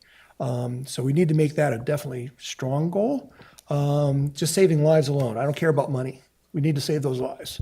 So that's where we need to put it, and that's where we need to vision is it. I think we need to go ahead with the plan, do everything we need to do to get ready to do it. And when it comes to the money and the bonds, we will find the money.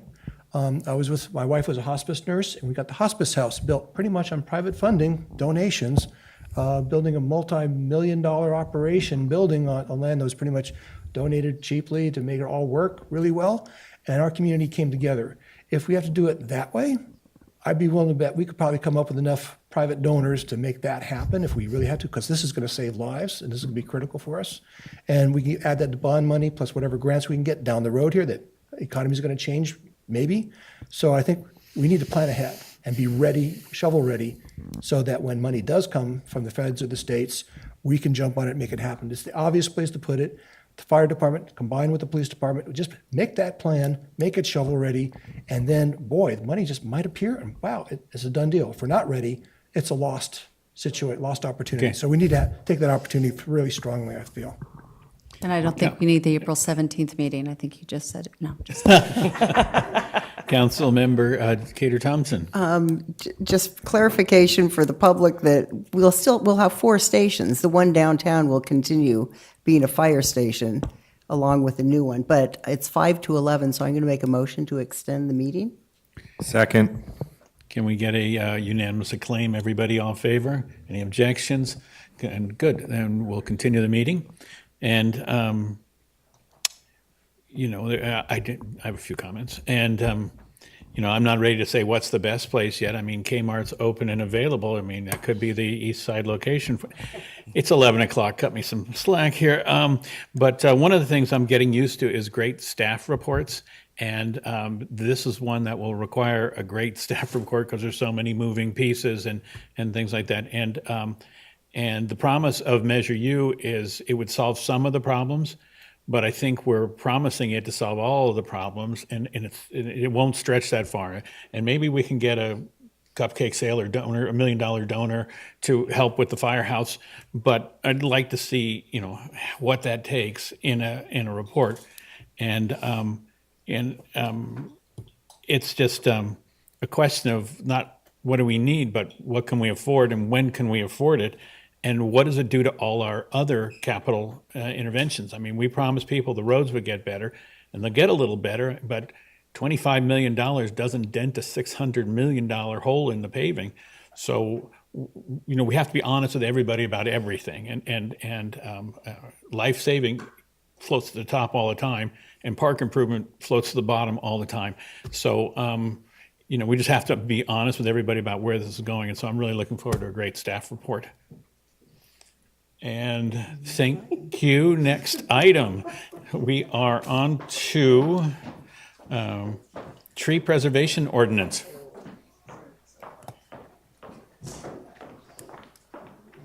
I think your staff is getting a little punchy. Council's getting a little punchy too. Good evening. Tree preservation ordinance is the next priority that we're here to give an update on. So while acknowledgement that this is not moving as fast as we would have liked, I want to really emphasize the work that has gone into this and the excitement we have behind this effort. The tree preservation ordinance as a priority was really in response to community discussion and the acknowledgement that the city's existing ordinances around tree preservation are not in line with the community priorities today. Looking at all of our different ordinances, and we don't just have one place where we have something about trees. It's spread throughout our Muni Code, our zoning ordinance. So trying to look really comprehensively at all the places that there's reference, looking at our permitting, our process, our procedures, who's looking at what. So it is a large undertaking that we're working on, but we are making good progress. So to run through the milestones, we have gathered, our tree advisory committee did an extensive amount of work pulling together different examples, actually going through and identifying all the places in our ordinances that deal with trees. So we have gathered all of that background research from the Tree Advisory Committee, as well as Relief, that also has done quite a bit of work identifying good examples, best practices. So we have all of that great case studies, manuals, regulations to work off of. One of the things I think we added in this most recent milestones is the outreach specifically with the Tree Advisory Committee. Yes, we had CCB outreach, but really that integral connection with the Tree Advisory Committee. So we have sat down, staff has sat down with the representative from the tax, I think it's the ordinance ad hoc, and walked through where we are, what we're looking at, identified some of the key points of discussion or things that really need to be focused on in this update, and a commitment to stay connected with that representative and the liaison to the Tree Advisory Committee to keep them updated throughout the process, and ensuring that we will come before the Tree Advisory Committee once we have some draft ordinances to get early input from the Tree Advisory Committee. So currently we are working to take all that information and create an amazing tree preservation ordinance that we will then do outreach both to the community and our CCBs before coming before the council for adoption.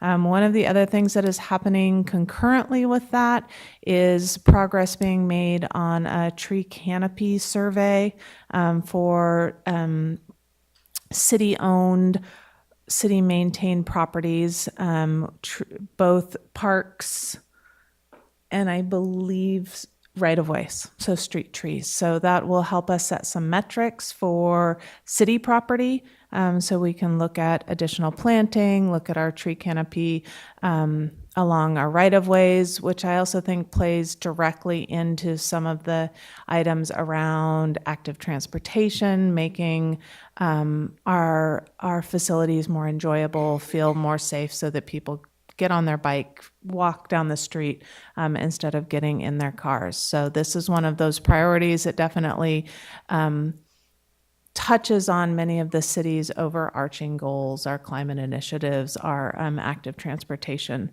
initiatives. So that's where we are, and I'm happy to try to answer questions. Questions? Councilmember Shribs. I'll try. With a question this time. Gotta have a question. I'll make sure there's a question in here at the end. Yes, since I was chair of the tree committee for That's not a several question. years, so yeah. So the first question would be, we have a $225,000 grant that we're working on to do that. And one part of that grant was to help rewrite the ordinances. And since I got the list of the ordinances. If you look in the old, you can't do it now, but the old website, when you searched in a little easier to grab all the documents out. But if you search in it back then, there was dozens and dozens of ordinances that the word tree shows up. And you have to, it's hard because street also shows up when you put in tree, street also shows up. So I was able to differentiate that, and there's a bunch of ordinances there. So yes, that's a pretty difficult job. So in the part of the grant, are we using the grant to acquire, to get the help on these ordinances all, as well as the other parts, or are we using the monies that the grant allows? I think we're still talking about the best way to use those funds. Drew, is that correct?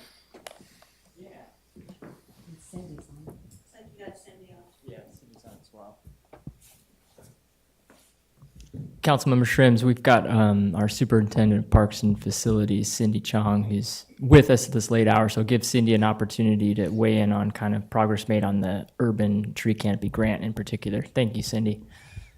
Sure. Good evening. I'm Councilmember Shrims to address your question. Yes, there's $85,000 within the grant, the CAL FIRE grant, that could help us with the ordinance process. So that money is there. We've been meeting with planning and trying to figure out a best plan and approach to move forward with that portion of the grant. And outside of that, we do still have the funds that are set aside for the mapping. So there's two separate areas of the grant monies. Good. I guess the next question is, because it's related to the staffing again. Staffing is the critical part. I think before we can move on the ordinance at all at this point, You've got to have the appropriate staff person to do the investigations that need to get done, the enforcements that need to get done, the planning, the what to do about trees. So we need basically a tree expert, either as a consultant or in-house, that needs to be working with the staff very closely on a daily basis, whether they do it through fees, whatever.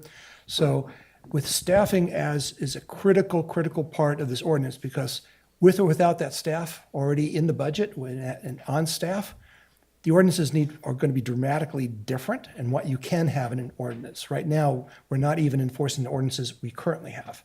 So how are we going to, again, this is just like a couple other things that we're doing. We need staffing on open space, park maintenance. We need it for the fairgrounds for help maintaining there. We're going to need a lot of folks on parks and facilities maintenance staff too, and trees is one of them.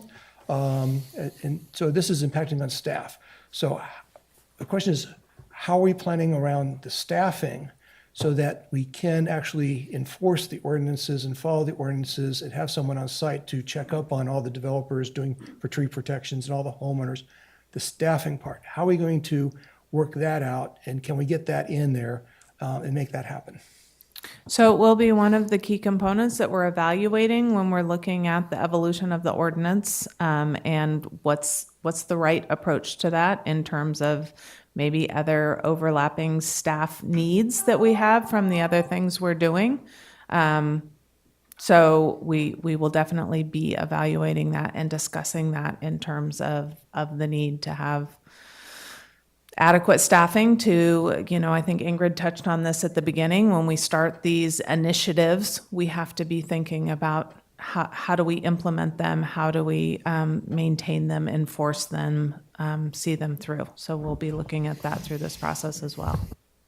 Yeah, so I just for the council, that having an arborist, sort of an arborist working with the city in some way is critical before you even can really work on ordinances. That's got to be the first step, is actually on the ground, someone able to do something, because that will change the ordinances entirely as what can go into the ordinances, because otherwise there's no point in writing new ordinances. Just a brief comment to your question, Councilmember Shribs. Since code enforcement currently lives in the police department and we're working to transition it to community development, your very question about staffing and enforcement of the regulations that we're trying to enact is exactly why we were encouraging looking at many things like cannabis, like alcohol. There's a lot of permitting that we are probably not necessarily capturing, at least minimally cost recovery, but those are mechanisms to put the staff in place to ensure that the ordinances we pass are enforced. So just to bring it full circle, and appreciate your consideration there. Thank you. Thank you, Councilmember Healy.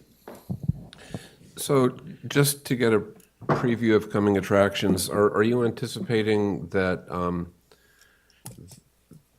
private property owners with a tree in their backyard will have to get a city permit or something like that going forward? I think it's too early for me to say specifics like that, but the direction and the input we've received is basically preserve trees as the number one, both for sequestration, for quality of life, for so we will need to look at that and look at both the requirements for private property owners, for developers, for street trees, for parks. Yeah, are there any other jurisdictions in California that have regulations like that? For trees on private property? Mm-hmm. Yeah. Because, and the thing that strikes me is that you can have a tree and plant it, and it's great for 20 years, and then it becomes a hazard for one reason or another. And how do you... Well, there are times when a tree does need to be removed. There's times when a tree is in poor health, creates a hazard. So there are situations like that. But it's kind of getting back to, I think, Councilmember Shrib's point too. It's having the oversight to determine when that has happened or when that tree there is a valid justification for removing that tree. And then what, if any, replacements do you require? Okay, well, I'd prefer to see this not become very heavy-handed. Thank you. Okay, Councilmember Now, questions? Yes, there was a email that came from Relief today. Did you guys get a chance to read it? I did see it come across. From Wendy Jacobs? Right. The chair. And I did not look at it in great detail before this meeting, but yes, I saw that her I got it comment like came an in. hour before I got here. But anyway, she phoned me, and as I was rushing to get here, I listened to her, and she said it lays out a lot of the financial, I guess, is grant money that's coming. And she said that they are behind schedule, the Relief group, that they made a promise to the city, but they want us to know that they apologize that they are behind. So their timeline is, I think we need to check in with them to get their timeline and ours together and get this money. I don't know if it's. Okay, we will definitely I was going to follow say, up. I know that we are working closely with them and, yeah. Okay, Yeah. she was really nervous because she wasn't sure if there was public comment tonight. So I called Peggy and she said there was. So, and it's 11:15, so that's probably why she's not calling in on Zoom. But I just wanted to put it out there that it's very important that we stay in Coordinate. communication and that she apologizes. Thank you. And my question would be, all these priorities we're talking about tonight are staff intensive. Do we track, I mean, they all seem to be projects essentially, like if they came through planning, they'd be reimbursables or cost recoveries. Do we track what this ordinance in particular is costing at a staff level? Question one. Question two is, it's going to have impacts into the coming budget. Are we putting a placeholder in the incoming budget?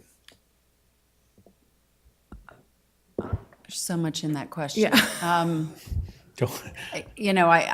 When I sum all this up, I mean, just, 6 hours of, or by the time we get done, we'll have 6 hours of updates. So it'll tell you how intensive each one of these initiatives are. I don't know that we're tracking all of our time just because we jump around so much, but I would say that any work that Heather's doing, we're definitely tracking her time. So, but this isn't any more intensive in budget than anything else that we're doing in this top 10. Because I think we have a tendency to ask for good stuff, wish list and everything, but we don't really, we're not faced with what the cost in cost is. And again, Measure U, we're promising it out, times over, but we think we see what it does for staff time, but not for staff cost. Well, and we do, because we leverage now with our volunteers. I mean, what Relief has done for our city has been phenomenal. So leveraging that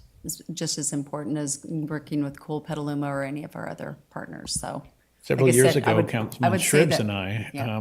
put together a plan for having interns GPS all the trees within the city, and tried to figure out how to make that go forward. And so, I mean, I'm glad we're still thinking that idea. Maybe that's a path of lesser cost, but I'm hoping that staff will be able to roll that in. Maybe we go to public comment now, and I have none on my council and table. Thank you, Mr. Mayor. Members of the public attending in person should bring their speaker cards to the clerk's desk if they have not already done so. Members of the public attending online who wish to speak on this item, which is the tree preservation ordinance, should raise their virtual hand or press *9 if participating by phone. We do have 2 virtual commenters. So the first speaker that we have is Darren, followed by Susan. Darren, I will now allow you to speak. You can unmute yourself and begin. Thank you, Aaron. And just to preface this, I'm on the Tree Advisory Committee as the Ordinance Ad Hoc Liaison. Got to speak with Heather and Kelsey in planning about their efforts. And I have to say, It really made me appreciate this process of researching, understanding what's baked into an ordinance, and then seeing, having discussions at tree committee, and then seeing where planning is at and thinking about this really made me appreciate the complexity and how many layers there are to this topic. Just seeing the slide at tonight's presentation, it talked about a tree preservation ordinance. That's chapter 17 of our IZO. You know, that chapter alone is pretty limited in scope. The ordinance is written without some key definitions, metrics, and the use case is only discretionary development review. There is at this point nothing for private landowners. There are a bunch of use cases that are missing.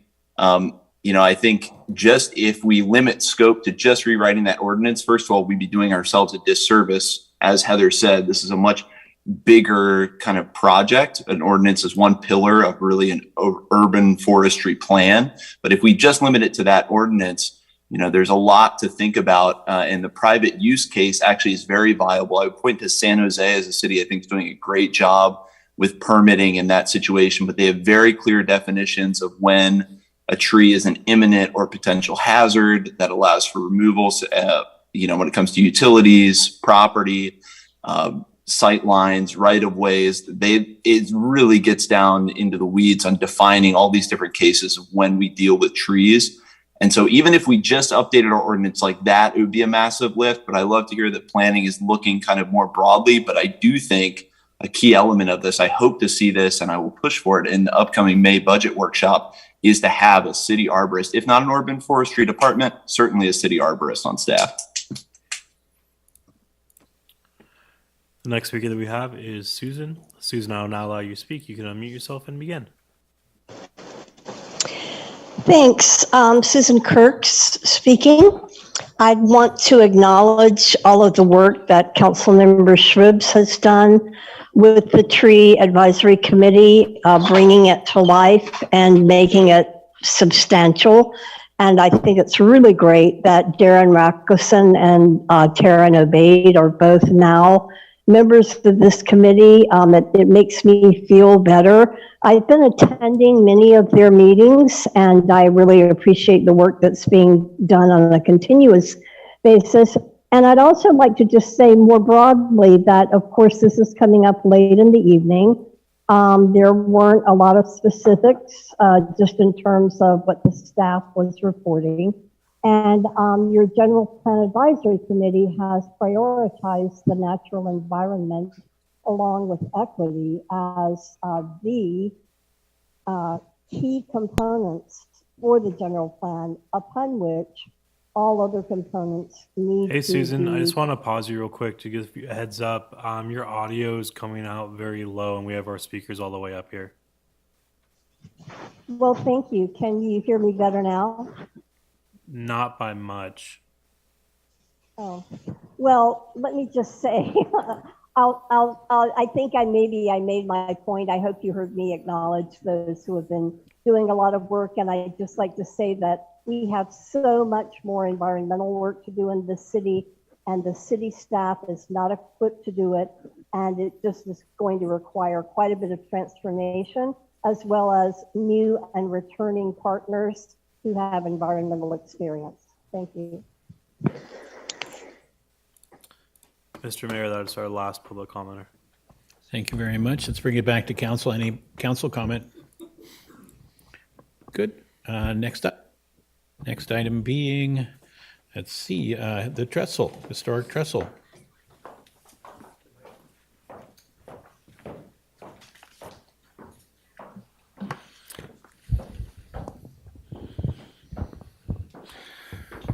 Good evening, Mayor and council members.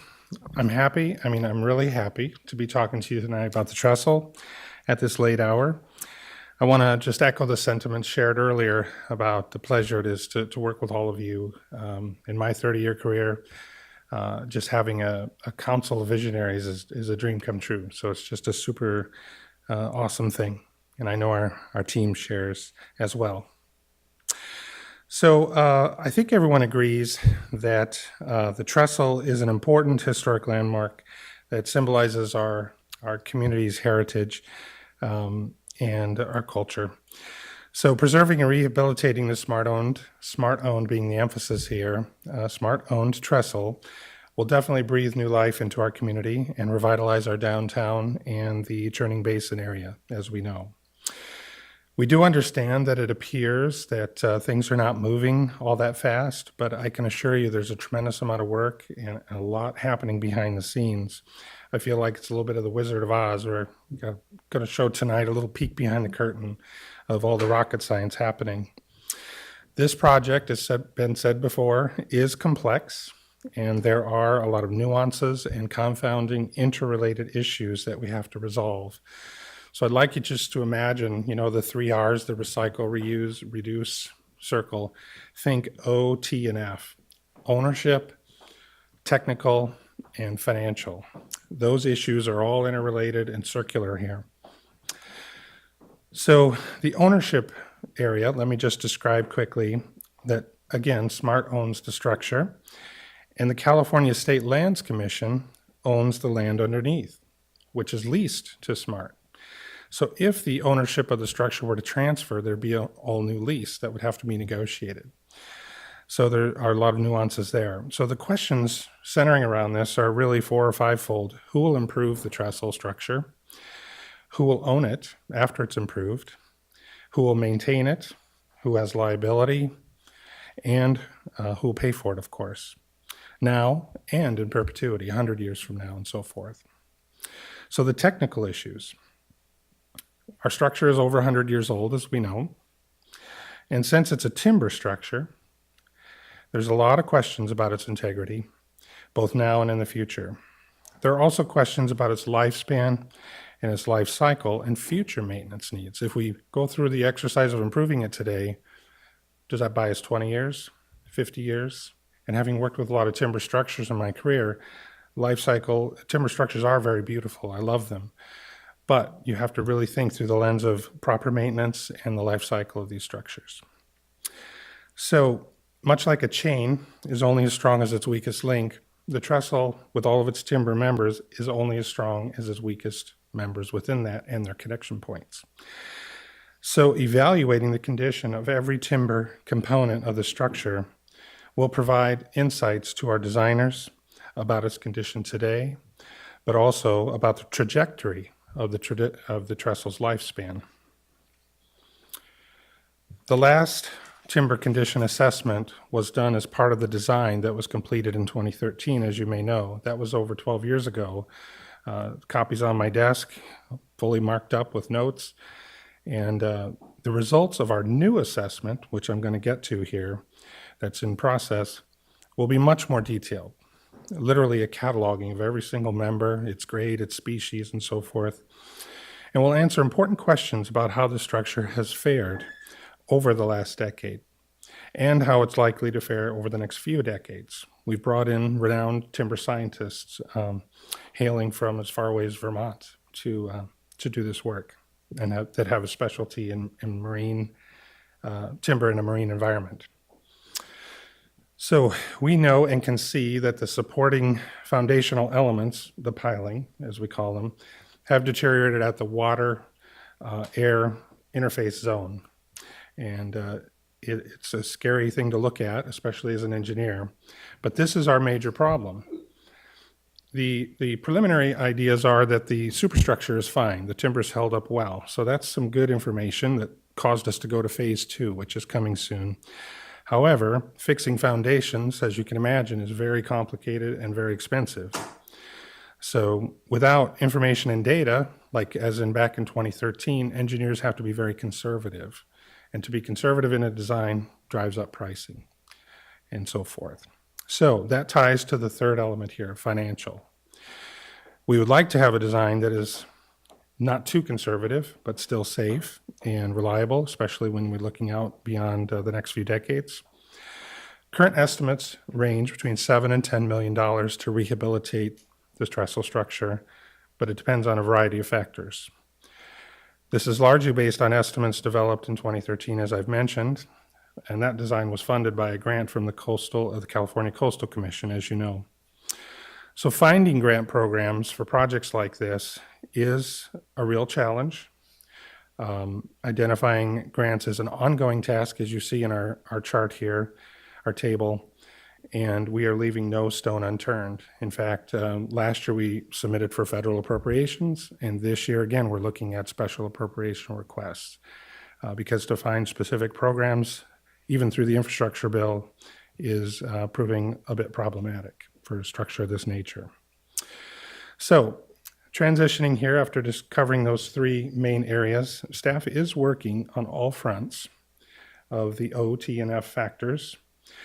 So we are actively and vigorously pursuing the milestones that are shown as completed in the top few rows and transitioning into the next phases here as we go into the next fiscal year.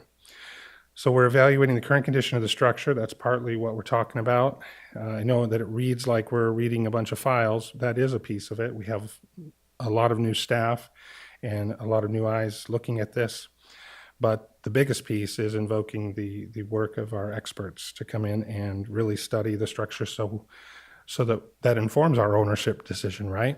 What are we getting for our money or for a gift or whatever you want to call it? It's a little bit of a hot potato. The research of environmental regulations and regulatory issues is very important. That informs our permits necessary and what we can or can't do with design.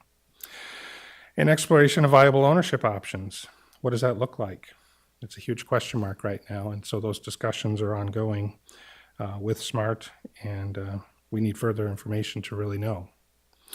So with regard to the prior studies and design, and revisiting and revising design, we need to know basically what we've got, or what SMART has, if we are honest about it. So a phase 1 field assessment was conducted by the timber scientists. We visited with them in December. They came out just to get their heads around what we have. They've combed through our files and reports. We've worked closely with them over the last few weeks and months. And a more detailed phase 2, we basically got the no-go decision. They said, yeah, this is worth looking at. So we're moving forward. We hope to get permission from SMART to provide access to the structure for that detailed assessment. So that is planned here, hopefully soon in the fourth quarter of the fiscal year. There are details yet to work out, but basically the 2 timber scientists and their 4 to 6 person crew will be crawling all over and under and around the trestle for about 2 weeks as they evaluate the species grade and condition of nearly every member and how they're connected. So it's important to note that we are driving towards being shovel ready aggressively. We're looking at all kinds of factors from geotechnical, environmental permitting, historic evaluation, seismic conditions. The codes have changed, by the way, in the last decade. So there's just a lot happening. But our wildly important goal is to move this project to a shovel-ready status as soon as possible. Some of the grant programs that we've researched, they really want to fund something that is shovel-ready. So we think, as you can see in the table here, that if things go well and certain critical milestones occur, we're looking at a shovel readiness here, hopefully in the timeline shown here. So, again, that involves ownership issues being resolved, both for the structure and for the underlying lands. That's complicated, and need to know what SMART has or what we will get, depending how that looks. Secondly, the technical issues require some research on the permits for construction and CEQA completion and requirements. This is all based on a revised, updated design. And lastly, funding needs to be identified and secured with refined cost estimates, I want to repeat that are based on a new design with all the new information that we will be getting here soon. So the question, and this is my last big point, often arises, why can't you just take those 2013 plans and get going and build it? I think I've covered a lot of the reasons why, but I just want to highlight 6 reasons. First, more than a decade has passed, right? And the timber has aged. How much has it aged? We have a unique opportunity here. We know what it was. 10 years later, what is it? Is it worse? The same? I hope it's not better. That's strange, right? But this will be telling. Secondly, we have a unique opportunity to revisit the vision and maybe shave costs and take a good look at it. Thirdly, the seismic requirements have changed. As I mentioned, the building codes are different. So our structural engineers will get another crack at it and dust off what we call their finite element analysis model that they have. Fourthly, research on environmental issues. There have been changes, we think, that apply to this. State agencies have different rules and interpretations now, so we want to get a good read on that. Fifthly, it's a matter of due diligence. Like I said, new staff, new leadership, under City Manager Flynn, myself, and our team, a lot of new eyes. We're trying to really turn it upside down and around and do the right thing. And lastly, the cost estimate refinement. I think we'd all like to see that the cost estimates are accurate, and that will help land funding from grant agencies and also gives the city a better understanding of what we're in for, or what SMART is in for, depending how you view it. Lastly, I would just want to recognize and thank the Petaluma Women's Club for their amazing championship and support so far. It's been a pleasure working with some of the representatives, and I also want to thank other stakeholders and community members. I read every one of the public comments that are rolling in, and there's clearly some passion about this beautiful structure. As an engineer, I call it beautiful because it is. So I hope this information is helpful, and we're happy to answer questions. Thank you. Any questions from council? Councilmember Healy. That was a very informative report. Thank you. I just had, I think I just have one question. So back when the trestle was in use, it was holding locomotives carrying loaded freight cars. So it was designed to a certain level. You're not assuming that it's going to be carrying rolling stock in the future, are you? No, but the nature of the loads has changed, and people are actually kind of heavy when you make assumptions. And Gina is our token structural engineer here and could speak No, to it in because I think there detail, will, but- no, I fully appreciate that, because there Yeah. probably will be a desire to have community events on the thing. Oh, certainly, yes. It's Okay. being designed for safe, for typical crowd loading. Okay, We've seen the that's- photos. thank you. Yeah. And the weights it's a distributed load rather than a point load. But we believe the piling themselves are strong enough. It's just that connection, that link between the superstructure and what's underneath. Thank you. Then let's open Councilmember Shreds. With the question. I'll try to keep it to the question. Because of the importance of flooding of the downtown coming with the atmospheric rivers, climate change, looking at the FEMA maps that are even the current ones versus even the future ones, the downtown is going to be flooded by 2050 pretty badly if we do nothing. And so in order to prepare for that, we're going to need flood walls, flood management, channel redoing our banks, doing everything. How can are you also including in this production that we're going to go in? So as much as I'd like to save the timbers as is, it's not designed as a flood wall. And I love the idea of having it as a promenade and using all the service on top of it. Can we include or ensure that we're also going to include the beginnings of a flood management wall to protect our entire downtown, which is anticipated to be completely flooded here between 30 and 50 years from now. So, and can it be part, and also in the plans, can we also build out a plan for a complete flood control channel with what it needs so that this is part of the larger picture and not just a promenade with a nice historical base on it. It needs to do more than that. So how are we planning on putting that into the program? Excellent question, Councilmember Shribs. Thank you. Gina Benedetti-Petnick, our Assistant Director of Public Works and Utilities, is our expert in sea level rise and has been working with our consultants on this modeling effort. Do you want to speak to that, Gina? Thanks, Christopher. Good evening, Council. Great questions. The answer is yes, we probably could, but we don't know that that's what we need exactly yet. So We are wrapping up in the next couple of months our sea level rise mapping overlaid on our climate mapping that's going to incorporate flood modeling as well as new rain data, pretty updated mapping.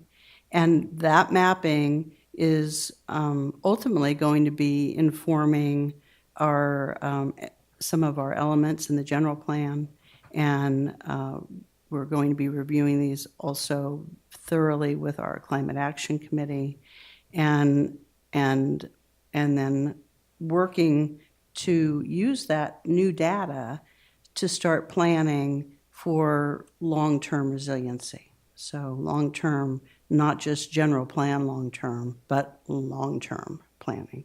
So looking at 50-year and 100-year outlooks and where we need, where we need to be addressing sea level rise with barriers, where we need to address it with, any number of mitigation efforts. So it's a large planning effort, and we've started, and some of those conclusions could take us to the sorts of measures that you're talking about. Where exactly they'll go, if we actually need them, is being looked at. So I don't have all the answers yet, but we're working on it. Good. I just wanted to So avoid building that's- something You there. got that question, huh? Yeah. Good, okay. But I guess in summary, then nothing in the design would preclude a wall and sea level concerns at a future date. And of course, the easiest way to stall a project is to let the scope creep and try and make a cow behave like a horse and do the wrong thing together. So we stay focused on getting the trestle built. That would be fun. And no other council questions? Then we go to the public comment. I have none. Do we have public comment on Zoom? Thank you, Mr. Mayor. Members of the public attending in person should bring their speaker cards to the clerk's desk if they have not already done so. Members of the public attending online who wish to speak on this item, so the smart-owned historic trestle, please raise your virtual hand or press star 9 if participating by phone. Mr. Mayor, it appears that we do not have any virtual public commenters. Thank you very much. Then let's come back to council and see if council has comments. And lacking none but me, I do wish staff would take another look at the big goals, the big 5 goal chart.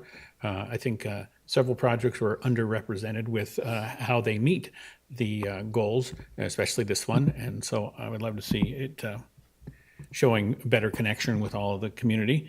Then it has always been my opinion that this project is really a legal challenge, not an engineering challenge, as much fun as we do have in engineering. Because I know we can hire an engineer, even from Vermont, to help us get to the end of the project. But like you've identified, the legal challenges are the greatest. And it's the same department that we're asking for cannabis and asking for everything else. And I don't think we can hire another attorney. Perhaps we need to put in the budget for cloning another attorney, but it is a legal challenge. And so I'm hoping that the schedule can be maintained as shown tonight on the ownership issue. That would be my comments. And Mayor, I would just add that until we know what the project is, it's going to be really hard to negotiate with SMART. So, we could ask SMART, they're willing to sell us the trestle for $1, but I don't know what we're buying, so.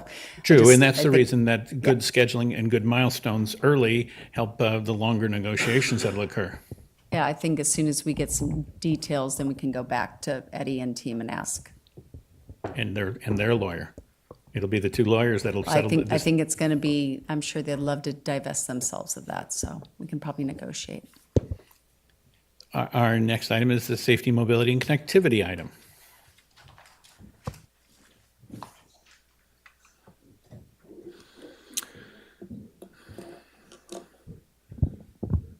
Thank you. Good evening, Mayor and Council again.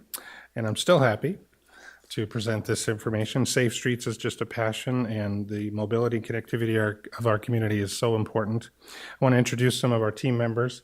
Bjorn Griepenberg is a project manager with us. He joined us in August, and if you happen to have noticed a movement in projects suddenly, Bjorn is a big reason because he's helping Ken. And you know Ken is our senior traffic engineer, and you already know Gina. So thank you for being here, team.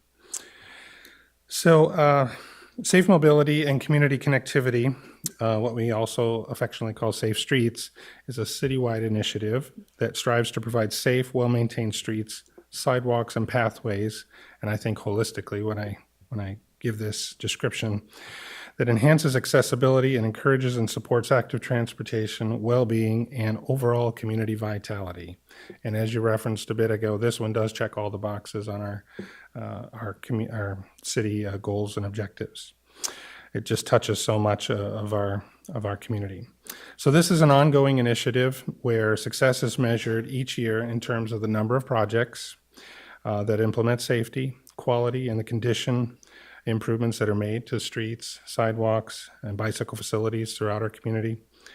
Besides integrating with major street improvement projects, in other words, our capital projects, this effort also includes projects and programs that incorporate traffic calming, quick builds, sidewalk and bicycle facility gap closures, corridor greening, and accessibility improvements throughout the city.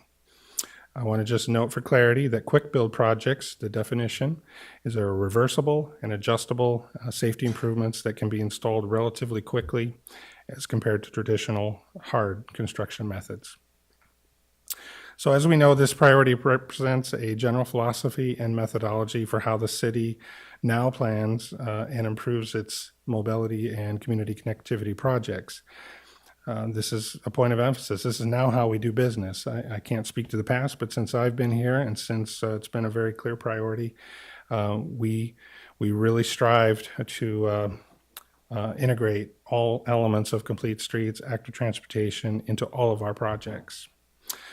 And this really helps us move the needle on our climate action goals, of course, by creating safe, calm transportation facilities that encourage and facilitate mode shift to active transportation. So all street improvement projects are carefully vetted, as I have already said, for implementation of safe street elements. In fact, we sometimes have like family dinner conversations. I have 6 children, so sometimes things get heated, right? So internally, that's the case as we talk through what a project can and should be or could be. So these quick builds are also a part of it, and they're being installed for evaluation and monitoring, as you know, projects like Rainier, the traffic circle that's here. So staff has been working with the Pedestrian Bicycle Advisory Committee as well in collaborating with community stakeholders, such as our schools and our Safe Streets Petaluma stakeholders to develop and enhance various elements of our Safe Streets program. I think our team agrees that the program is improving and getting stronger with this continued collaboration. And that is reflected in many of the tasks that we show. So as already noted, our success is measured by projects implemented, right? And that the outcome of that would be safe streets that are comfortable and improve the quality of life in our community. So the fiscal year, when it comes to the question of what are you doing and measuring that, the fiscal year 23 Public Works CIP budget has about $20 million for a variety of street improvements. And nearly every project we're doing now involves an investment in some form or fashion with Safe Streets components. So this could be design, planning, construction for safer bike, pedestrian, and multimodal components to the projects. We estimate generally that about 20 to 25%, sometimes more, of each project cost is dedicated to that investment in Safe Streets. So this year alone, we're looking at about a $5 to $6 million investment in just the Safe Street components. So importantly, this is just the 1 year. So a 5-year average, though, looking out at a $60 million plan, puts us at around $15 million or so invested in our Safe Streets. So that's very meaningful and important to keep in mind.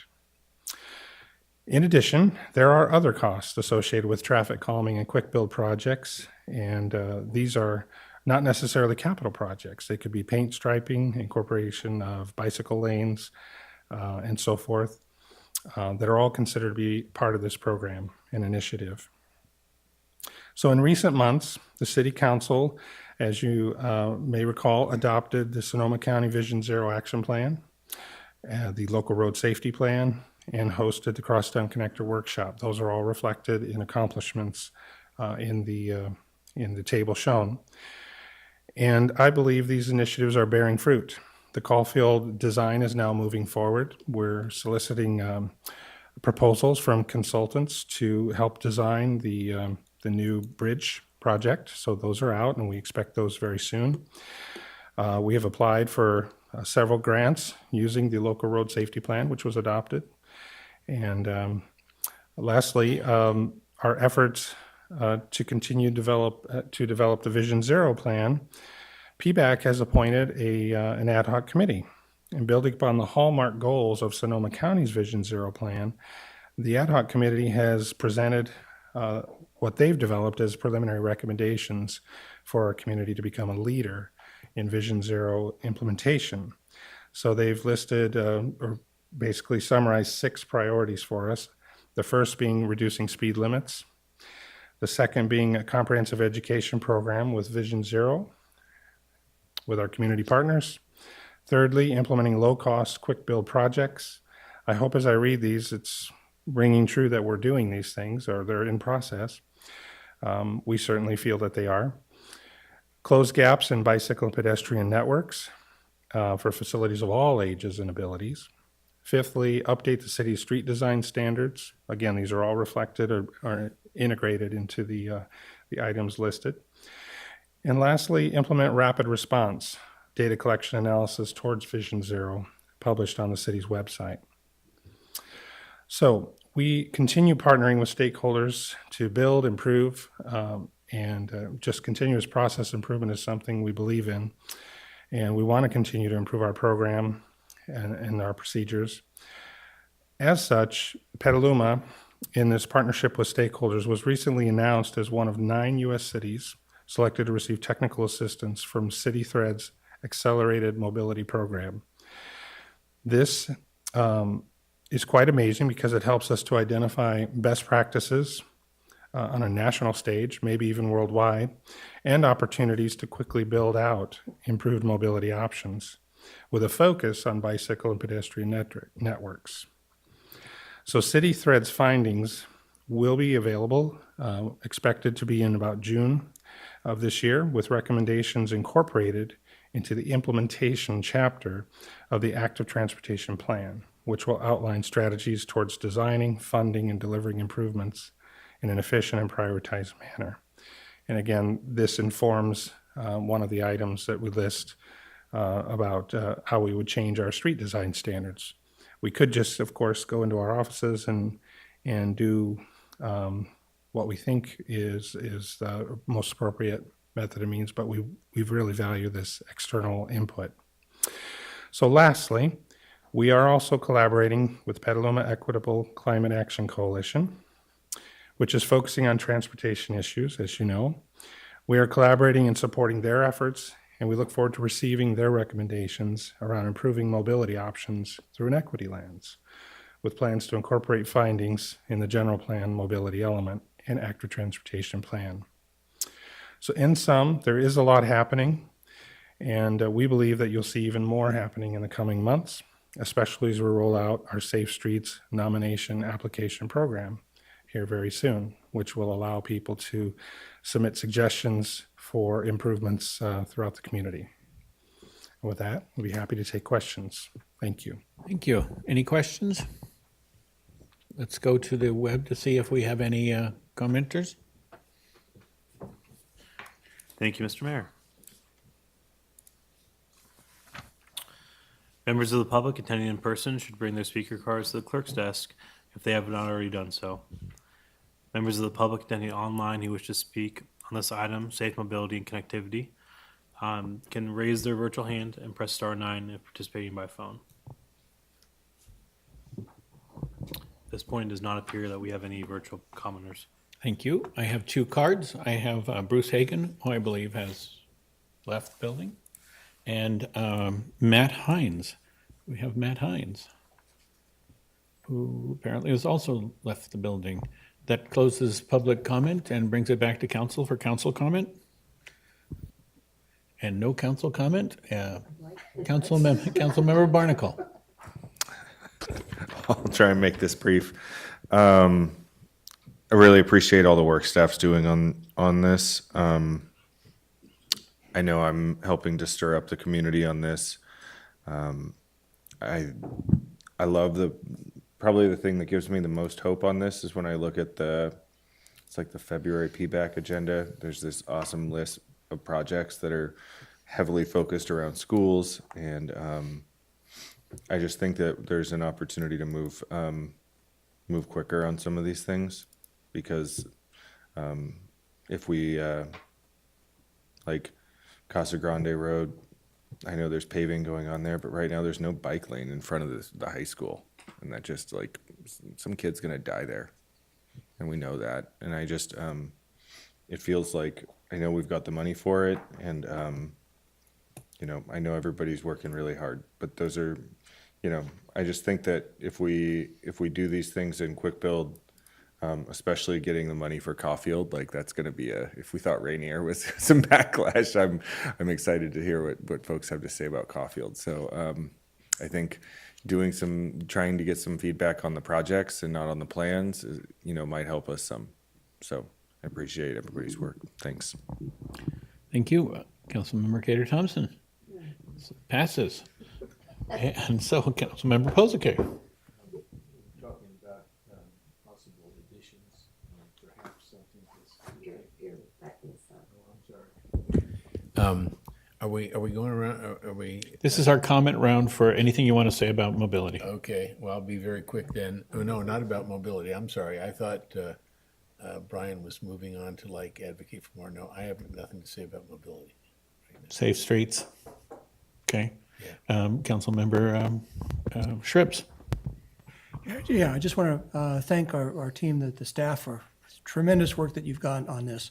And it is very connected to, as I said, across the board, across all of the goals, especially because it all has to be tied into housing, all has to be tied in to the green structures, to the 15-minute communities. And this is actually the thing that's going to tie it all together and make this work. So really appreciate the amount of work that's going on here. Thank you. Thank you, Councilmember Kidd. No, Councilmember passes. So that concludes this item, and let's move to teeing up what's next. Thank you, Chris. Thank you, team. So just bringing this all back, I think the nearly 6 hours of updates on 10 priorities. Hopefully it demonstrates the complexity, the importance, and the need in our community. In addition, we've got a screen up, and I need to say this is that in addition to the things that you heard tonight, we have primarily non-negotiable initiatives that we need to get done. Our city budget has, as wonderful as Measure U has been, it has tentacles, and our finance staff is stretched to the hilt to try and get that done.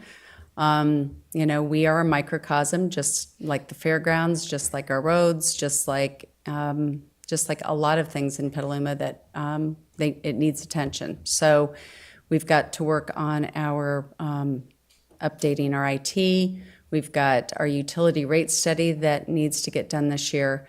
Caring for unsheltered is just as important. We're working diligently on our general plan, our climate action adaptation plan, our housing element, which hopefully we'll get that adopted at the next meeting, our sea level rise, our labor negotiations, and then the somewhat discretionary is all the other things, like the second smart station, floating solar, and on and on. So I would just ask council that if we're going to add something either comes off, we're almost done with tenant protections, but on the heels of that will be the mobile home, So would just ask that if you've got things that you would like us to consider, I don't want to negotiate tonight about timelines, but I can guarantee you that we won't be working on those probably until 2 fiscal years from now. Yes, Councilmember Barnacle. I just want to say thank you to Peggy and staff for all the work that you do every day, and for being here this late at night. And if I was going to add one more thing to the list, it would be world peace. Oh, yes. Yes, done. Fiscal year 2024.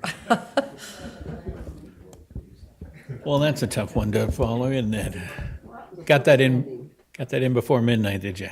Good. I would like us to consider that for the past 4 years, we've pushed staff to what I would call the breaking point, that we're setting and expecting achievement before we've even hired staff to execute plans. And it's just overly optimistic. Therefore, tonight, in concert with what City Manager is saying, I'd like us to consider the demands we placed on staff. I'd like to suggest we not add staff workload until we allow a chance for them to catch their collective breath and achieve on the goals previously described as priorities. Fortunately, this is exactly what the staff report tees up for us. So that is a good thing. However, it's entirely justified the council to have some priority of seeing that budgeted projects actually succeed. We build out our budget and that any hurdles are removed that council can remove. Certainly the city's budget is the most compelling priority document the council commits to. And council priorities can represent community aspirations or community expectations not met. And that all being said, clearly the council will want to weigh in with thoughts, but hopefully they're not to be placed on the priority list until priority list wanes down a little bit. And we must differentiate between adding a new request to staff and shining a focus on matters that the community wants elevated. So I think that's our role, is to help elevate the things the community wants a little light shine on. So that being said, I don't know that we need to have questions, because I think comments will be where all of our will weigh in. So I'd like to move us right to public comment on this item. And in fact, I have a card, and it's for Mimi Reddick. And can we check? I was hoping that I was going to get a chance. I'm like, So- oh my God, everyone's falling asleep. I'm going to ask our moderator to do that part, and then you'll be next up. Oh, okay. And I really want to thank you for staying till midnight. Thank you, Mr. Mayor. Members of the public attending in person should bring their speaker cards to the clerk's desk if they have not already done so. Members of the public attending online who wish to speak on this item should raise their virtual hand or press *9 if participating by phone. At this point, we don't have any hands raised. Thank you. Let's have our in-house guests have their turn at the microphone. Okay, so my name is Mimi Reddick, and I promise I am going to very quickly try to urge this body to revisit the parking ordinance, specifically in reference to storing RVs on city streets. This would fall under your main goal number 5, spaces and places that inspire, because certainly our streets looking like a storage facility is not very inspiring. First, I wanted to start with why I'm here. There is a neighbor who continues to store his 40-foot toy hauler in our neighborhood. And Ms. Now, thank you for reaching out and asking the logical question. Has anyone approached him? The answer is yes. When I asked him not to park in front of our house, he said a few inappropriate words and added that he has the legal right to park his RV anywhere on public streets. There are many people in my neighborhood that do not like having this toy hauler stored on the public streets. On February 11th, several of these people met in my home. We found that this particular issue was brought up in the Argus Courier in 2019. It seemed like the city of Petaluma was ready to look at revising its parking ordinance then, but that didn't happen because clearly you were busy with other things. So we spent the remainder of our time reviewing our current options and found language from Bellflower and San Rafael that seemed to fit our needs. We submitted a letter to you on February 18th. Collectively, we are asking the City Council to make the needed changes to our parking ordinance. RVs are not regular use vehicles. They should not be allowed to be stored on public streets. By not addressing this issue, the city is making our streets a free storage facility for recreational vehicles. It is not an appropriate use of public funds. And clearly, RVs, boats, trailers, etc., stored on Petaluma streets do not create a space or place that inspires. I don't think anyone needs to question or comment. It says it all. Okay, thank you very much. Now, I guess we're on the topic of all next things, so. Mr. Mayor, it if you- does look like we have a virtual comment now. Wonderful. Invite them in, please. I will now allow Michael to speak. Michael, if you can unmute yourself and begin. I'm sorry to do this. Sorry, are we live? I'm sorry to do this at this late hour, but in light of what was just brought up, I'm going to do that. If, in fact, the council does consider a blanket ban on RVs throughout the city, I hope they alternatively consider a strategic, targeted approach, looking at what the problems are to be solved and what the problem neighborhoods are. Because there are areas and unintended consequences, of which I can think of two. Number one, when we started the era of work from home, when COVID began, some of these RVs in neighborhoods where there's or not as much problem became extended home offices for those with families, avoiding road trips to outside offices. And secondly, while COVID may be gone for most people, some people have immune compromised family members. And for those of us in that category, it is a critical option for separating a member with COVID, protecting the others, which, by the way, did happen to us when our immune compromised child caught COVID, and we were able to use the RV to limit, have 3 of us in the RV and only my wife exposed, and we managed to not get the other 4 of us exposed. Lightening the mood, since I take this seriously, I will say that the result of that was after my wife spent the 3 days in the house with our son, after he tested negative, she got her first 3-day after the 10-day vacation away from the kids in 11 years. So if you do look at a blanket ban, I hope you consider it as a strategic, targeted one. And if this does come up, I promise I'll be here reminding you. Thanks for your time. The next speaker that we have is Asaya. Mr. Mayor, I do want to note that our city clerk, Kendall Sori, does have her hand raised as well. So let's bring our city clerk in first and find out what that is. Thank you, Mayor. I know you all saw the public comments that were received prior to the meeting, but I wanted to publicly acknowledge we did receive 17 public comments related to all of these topics prior to the meeting that are posted online with the agenda packet. Thank you very much. That's great information. We'll go back to our Zoom caller. Thank you. Asaya, I will now allow you to speak. You can unmute yourself and begin. Good evening. I just wanted to echo the last statement about a possible blanket ban.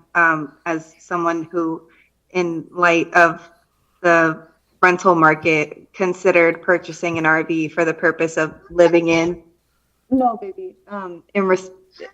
As opposed to being able to find a rental, that creating a blanket ban like that would just that would be harmful to those in need of that sort of housing alternative. Thank you. Have a good night. Hopefully. And Mr. Mayor, that's our last public commenter. Thank you. Thank you very much. I'd like to bring it back to council and see what we have to say before we close up for the evening. I would like to speak. Really appreciate the work all the staff has done on all these goals. And you said there's things we have to do during the, absolutely. And there's things that maybe we can delay. And please tell us, please inform us and let staff know if before it gets to a breaking point, please let us know where things at, what we can drop and what we can let slide a little bit. And these timelines, if we need to let a few slide to keep our staff sane, absolutely, let us know, please. And we want to support our staff 100% to make all this work, because we need them operating at least at 80% if we're pushing them off 120. It's okay to back off to 100. Thank you. Councilmember Posake. I agree with Dr. Shribs' recommendations there. I guess I was trying to come up with one very low-budget item to ask about adding in. I'll leave it as I'm here to express support for the right of the Senior Advisory Committee to have the same support that other committees do. That's all. Thank you. That's two doctors. I guess that's a second opinion. And then council member now. I'm not going to make a comment at this time. It's too late in the evening for anything logical. Councilwoman Cater Thompson. Well, I am asking for the parking ordinance to come before us because it was done in 1998. People are abusing this ordinance all the time, and it's just not about trailers. People have trailer hitches they just leave on the street, and then they have motorhomes and driveways and 10 cars on the street. I think it needs to be cleaned up, and I've been dealing with this for 7 years. And I was hoping maybe we could possibly make it that I never have to write another letter to Ken. I'm sure he'd appreciate it. Councilmember Healy. Two things. First of all, I'm going to agree with the vice mayor. I am aware that the city got pretty far along in crafting an ordinance based on the city of San Rafael, and then it got set aside due to higher priorities. But I do think the San Rafael ordinance makes a lot of sense, but I'm open to having it apply to boats as well as RVs and trailers. But what I think we should do is just limit it to residential neighborhoods. And the reason for that is we do have some people occupying RVs and trailers, but they tend to avoid residential neighborhoods, and I don't want to create more of a problem for our homeless folks than we already have. And then secondly, on the Senior Advisory Committee issue, rather than talk about changing how it's created in the city ordinance, I think we should, as a council, just take turns volunteering to show up at their meetings, and maybe we just rotate around and not have a commission liaison, but you show up one meeting, I show up the next meeting, someone else shows, and just so they're feeling the love a little bit. Thank you, Councilmember Healy, and I would add that we are going to have a half-day retreat with our Senior Advisory Committee and our age-friendly folks in May to talk about the work that they've done and prioritizing some of the things that they want to get done. So I think they're going to be busy. So I appreciate you volunteering. I volunteered all of us. Councilmember Barnacle. All good tonight. And then to add my three is that we're getting more and more pressure about a day labor problem, and the rights of day laborers are important to pay attention to, and I would love us to have an address of that in some fashion. And then the senior efforts, and thirdly, dredging is on our horizon, and it shouldn't be this year's priority, but it will become a priority in 7-8 years unless we make it a priority at some point. So it's got to be on our radar, and that's really the only place we can put it, radar. Any last comment? Anybody? Going one? Just thank you very much for staying with us, everyone, till midnight. Thank you, staff, very much. Meeting adjourned.